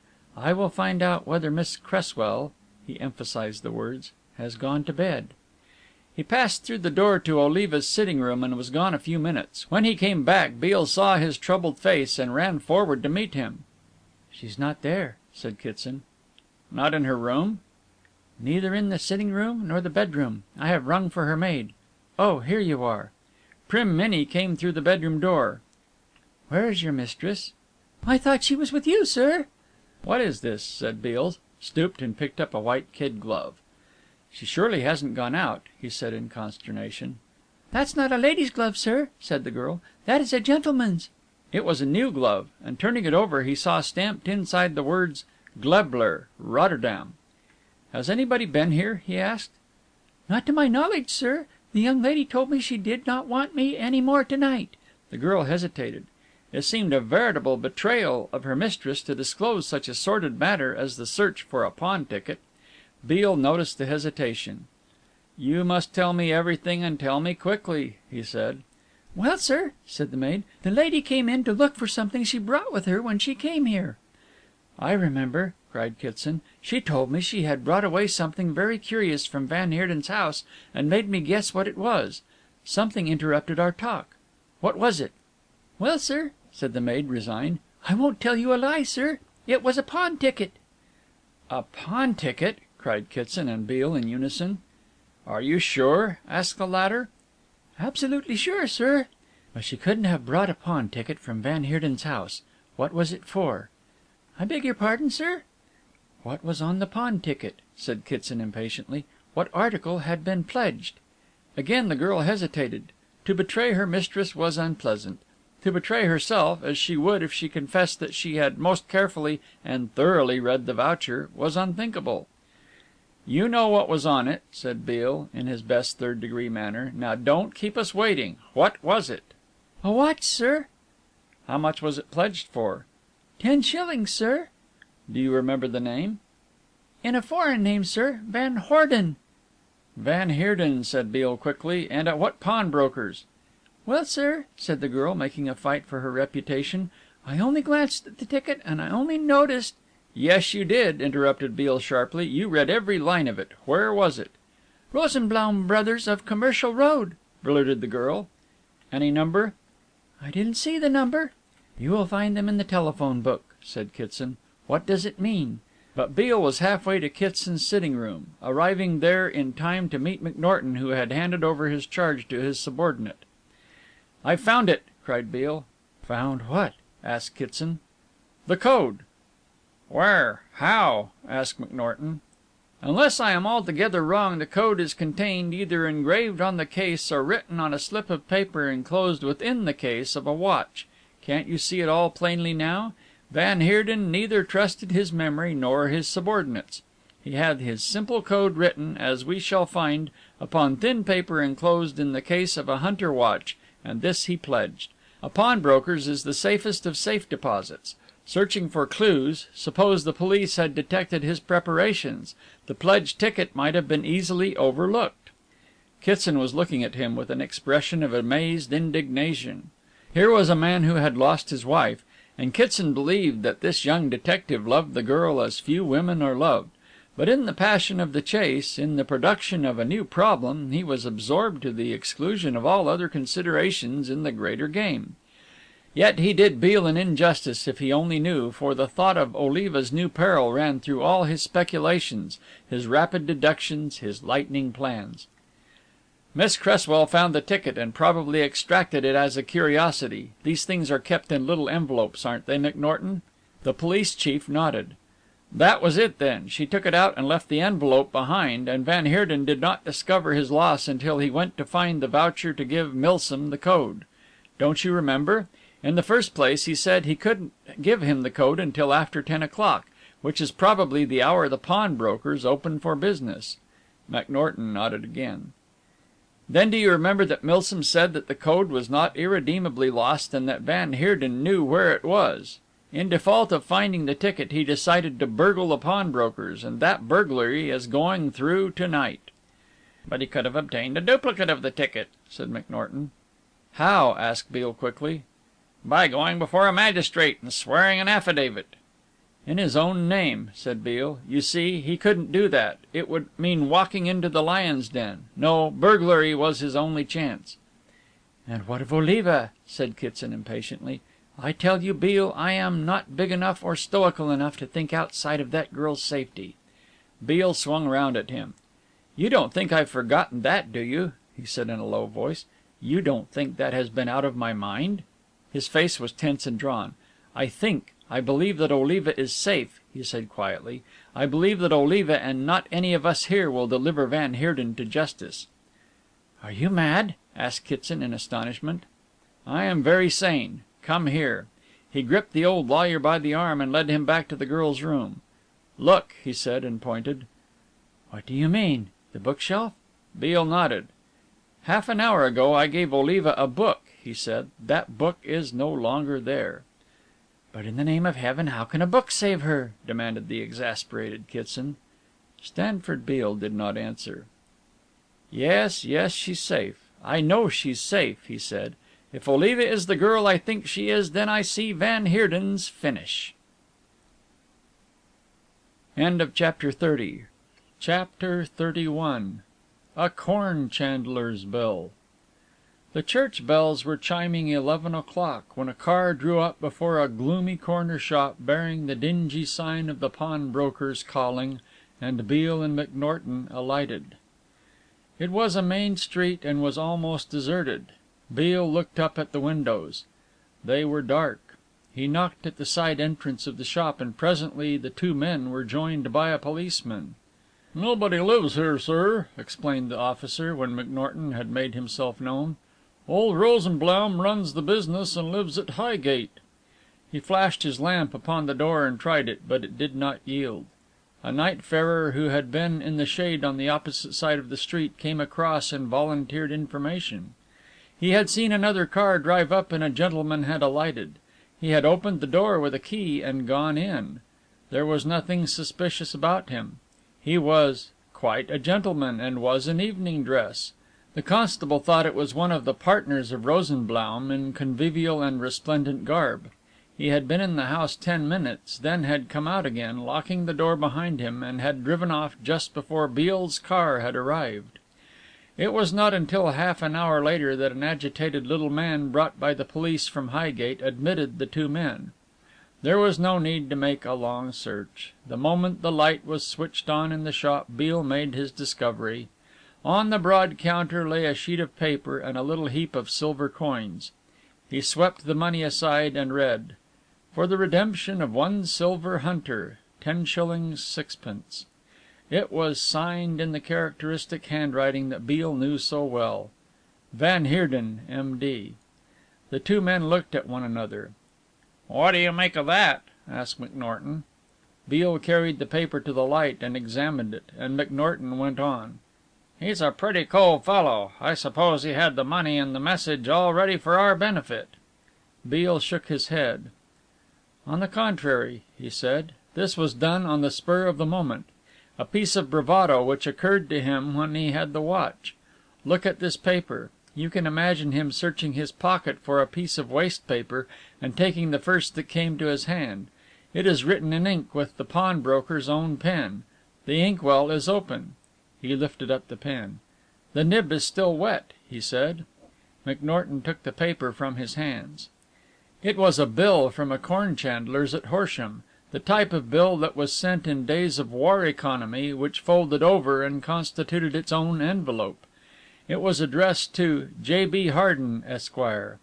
"That was the alias he used when he took the wine vaults at Paddington," explained McNorton, "and had been posted about a week before.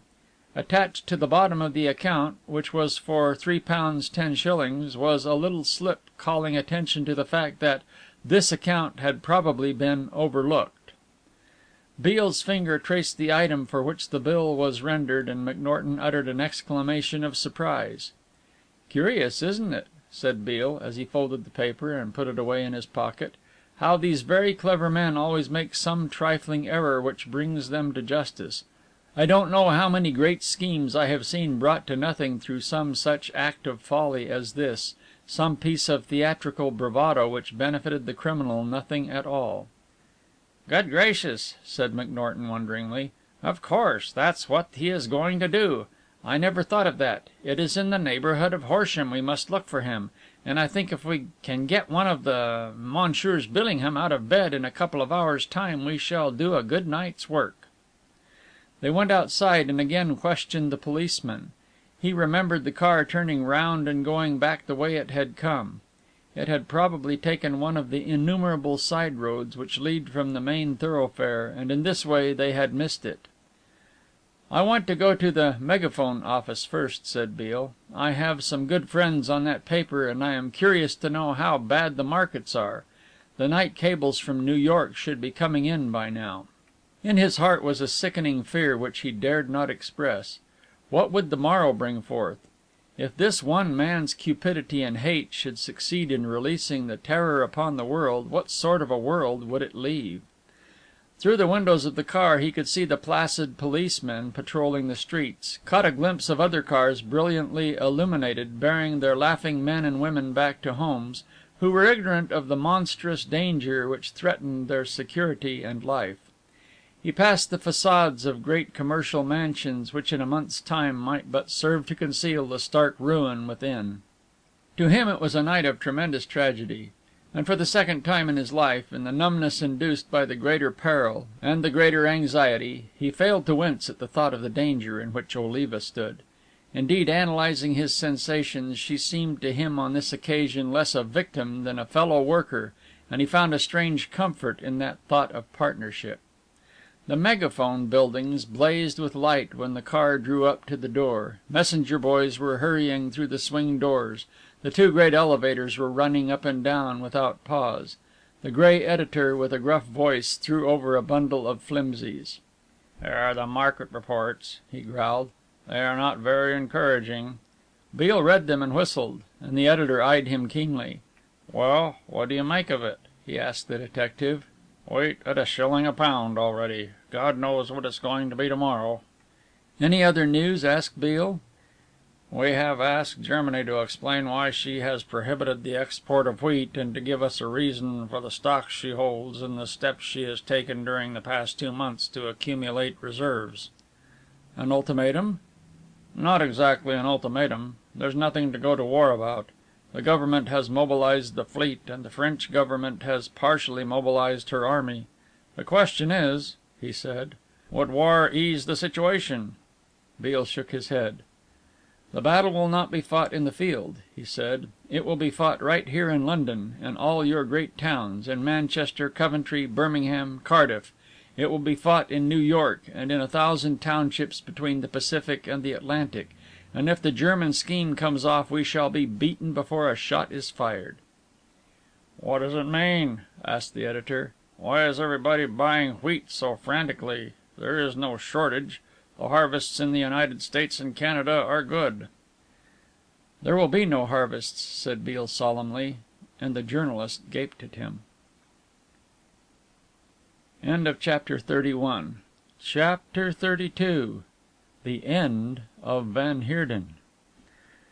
Dr. Van Heerden expected many things and was prepared for contingencies beyond the imagination of the normally minded, But he was not prepared to find in Oliva Cresswell a pleasant travelling companion.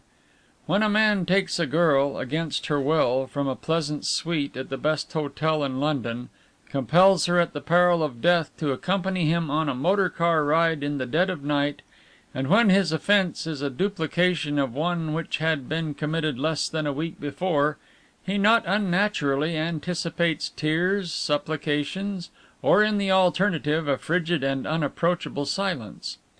To his amazement, Oliva was extraordinarily cheerful and talkative and even amusing.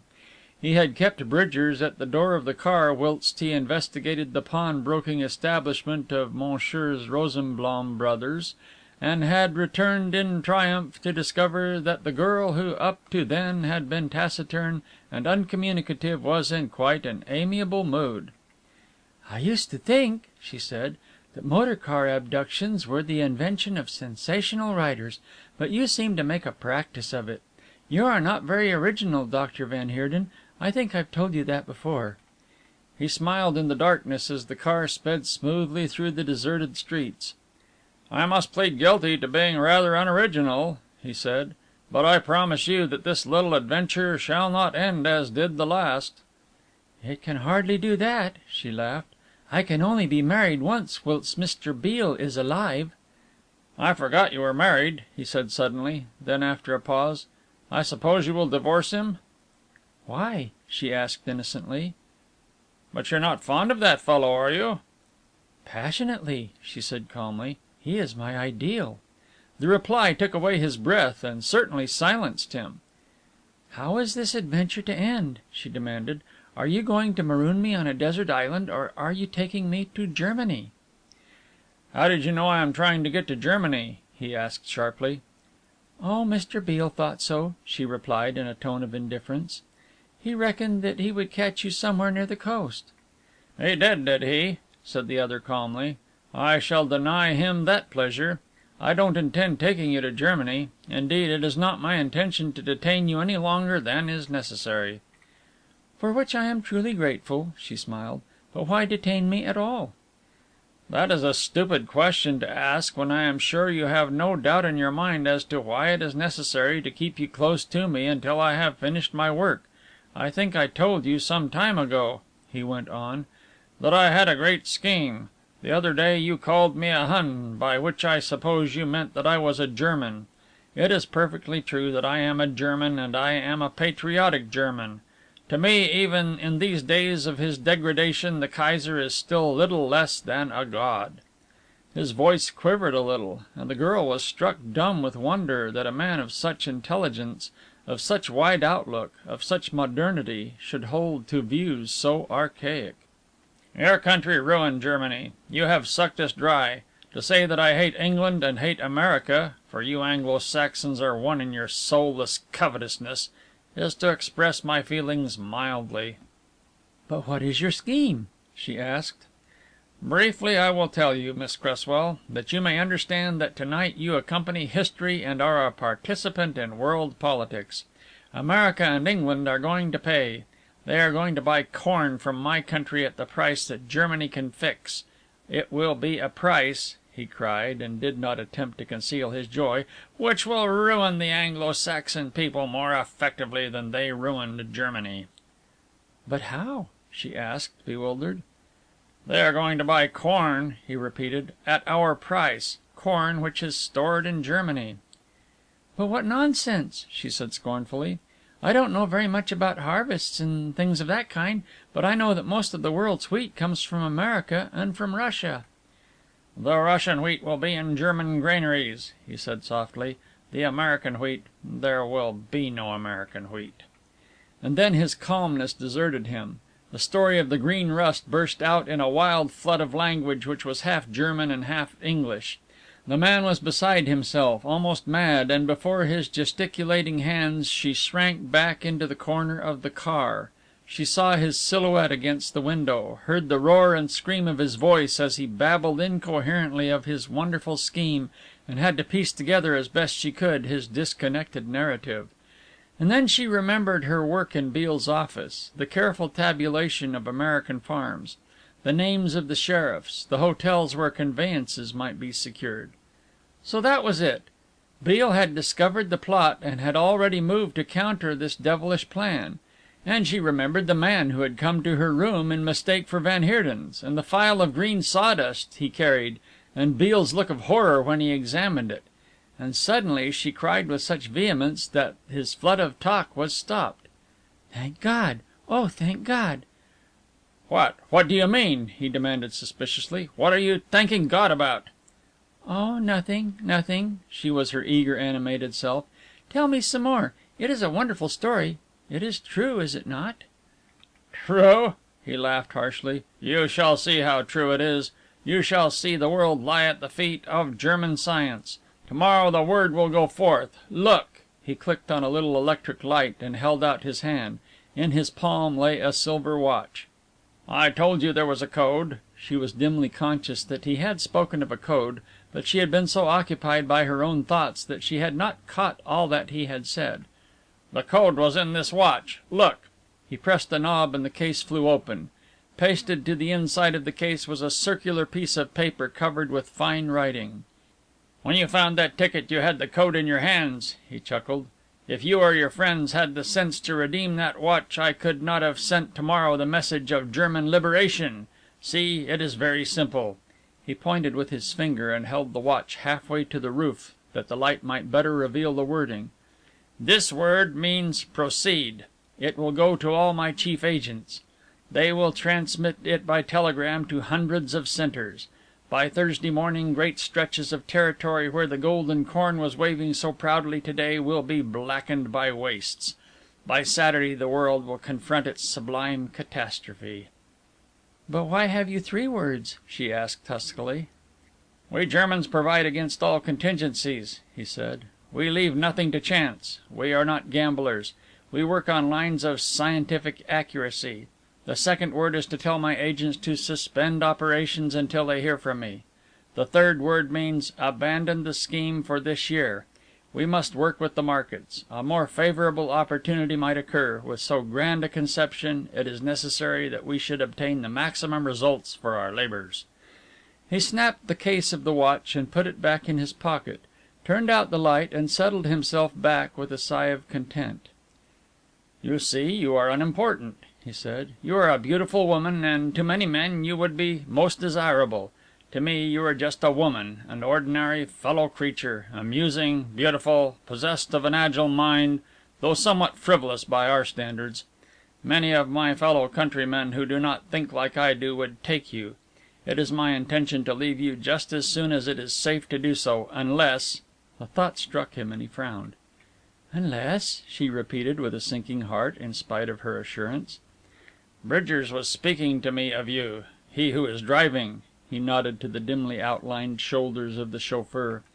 "He has been a faithful fellow." "You wouldn't!" she gasped. "Why not?" he said coolly. "I don't want you. Bridgers thinks that you are beautiful." "Is he a Hun too?" she asked, and he jerked round toward her. "If Bridgers wants you, he shall have you," he said harshly. She knew she had made a mistake. There was no sense in antagonizing him, the more especially so since she had not yet learnt all that she wanted to know. "I think your scheme is horrible," she said after a while. "The wheat destruction scheme, I mean, not Bridgers, but it is a very great one." The man was susceptible to flattery, for he became genial again. "It is the greatest scheme that has ever been known to science. It is the most colossal crime I suppose they call it a crime that has ever been committed." "But how are you going to get your code word away? The telegraphs are in the hands of the government, and I think you will find it difficult even if you have a secret wireless."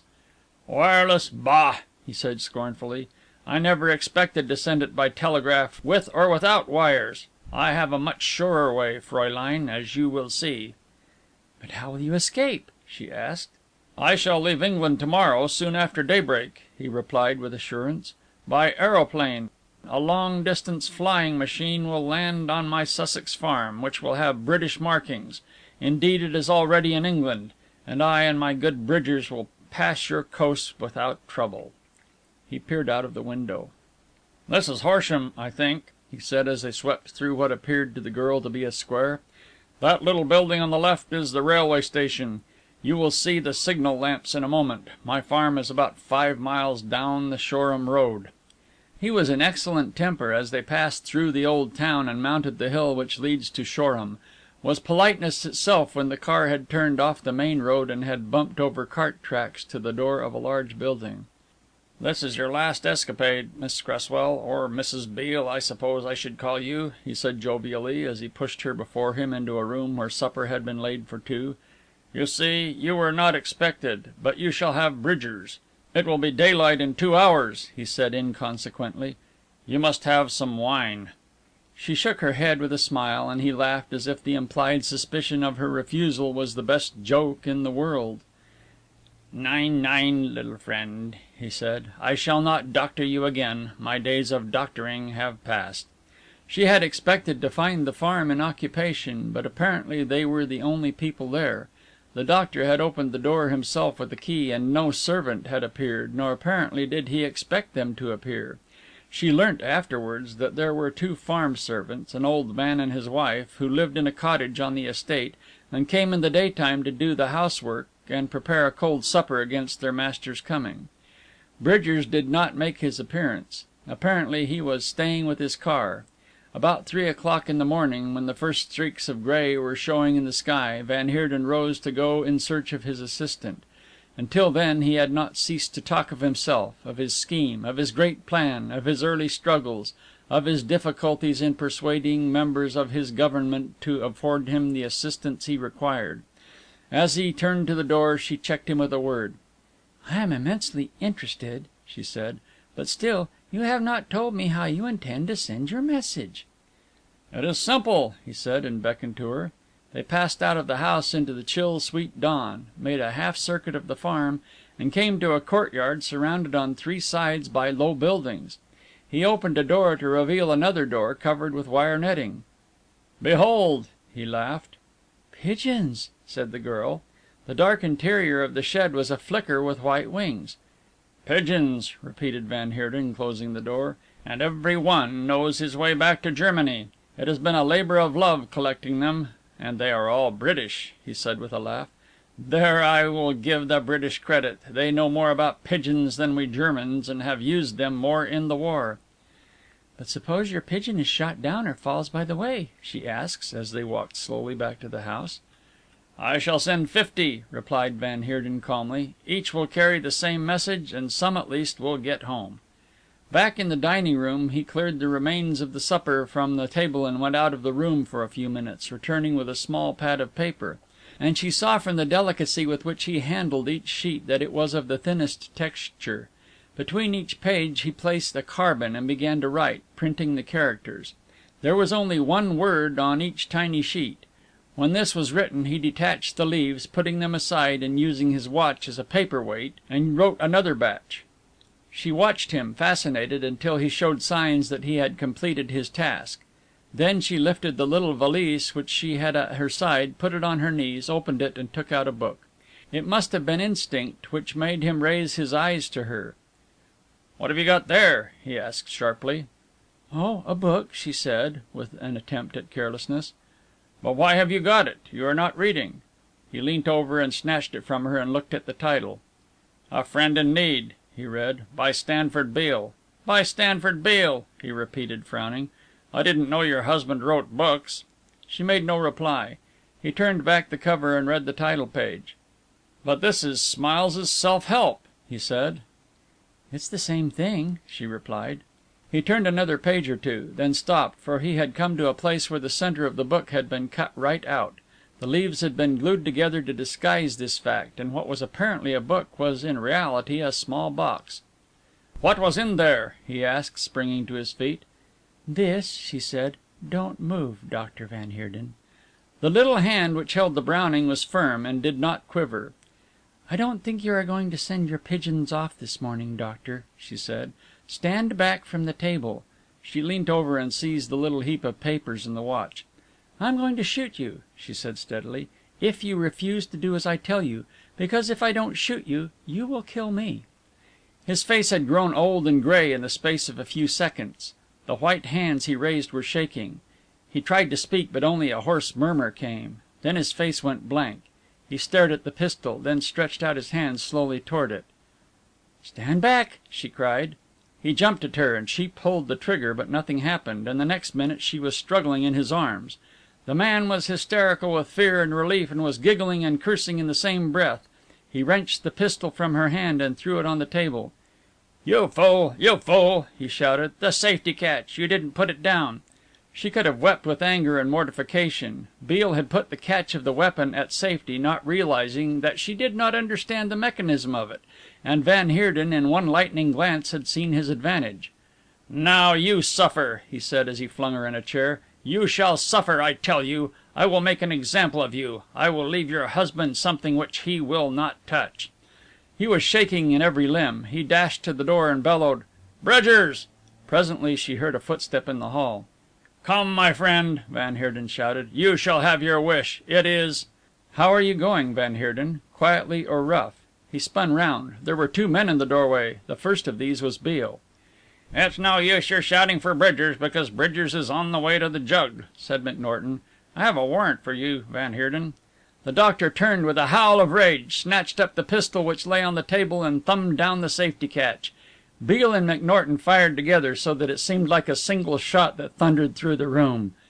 Van Heerden slid forward and fell sprawling across the table. It was the Friday morning, and Beale stepped briskly through the vestibule of the Ritz Carlton, and declining the elevator went up the stairs, two at a time. He burst into the room where XVIII and the girl were standing by the window. "Wheat prices are tumbling down," he said. "The message worked." "Thank heaven for that," said XVIII. "Then van Heerden's code message telling his gang to stop operations reached its destination." "Its destinations," corrected Beale cheerfully. "I released 30 pigeons with the magic word. The agents have been arrested," he said. "We notified the government authorities, and there was a sheriff or a policeman in every post office when the code word came through. Van Heerden's agents saw some curious telegraph messengers yesterday." XVIII nodded and turned away. "What are you going to do now?" asked the girl, with a light in her eyes. "You must feel quite lost without this great quest of yours." "There are others," said Stanford Beale. "When do you return to America?" she asked. He fenced the question, but she brought him back to it. "I have a great deal of business to do in London before I go," he said. "Like what?" she asked. "Well," he hesitated, "I have some legal business." "Are you suing somebody?" she asked, wilfully dense. He rubbed his head in perplexity. "To tell you the truth," he said, "I don't exactly know what I've got to do or what sort of figure I shall cut. I have never been in the divorce court before." "Divorce court?" she said, puzzled. "Are you giving evidence? Of course I know detectives do that sort of thing. I have read about it in the newspapers. It must be rather horrid, but you are such a clever detective. Oh, by the way, you never told me how you found me." "It was a very simple matter," he said, relieved to change the subject. "Van Heerden, by one of those curious lapses which the best of criminals make, left a message at the pawnbroker's which was written on the back of an account for pigeon food, sent to him from a Horsham tradesman. I knew he would not try to dispatch his messages by the ordinary courses, and I suspected all along that he had established a pigeon post. The bill gave me all the information I wanted. It took us a long time to find the tradesman, but once we had discovered him he directed us to the farm. We took along a couple of local policemen and arrested Bridgers in the garage." She shivered. "It was horrible, wasn't it?" she said. He nodded. "It was rather dreadful, but it might have been very much worse," he added philosophically. "But how wonderful of you to switch yourself from the crime of that enthralling character to a commonplace divorce suit." "This isn't commonplace," he said. "It is rather a curious story." "Do tell me." She made a place for him on the window ledge, and he sat down beside her. "It is a story of a mistake and a blunder," he said. "The plaintiff, a very worthy young man, passably good looking, was a man of my profession, a detective engaged in protecting the interests of a young and beautiful girl." "I suppose you have to say she's young and beautiful, or the story wouldn't be interesting," she said. "It is not necessary to lie in this case," he said. "She is certainly young and undoubtedly beautiful. She has the loveliest eyes." "Go on," she said hastily. "The detective," he resumed, hereinafter called the petitioner, desiring to protect the innocent maiden from the machinations of a fortune-hunting gentleman no longer with us, contracted as he thought a fraudulent marriage with this unfortunate girl, believing thereby he could choke off the villain who was pursuing her. But why did the unfortunate girl marry him, even fraudulently? Because, said Beale, the villain of the piece had drugged her, and she didn't know what she was doing. After the marriage, he went on, he discovered that, so far from being illegal, it was good in law, and he had bound this wretched female. Please don't be rude, she said. He had bound this wretched female to him for life. Being a perfect gentleman, born of poor but American parents, he takes the first opportunity of freeing her. And himself, she murmured. As to the poor misguided lad, he said firmly, you need feel no sympathy. He had behaved disgracefully. How? She asked. Well, you see, he had already fallen in love with her, and that made his offense all the greater. If you go red, I cannot tell you this story, because it embarrasses me. I haven't gone red, she denied indignantly. So what are you? What is he going to do? Beale shrugged his shoulders. He is going to work for a divorce. But why? She demanded. What has she done? He looked at her in astonishment. What do you mean? He stammered. Well, she shrugged her shoulders slightly and smiled in his face. It seems to me that it is nothing to do with him. It is the wretched female who should sue for a divorce, not the handsome detective. Do you feel faint? No, he said hoarsely. Don't you agree with me? I agree with you, said the incoherent Beale. But suppose her guardian takes the necessary steps? She shook her head. The guardian can do nothing unless the wretched female instructs him, she said. Does it occur to you that even the best of drugs wear off in time, and that there is a possibility that the lady was not as unconscious of the ceremony as she pretends? Of course, she said hurriedly, she did not realize that it had actually happened, and until she was told by Apollo from the Central Office, that's what you call Scotland Yard in New York, isn't it, that the ceremony had actually occurred, she was under the impression that it was a beautiful dream. When I say beautiful, she amended in some hurry, I mean not unpleasant. Then what am I to do? Said the helpless Beale. Wait till I divorce you, said Oliva, and turned her head hurriedly so that Beale only kissed the tip of her ear. End of chapter 32. End of The Green Rust by Edgar Wallace. Read by Don W. Jenkins, Rancho San Diego, California. shaggybark.blogspot.com